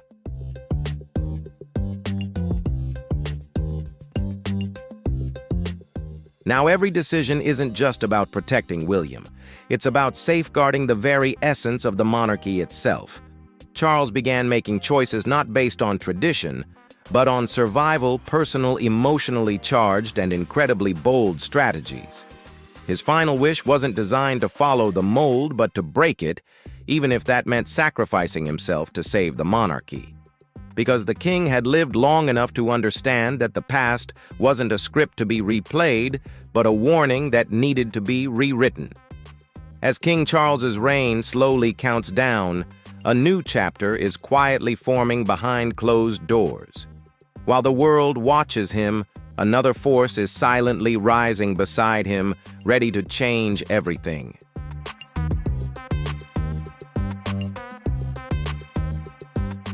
In the twilight of a king's final years, a new foundation is quietly, deliberately, and irreversibly being laid. William and Kate, once seen as the epitome of a modern royal romance, are now stepping into the most pivotal roles of their lives. Not through grand pronouncements, but through responsibilities quietly transferred behind palace doors.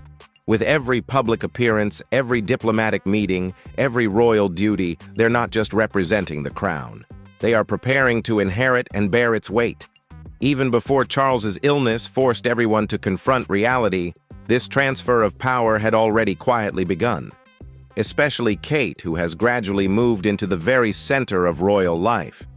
Not because she was asked to, but because the monarchy needed her to step up.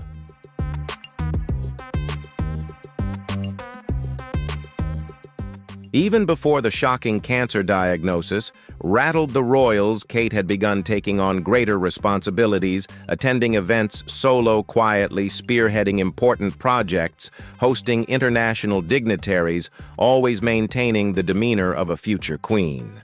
Unlike those who previously resisted royal expectations, Kate never backed down. She adapted, grew through each challenge, and earned respect not only from the public but also from the royal family itself.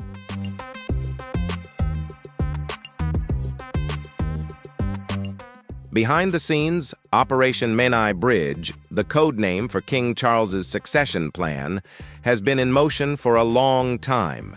This plan meticulously outlines every step the royal family will take the moment Charles passes away or abdicates, from informing the Prime Minister and lowering flags to transferring the king's body to Westminster Abbey. Every detail is carefully rehearsed like a precise dance, preparing for a perfect and seamless transfer of power.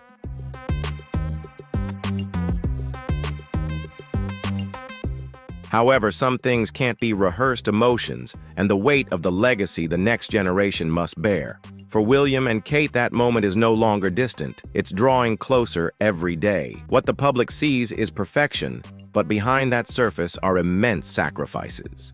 Kate's world may have shrunk in terms of personal space, but it has expanded in stature. Although her schedule revolves around royal duties, her heart remains with her children.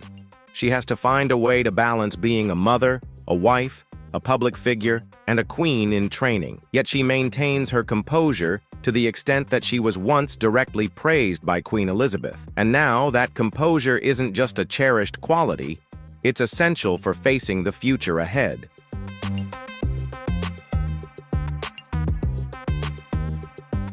When the inevitable happens, when Charles no longer holds the throne, public attention won't just converge on William, but on Kate as well. Although William has been prepared for years to be king, he now faces the reality of his father reigning under declining health.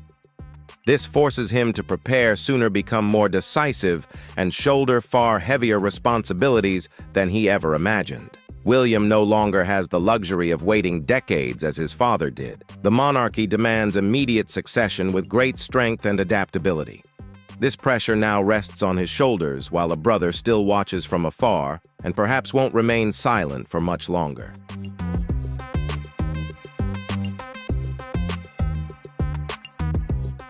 Prince Harry, despite living thousands of miles away in another country, couldn't avoid being pulled back into the heart of the royal family's upheavals, especially after the king's crucial final decisions. For years, Harry had tried to build a private life, seeking personal freedom separate from the spotlight of the throne he was born into.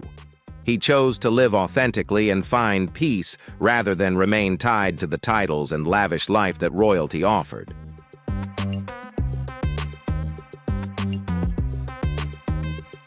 However, no matter how much Harry tried to distance himself and live life on his own terms, the royal system relentlessly pulled him back.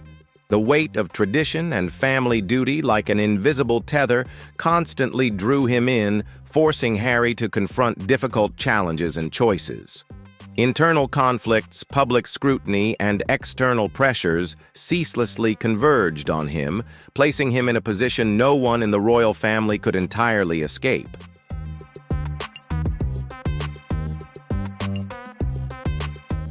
Even so, Harry has held firm to his own resolve, and will striving to find a balance between family affection and personal freedom between past and future. His story is a vivid testament to the ongoing conflicts within a modern royal family, where personal liberty sometimes comes at the cost of heavy responsibility and duty. Harry isn't just a member of the royal family, he's also a symbol of the struggle between tradition and change, between public scrutiny and a challenging private life.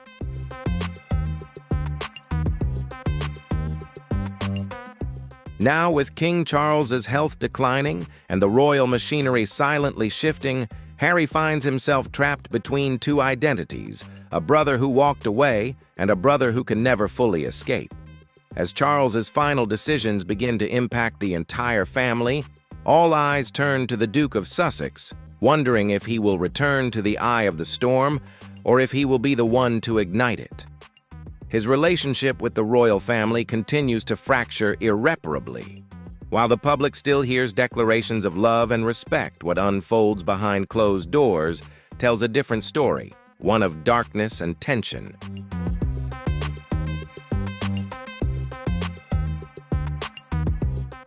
Prince Harry and Prince William haven't truly spoken for years, with wounds unhealed since Meghan joined the family, the dramatic royal exit, and the explosive Oprah interview. These conflicts have never mended, and Harry's memoir Spare, with its deep and unforgiving criticisms, made reconciliation almost impossible. However, few know that Spare isn't the whole story. A source close to Harry reveals that a second manuscript exists longer and containing many previously unreleased revelations. This draft remains under wraps, much like Harry himself, awaiting the opportune moment to bring it to light.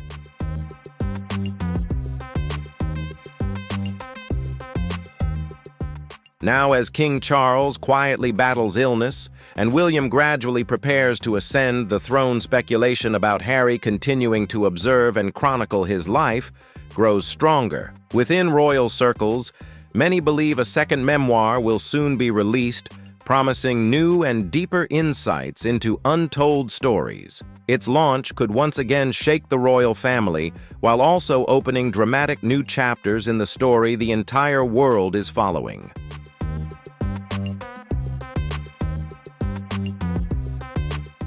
This time the book will be released after Charles's death, and unlike Spare, it won't be overshadowed by grief. Instead, it will be sharp, uninhibited, and potentially lead to irreversible consequences. However, Harry remains hesitant, hoping for a chance at reconciliation, but if that doesn't materialize, could he ever return to royal life under William's reign? This is the question echoing within the royal family, and one that no one can answer right now.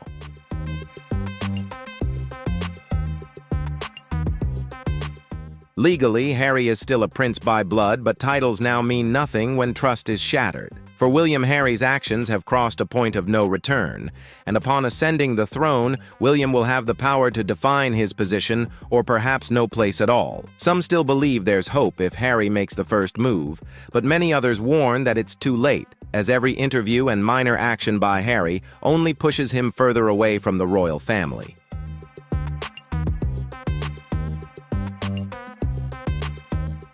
The big question is whether Harry will return or burn the final bridge. The answer doesn't just depend on Harry's wishes, but on William's judgment. The next chapter of the monarchy is no longer being written based on Charles's compassion, but is slowly being shaped in William's shadow, the one preparing to step into true leadership. According to inside sources, William's first move might be to fully strip Harry and Meghan of their HRH titles, with no half-measures, ambiguity, or leniency. The crown isn't just a title, it's power, and William seems ready to wield it.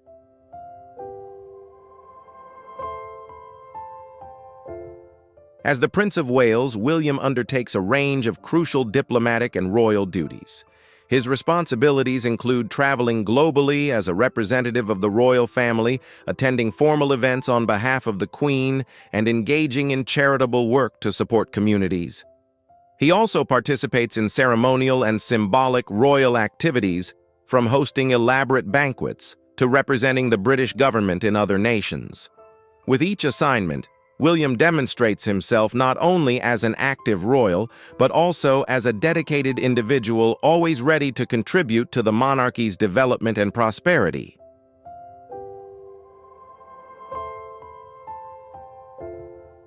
For example, during their visit to Caribbean nations in spring 2020, William and Kate received a warm public welcome. However, the trip wasn't without its challenges, including criticism from Jamaica's Prime Minister regarding the Queen's role as head of state, along with protests in Belize that altered the royal itinerary. Despite these hurdles, William and Kate left a strong impression due to their steady presence and sense of duty throughout the trip, demonstrating dedication and professionalism even in difficult circumstances.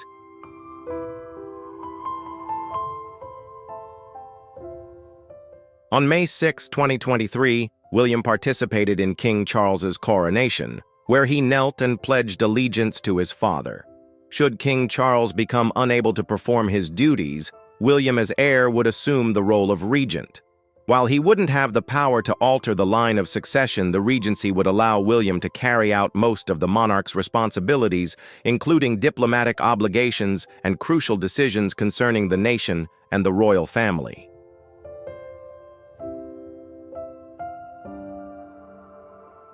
William and Catherine have always been warmly welcomed on their international visits. In 2011, Canada was their first destination after the wedding, including stops in Ottawa, Quebec, Prince Edward Island, and Alberta. The visit strengthened the close relationship between Canada and the United Kingdom, featuring events such as Canada Day celebrations and tours of local communities.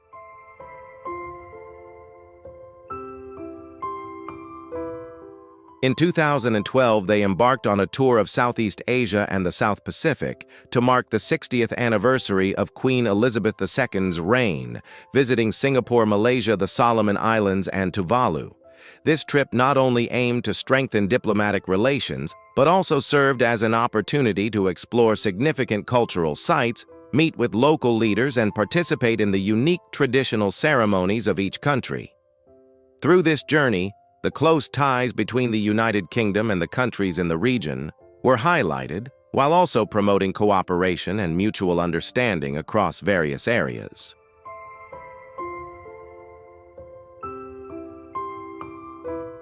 In 2014, William, Catherine, and their son, Prince George, undertook a tour of Australia and New Zealand. This was Prince George's first international trip, with an itinerary that included the cities of Sydney, Canberra, Wellington, and Auckland. The visit not only aimed to promote charitable organizations, but also helped strengthen the close ties between the countries of the Commonwealth.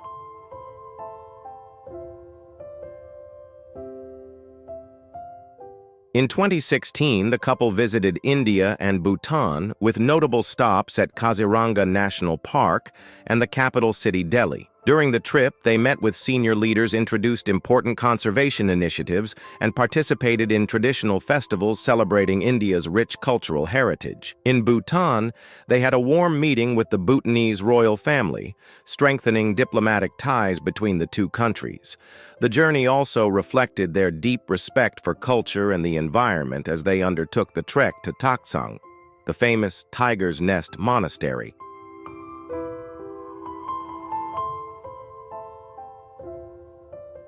In an effort to strengthen diplomatic relations in the post-Brexit context, William and Catherine undertook a visit to Germany and Poland in 2017. Their itinerary included the cities of Berlin, Heidelberg, Warsaw, and Gdansk. At each stop, they actively participated in distinctive cultural events, visited important historical sites, and met with government leaders to foster greater cooperation and mutual understanding between the countries.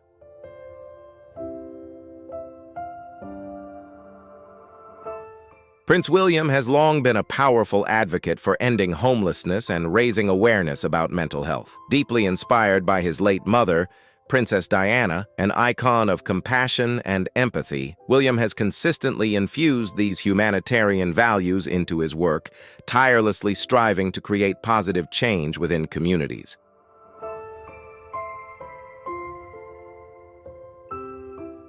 The Royal Foundation, established by Prince William and Prince Harry in 2009, stands as a clear testament to William's strong commitment to supporting those facing challenges with mental health and homelessness.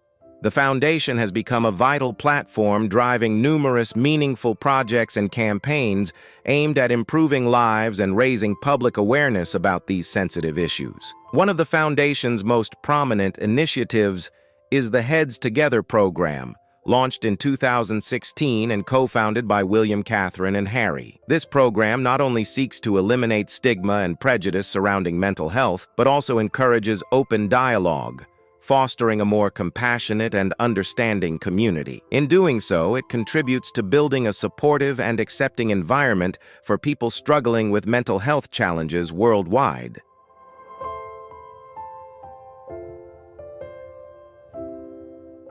Prince William is also keenly aware of the importance of mental health in the workplace and has supported initiatives aimed at improving the emotional well-being of employees. Alongside Catherine and Harry, he helped establish the Shout service in 2019, the UK's first 24/7 crisis text line. Shout provides free and confidential support to anyone in need, becoming a lifeline for those who may feel uncomfortable seeking help through traditional channels.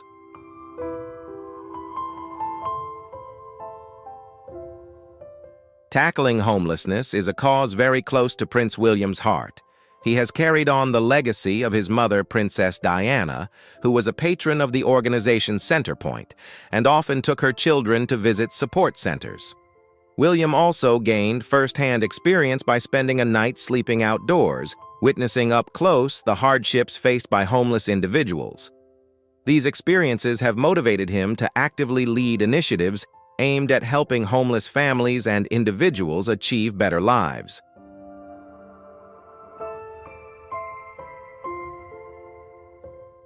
Centrepoint is a non-profit organization in the UK that supports homeless youth in finding housing, education, and employment. In 2005, Prince William followed in his mother's footsteps by becoming a patron of Centrepoint, demonstrating his commitment to the organization's mission.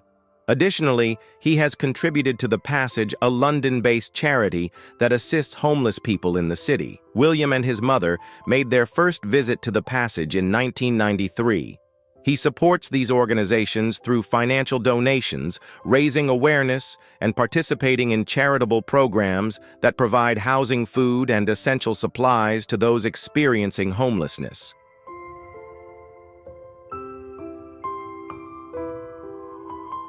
Prince William and Prince Harry were once very close, bonded like best friends through shared childhood experiences and the pain of losing their mother. Their relationship was built on a mutual commitment to community service and deep empathy following the death of Princess Diana. However, in recent years, the two brothers have begun to follow separate paths, developing different careers and personal goals, which has led to emotional distance and differences in perspective.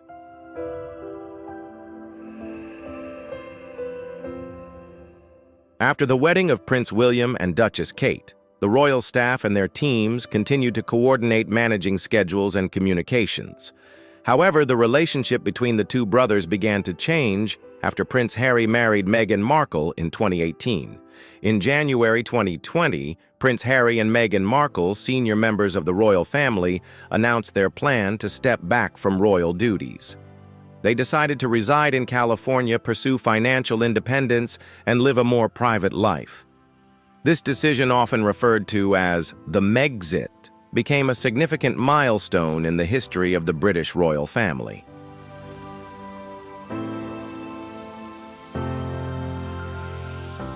Reports indicate that the Sussexes' move to North America and their stepping back from royal duties caused dissatisfaction and tension within the family.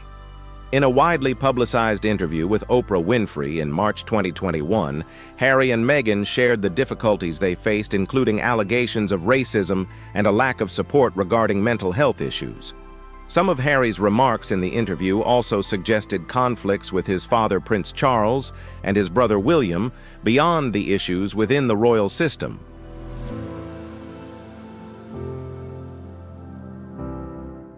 However, since the controversial interview, Prince William has shown restraint by refraining from publicly discussing his relationship with his younger brother. At significant events, such as their father's coronation in 2023, William did not mention Harry in public, clearly maintaining a distance in the media. According to reliable royal sources, William still harbors deep frustration and disappointment toward Harry for his decision to leave the royal family and for making their personal disagreements public. This has greatly diminished the chances for the brothers to reconcile and rebuild their relationship, making an already complex bond even more fragile and uncertain in the near future.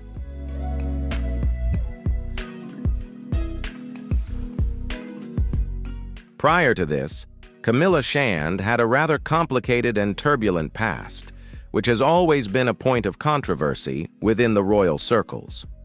She had several relationships that were not particularly smooth and was seen as not fitting the traditional image expected by the royal family.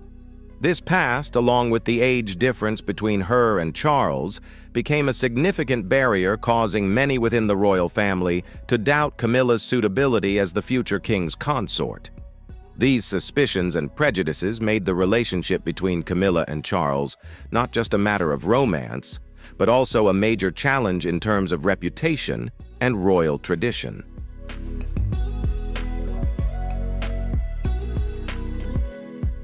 The relationship between a spouse and their partner's ex is inherently delicate, becoming even more complicated when that ex is a well-known and influential figure within the royal family, such as Princess Anne. Camilla, who has always maintained a calm and discreet demeanor in public, has never openly shown any opposition toward Anne, yet those closely following the royal family have sensed a subtle tension simmering between the two. The situation grew even more awkward when Camilla's marriage to Andrew ended, and she subsequently married Prince Charles, Anne's brother. This not only made Camilla the wife of the brother of Anne's former partner, but also created an awkward and complex dynamic within relationships that had long been marked by disagreements among royal family members. Camilla's emergence as Charles's wife further stirred uncomfortable emotions and significant challenges, intensifying the already tense atmosphere within the family like never before.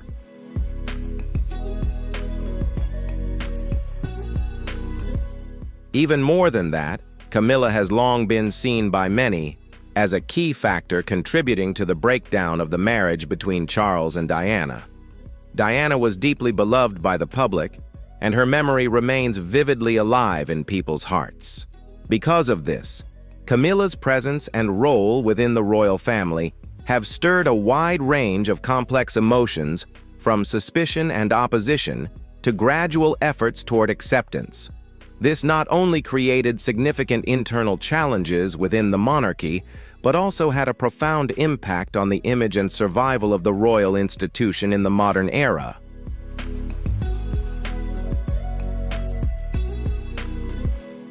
Princess Anne is widely known for her steadfast loyalty and deep commitment to the traditional values of the royal family.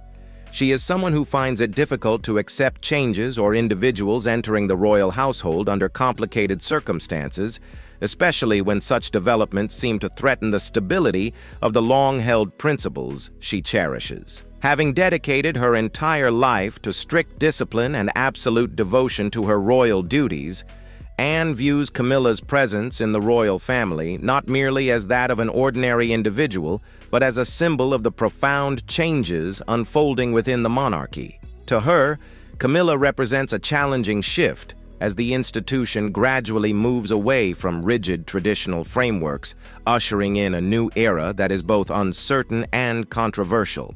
The tension between loyalty to tradition and the inevitability of change has caused Anne to grapple with complex emotions while raising significant questions about the future of the monarchy in the modern age.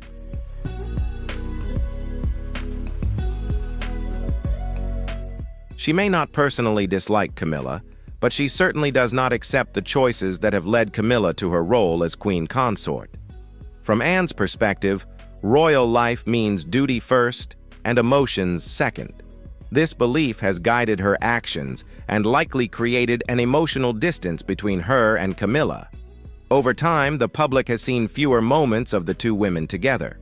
Although they attend the same events, their interactions are brief and formal. Behind the scenes, a true bond has never really formed. Too much has happened. Their shared history, intersecting paths, pain, and shifting roles within the family have made it difficult to build anything meaningful between them.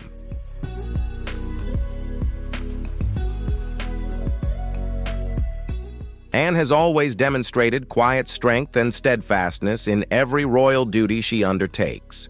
She does not easily grant respect or show courtesy unless it stems from concrete actions and sincere commitment. For Anne, titles or family ties only truly hold meaning when accompanied by loyalty and relentless effort. It is this serious and determined attitude that has made her a solid pillar, respected and trusted by both the family and the public, serving as a symbol of dedication and responsibility in preserving the traditions and reputation of the monarchy.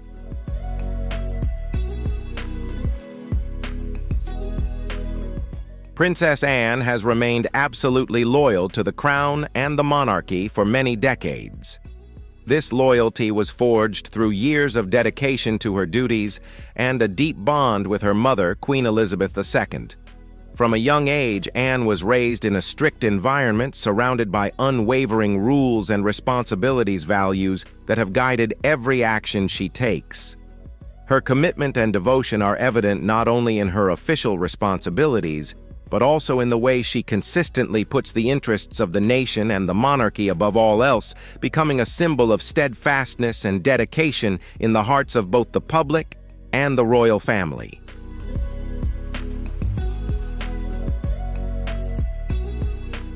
When Prince Charles began moving closer to making Camilla his wife, Anne went through an intense inner struggle to accept this difficult reality. For her, it was not merely a matter of personal discomfort or opposition, but a profound threat to the values and traditions that the royal family has cherished and upheld for generations. Throughout Princess Diana's life, the relationship between Charles and Camilla was always at the center of public controversy and relentless criticism from the media and the public. Anne believes that the damage to the royal family's image and reputation caused by this situation during those years has left a deep and lasting mark on the minds of both the public and family members, significantly affecting the prestige and stability of the monarchy.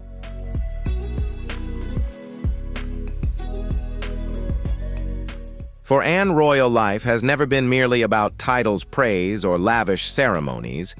It is a responsibility to serve the people with grace, resilience, and a quiet but unwavering determination. In her eyes, Camilla has yet to truly prove that she possesses the qualities necessary to fulfill that role. She lacks the essential traits and values strict discipline, the ability to overcome challenges, and a deep sense of duty to the community. Over time, things have grown more complicated as the monarchy entered a new phase, and Camilla's position has changed significantly. Now, as queen consort, Camilla is no longer a peripheral figure, but has become an important partner standing beside the king, representing the royal family to the world.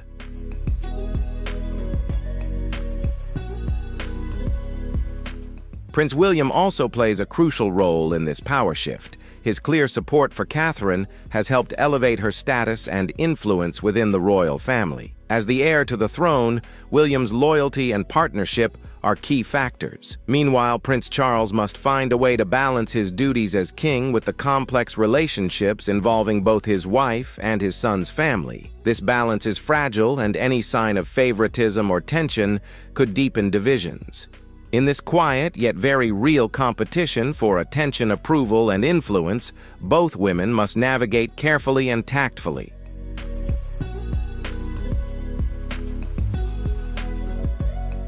Whether you stand with William or Harry, one thing is undeniable. The moment Princess Anne conveyed King Charles's final wish marked an irreversible turning point in royal history.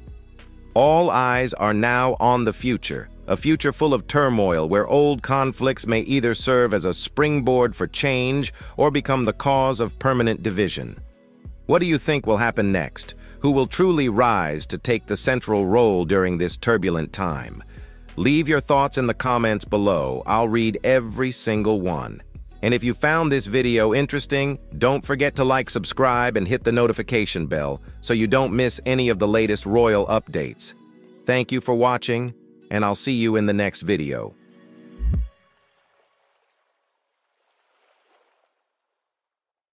Prince William finally takes the throne as Princess Anne reveals King Charles's final wish. The royal family is facing a historic moment that could change everything we thought we knew about the monarchy.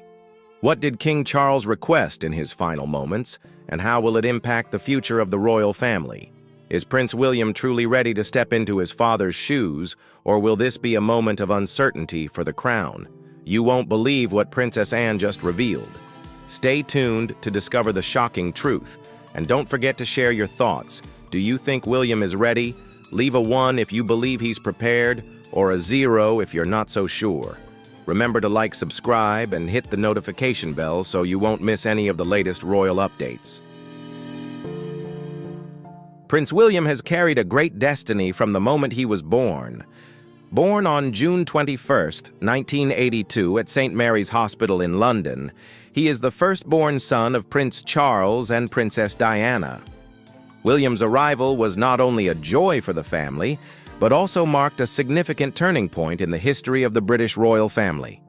As the second in line to the throne just after his father, from the moment he was born, he carried a heavy responsibility. Although he was just a tiny baby, many could already see in him a future where he would inherit the throne and lead the country.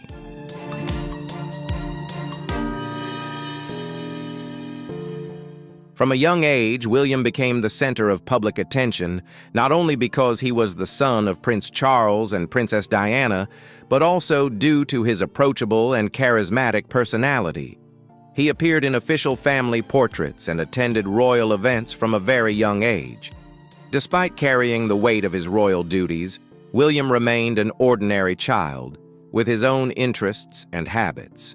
His mother, Princess Diana, affectionately called him Wombat, and his younger brother, Prince Harry, lovingly referred to him as Willie, showing the warmth and closeness of their family bond. With a joyful heart and energetic personality, William enjoyed exploring the world around him and occasionally displayed the mischief of childhood, which made him all the more endearing in the eyes of the public.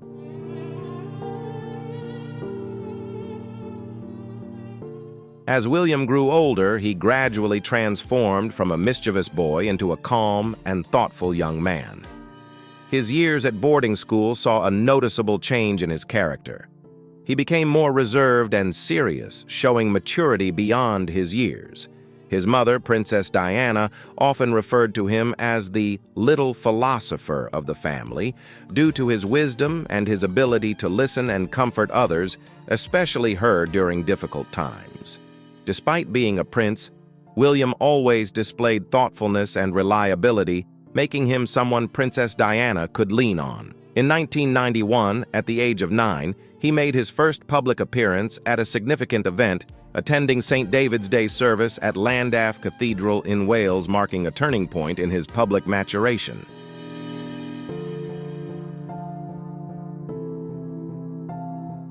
He then joined his parents and younger brother on royal tours, including a trip to Canada. William learned about his royal duties and responsibilities from an early age, but life wasn't always easy for William. His parents divorced in 1996. Then just a year later, a terrible tragedy struck. Princess Diana died in a car crash in Paris on August 31, 1997. William was 15 at the time. He was staying with Prince Harry and their father, Prince Charles, at Balmoral Castle in Scotland.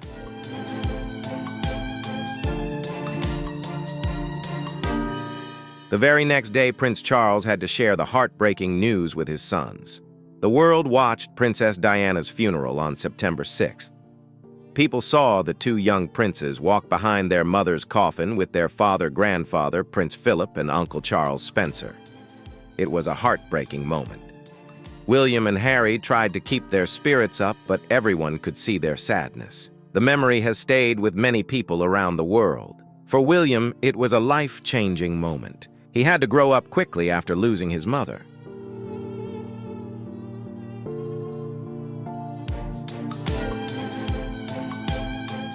After Diana's death, William went on to study at Eton College, one of the most prestigious schools in England. This was different from what his family had done. His father and grandfather had attended Gordonstoun School in Scotland. At Eton, William studied geography, biology, and art history. He also enjoyed sports such as rowing and water polo. Although he tried to live like a normal teenager, people kept a close eye on him.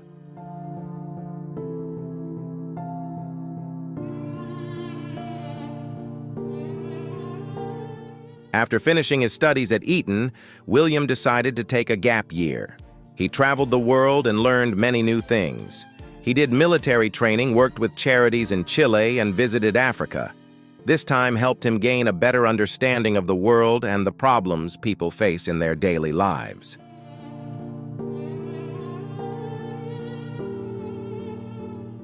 In 2001, William began university at St. Andrews in Scotland, studying geography.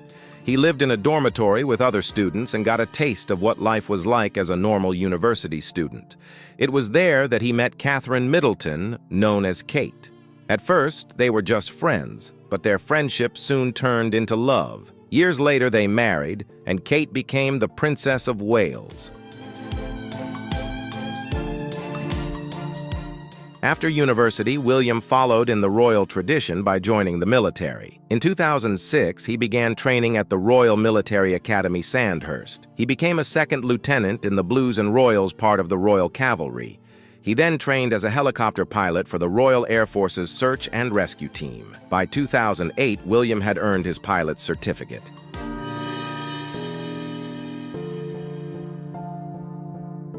From 2009 to 2013, William was stationed at RAF Valley in Anglesey, Wales.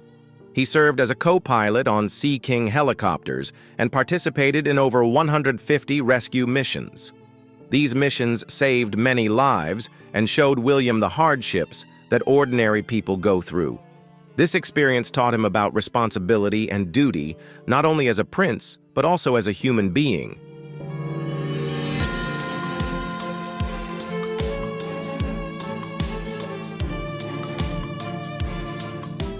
At the same time, William began to take on more royal duties at the age of 21, becoming a state councillor, a position that allowed him to carry out official duties in the Queen's absence. He also began to make major royal visits, notably to New Zealand in 2005, to honor World War II veterans. These trips helped him build close relationships with Commonwealth countries, where he was always warmly welcomed.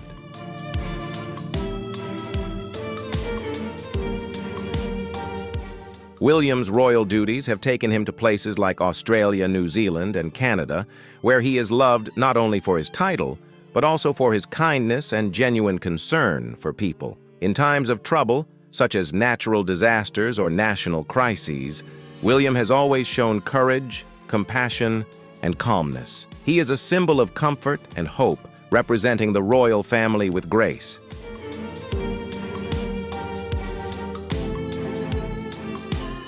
Even while serving in the military, William did not abandon his royal duties. In 2010, he served as a co-pilot on a rescue mission near Liverpool. A year later, in 2012, he helped rescue sailors from a cargo ship in distress in the Irish Sea, a dangerous but rewarding task. These experiences helped William mature and prepare him for his future leadership role.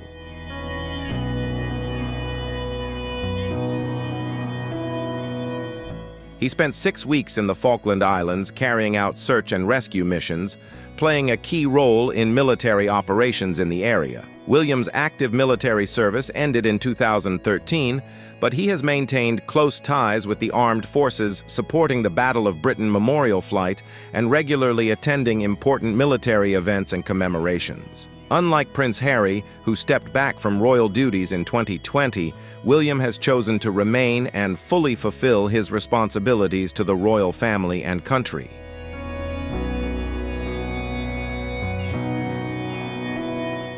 Along with Princess Catherine, William has taken on more work as the Queen has aged, becoming a much-loved couple. Together, they have focused on raising awareness of mental health, protecting children's rights, and caring for the environment, issues that are vital to modern society. Their dedication and compassion have been widely praised, demonstrating strong leadership and deep responsibility.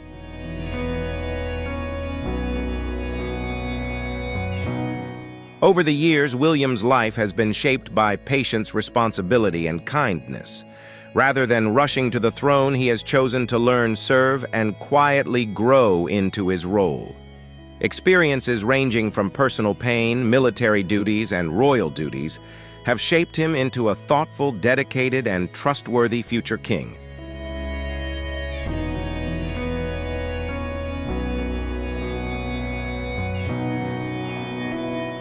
Prince William has been busy with royal duties, attending events, and carrying great hopes on his shoulders since birth. Everyone knew he would one day be king. His life has been filled with happy and sad moments, but everything changed dramatically when a lovely young girl named Catherine Middleton, affectionately known as Kate, entered his life at a very important time.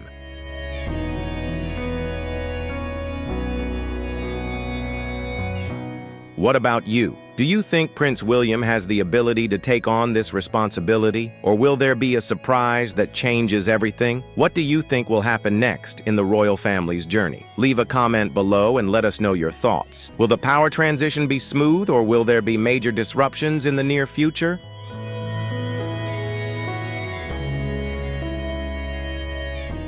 As William grew up and began to discover himself, Kate came into his life.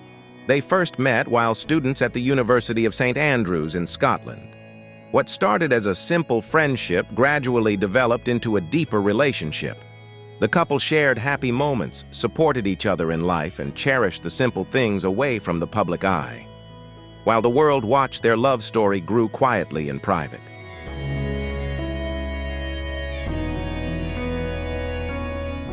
After a long period of dating with many joys and challenges, William proposed to Kate.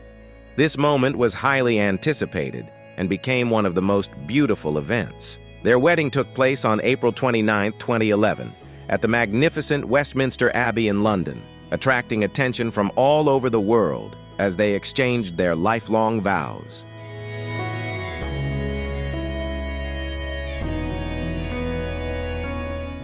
The wedding not only marked an important royal event, but also opened a new chapter in William's life. He was no longer alone in his royal role, as Kate gracefully stepped into public life, ready to take on duties and contribute to building a new warm image for the royal family. Her presence brought a breath of fresh air, softening the traditional image of the British royal family.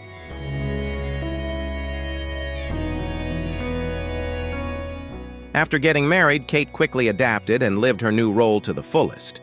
She always accompanied William to events, actively supported charities, and met people from all walks of life. Her special point was the ability to make people feel appreciated and truly cared for by listening sincerely, always smiling and showing warmth in every action.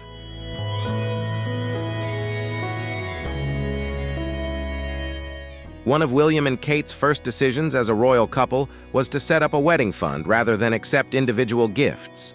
They asked people to donate to worthy causes such as children, the elderly, military families, animals, and those struggling with health issues. In doing so, the couple made it clear that they wanted to use their positions to make a positive difference and help build a stronger community.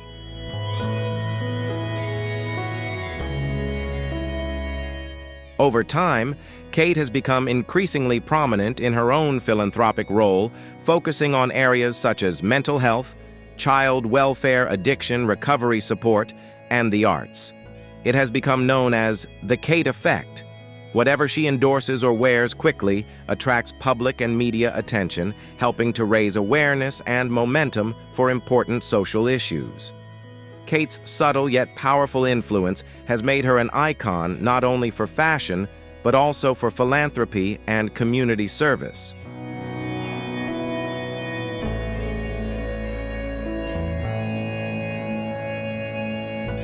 Kate has a love of art history, which has drawn her to creative projects.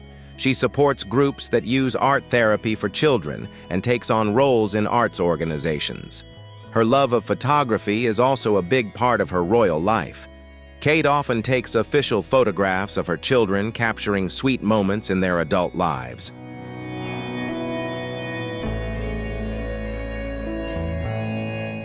William and Kate made a great team in the early years of their marriage. They went on royal tours, always showing kindness and warmth. Whether visiting New Zealand or meeting leaders of other countries, they remained humble and friendly, winning hearts everywhere. Shortly after their wedding, they went to Canada on one of their first major trips together. Huge crowds turned out to see them. People loved Kate's natural grace and William's gentle demeanor, which was reminiscent of Princess Diana.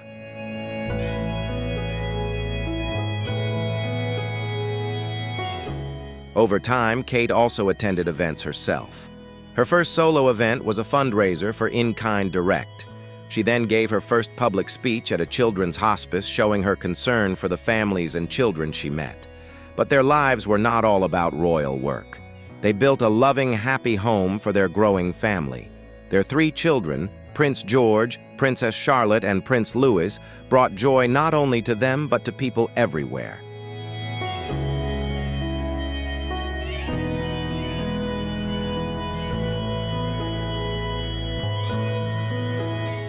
Kate has been praised for being a caring mother who always makes time for her children, balancing royal duties with a simple, caring approach to raising her children. Kate's work has grown as she supports causes in sports photography, mental health, and child welfare.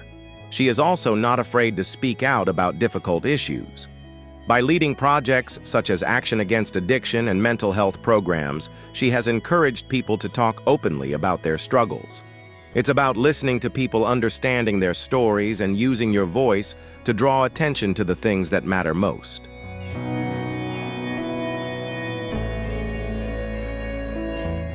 Even as the pandemic raged in 2020, William and Kate continued to find new ways to connect and support their communities. They embarked on a 3-day train journey across England, Scotland, and Wales to pay their heartfelt thanks to frontline healthcare workers. While the trip was controversial and drew some criticism, it was a clear demonstration of their gratitude and genuine concern for those fighting the pandemic.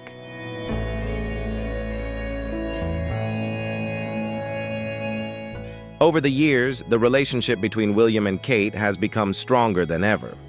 Despite many difficulties, public pressure, and family troubles, they have always stood by each other.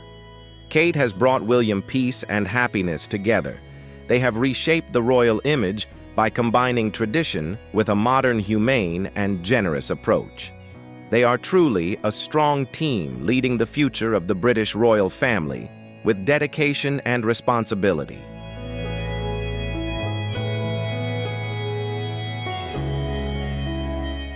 In 2013, the birth of Prince George brought joy not only to Prince William and Catherine, but to the entire nation. People around the world celebrated the birth of the future king. Princess Charlotte was born 2 years later, followed by Prince Louis in 2018. Each announcement was made with care and warmth, giving the public precious little glimpses into the lives of the princes and princesses while keeping them safe and private.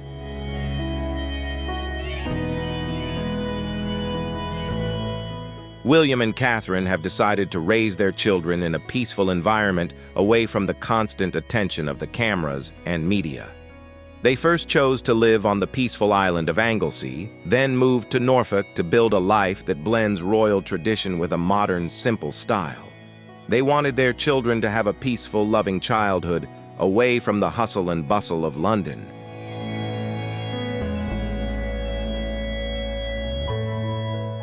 But William and Catherine are also well aware of the importance of sharing small moments of happiness with the public. By releasing family photos on special occasions like birthdays and Christmas, They give people an intimate glimpse into their private lives where royal titles mingle with bedtime stories and simple but meaningful outdoor games.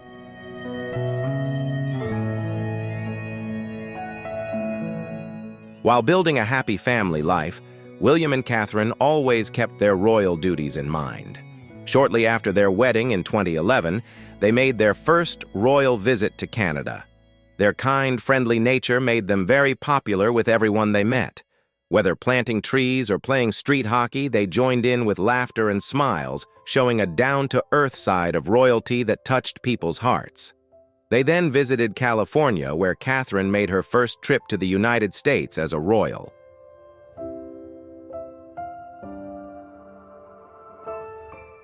In 2012, William and Catherine undertook an extensive tour of Asia and the Pacific to celebrate Queen Elizabeth II's Diamond Jubilee. They visited countries such as Singapore, Malaysia, Tuvalu, and the Solomon Islands, carrying a message of unity and honoring royal traditions. Notably, Catherine gave her first overseas speech at a children's hospice in Malaysia, demonstrating her sincerity and deep concern for the less fortunate.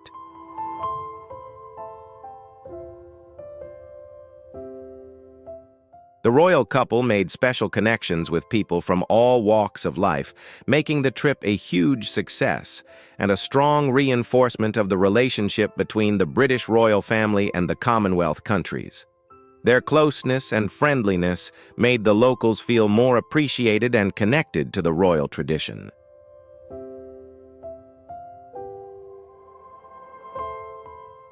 In 2014, William and Catherine continued their tour of Australia and New Zealand, this time bringing Prince George along, the little prince's first official trip.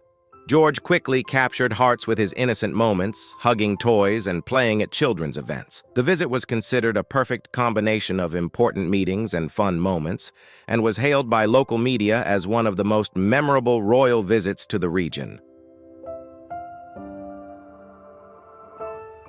Over time, Catherine became more and more involved in royal duties. She regularly appeared at state events, official ceremonies, and charity gatherings. People loved her not only for her beauty and kindness, but also for her simplicity and approachability. Although she was the Duchess of Cambridge, she was still someone that ordinary people could relate to because of her humble background.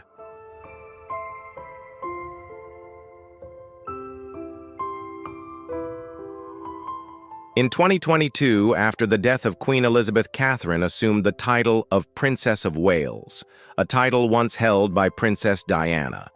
Her grace and elegance in this new role has been widely admired. She has often stood by Prince William at important occasions, demonstrating unwavering strength and deep compassion for others. She remains committed to the causes she cares about most, particularly child development, mental health awareness, and support for families.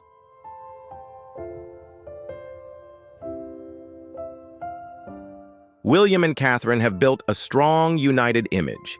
In 2016, they teamed up with Prince Harry to launch the Heads Together campaign, which aims to end the silence and stigma surrounding mental health issues. William has been open about his own emotional challenges, including grief after the death of his mother and the stress of working as an air ambulance pilot. This is rare for a royal, and people from all walks of life have appreciated it.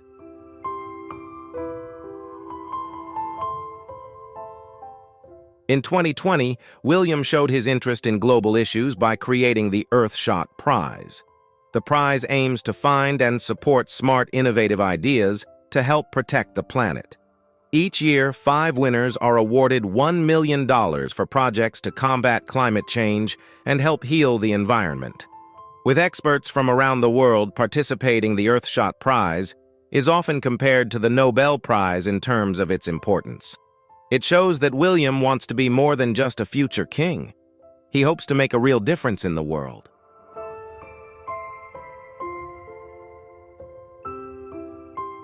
William's calm, steady leadership style has won him the trust of the public. In a survey conducted in March 2023, 74% of respondents said they viewed him positively, making him the most popular member of the royal family, even ahead of King Charles. People admire his calm nature, hard work, and dislike of unnecessary trouble. His honesty, kindness, and dedication to important causes have earned him respect and love.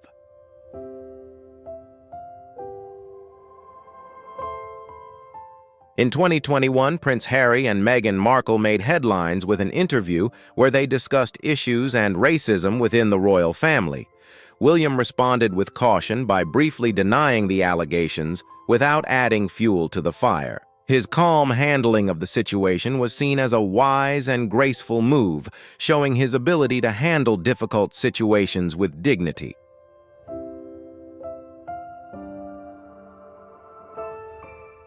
In early 2023, concerns about King Charles's health began to grow, forcing William to take on more responsibilities. He began attending more public events, presenting awards, and representing the royal family on international trips. When the king was treated for a minor illness in February, William immediately took over managing royal duties, charity visits, and important meetings. He was clearly ready for a bigger role.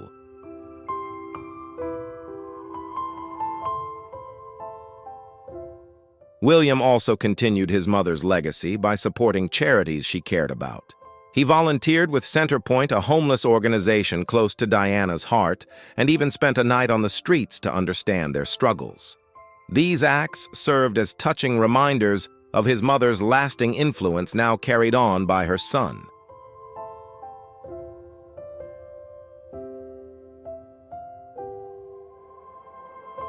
William and Catherine have also found a way to balance the modern world of social media.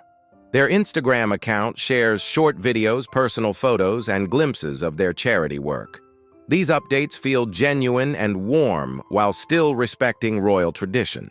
By embracing this new way of connecting, they have reached out to younger generations without losing the dignity of their royal roles.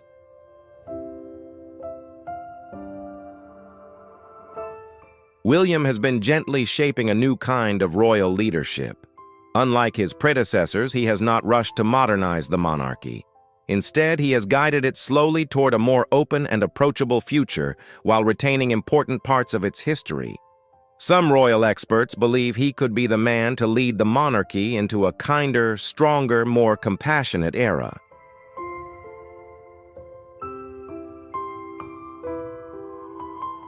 The big question that remains unanswered is, when will Prince William officially ascend the throne, and how will that process take place? This is something that many people around the world are very interested and curious about. Could William become king sooner than expected? The answer remains to be seen, but recent developments have increased attention to this issue.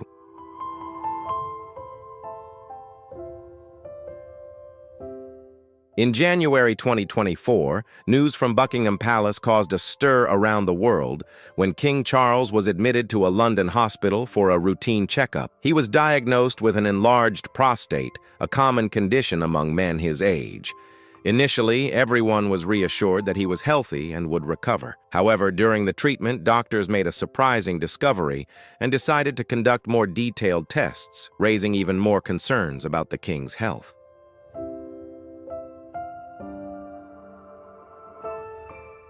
Soon after, the palace shocked everyone by announcing that King Charles had cancer.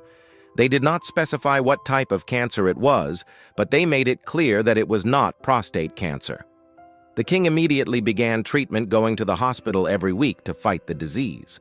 Although things were difficult, King Charles tried his best to stay active while receiving outpatient treatment. He continued to carry out his important royal duties. Some of his public events were canceled, but he continued to work behind the scenes.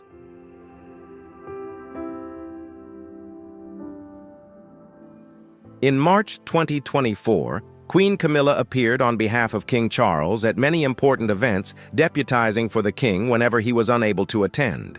Her appearances helped maintain a stable image and a royal presence in the public eye during this difficult time. The royal family has continued to send out positive messages, stressing that King Charles is grateful for the love and support he has received from the people and his family.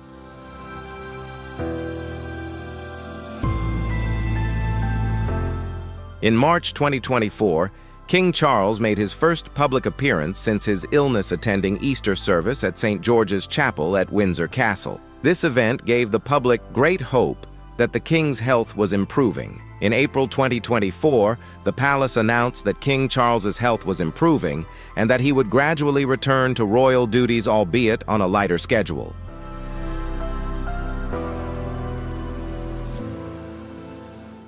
However, concerns were raised again in March 2025 when the king was temporarily hospitalized due to side effects from his treatment. Several events he was scheduled to attend were canceled, adding to public uncertainty about his health. While the palace maintained an upbeat tone and tried to reassure the public, the news of Charles's cancer announced on February 5, 2024, remained a major question mark over the future of the monarchy. The palace did not disclose the type of cancer, but insisted it was not prostate cancer and that the king had begun aggressive treatment.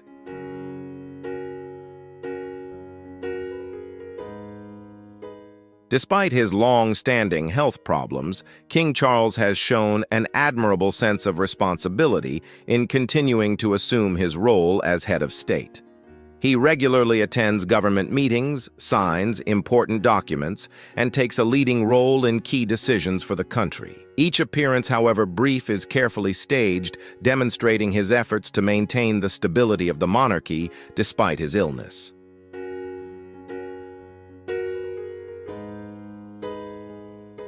However, in May 2025, a special event attracted the attention of the public and the media. King Charles made a brief visit to Canada. During the trip, he addressed the Canadian Parliament and met with the country's top leaders. While the public was happy to see him again, many noted that the visit was very short, and all activities were organized quickly in contrast to the open long-term contact style of previous years. This raised concerns that the king's health condition may be more serious than the palace announced.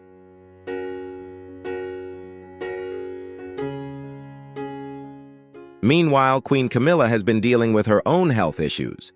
During a tour of Australia and Samoa in October 2024, she began to feel unwell and was diagnosed with pneumonia in November. As a result, many events she was scheduled to attend had to be canceled. Although she has gradually recovered, the illness has left her feeling tired for months, limiting her ability to return to regular royal duties.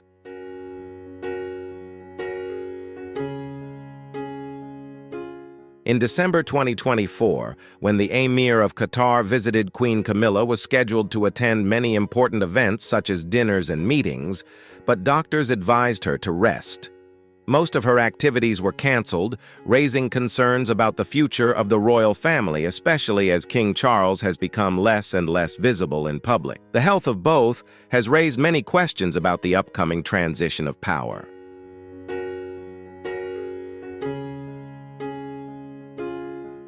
In April 2025, King Charles and Queen Camilla made a surprise trip to the Vatican as part of a previously unannounced visit to Italy.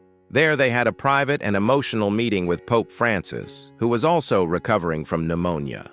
The visit coincided with the 20th wedding anniversary of the King and Queen, and it was filled with many layers of meaning, from the deeply personal to the spiritual and historical symbolism.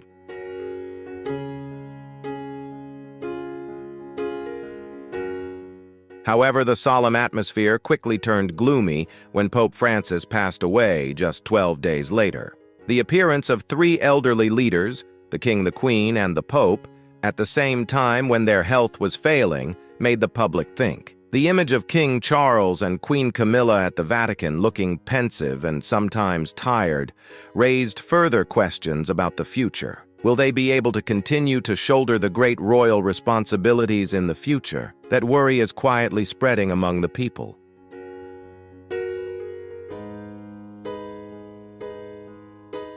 Although the palace has never officially said anything about the king's abdication, experts and royal historians have begun to talk about the possibility that Prince William will ascend the throne sooner than expected.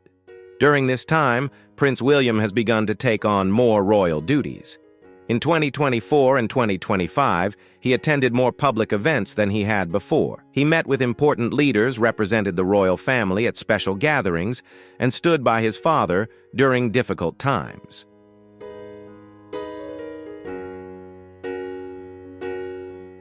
Some believe this means the royal family is carefully preparing for what might come next. There has been no official announcement of King Charles stepping down, but it is clear that Prince William is being entrusted with greater responsibilities. He has handled difficult situations with grace and calm. The way he has gently taken on more work without trying to draw attention to himself has made people admire him even more.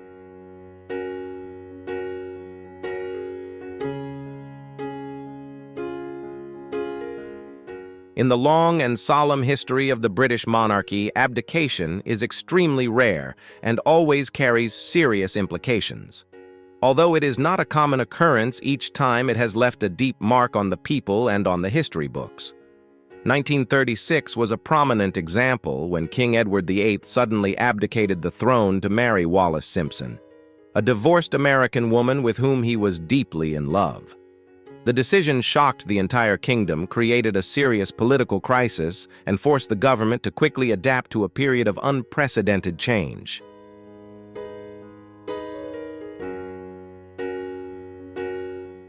Buckingham Palace has not given any hint that King Charles is thinking about abdicating. Palace officials have made it very clear that he remains fully committed to his work as king. Even while undergoing cancer treatment, King Charles has continued to handle his daily responsibilities, reading government documents, holding important private meetings, and quietly handling the affairs of the kingdom. Those close to the king say he believes it is his duty to serve as monarch for the rest of his life, and unless his health takes a turn for the worse, they believe it is highly unlikely that he will step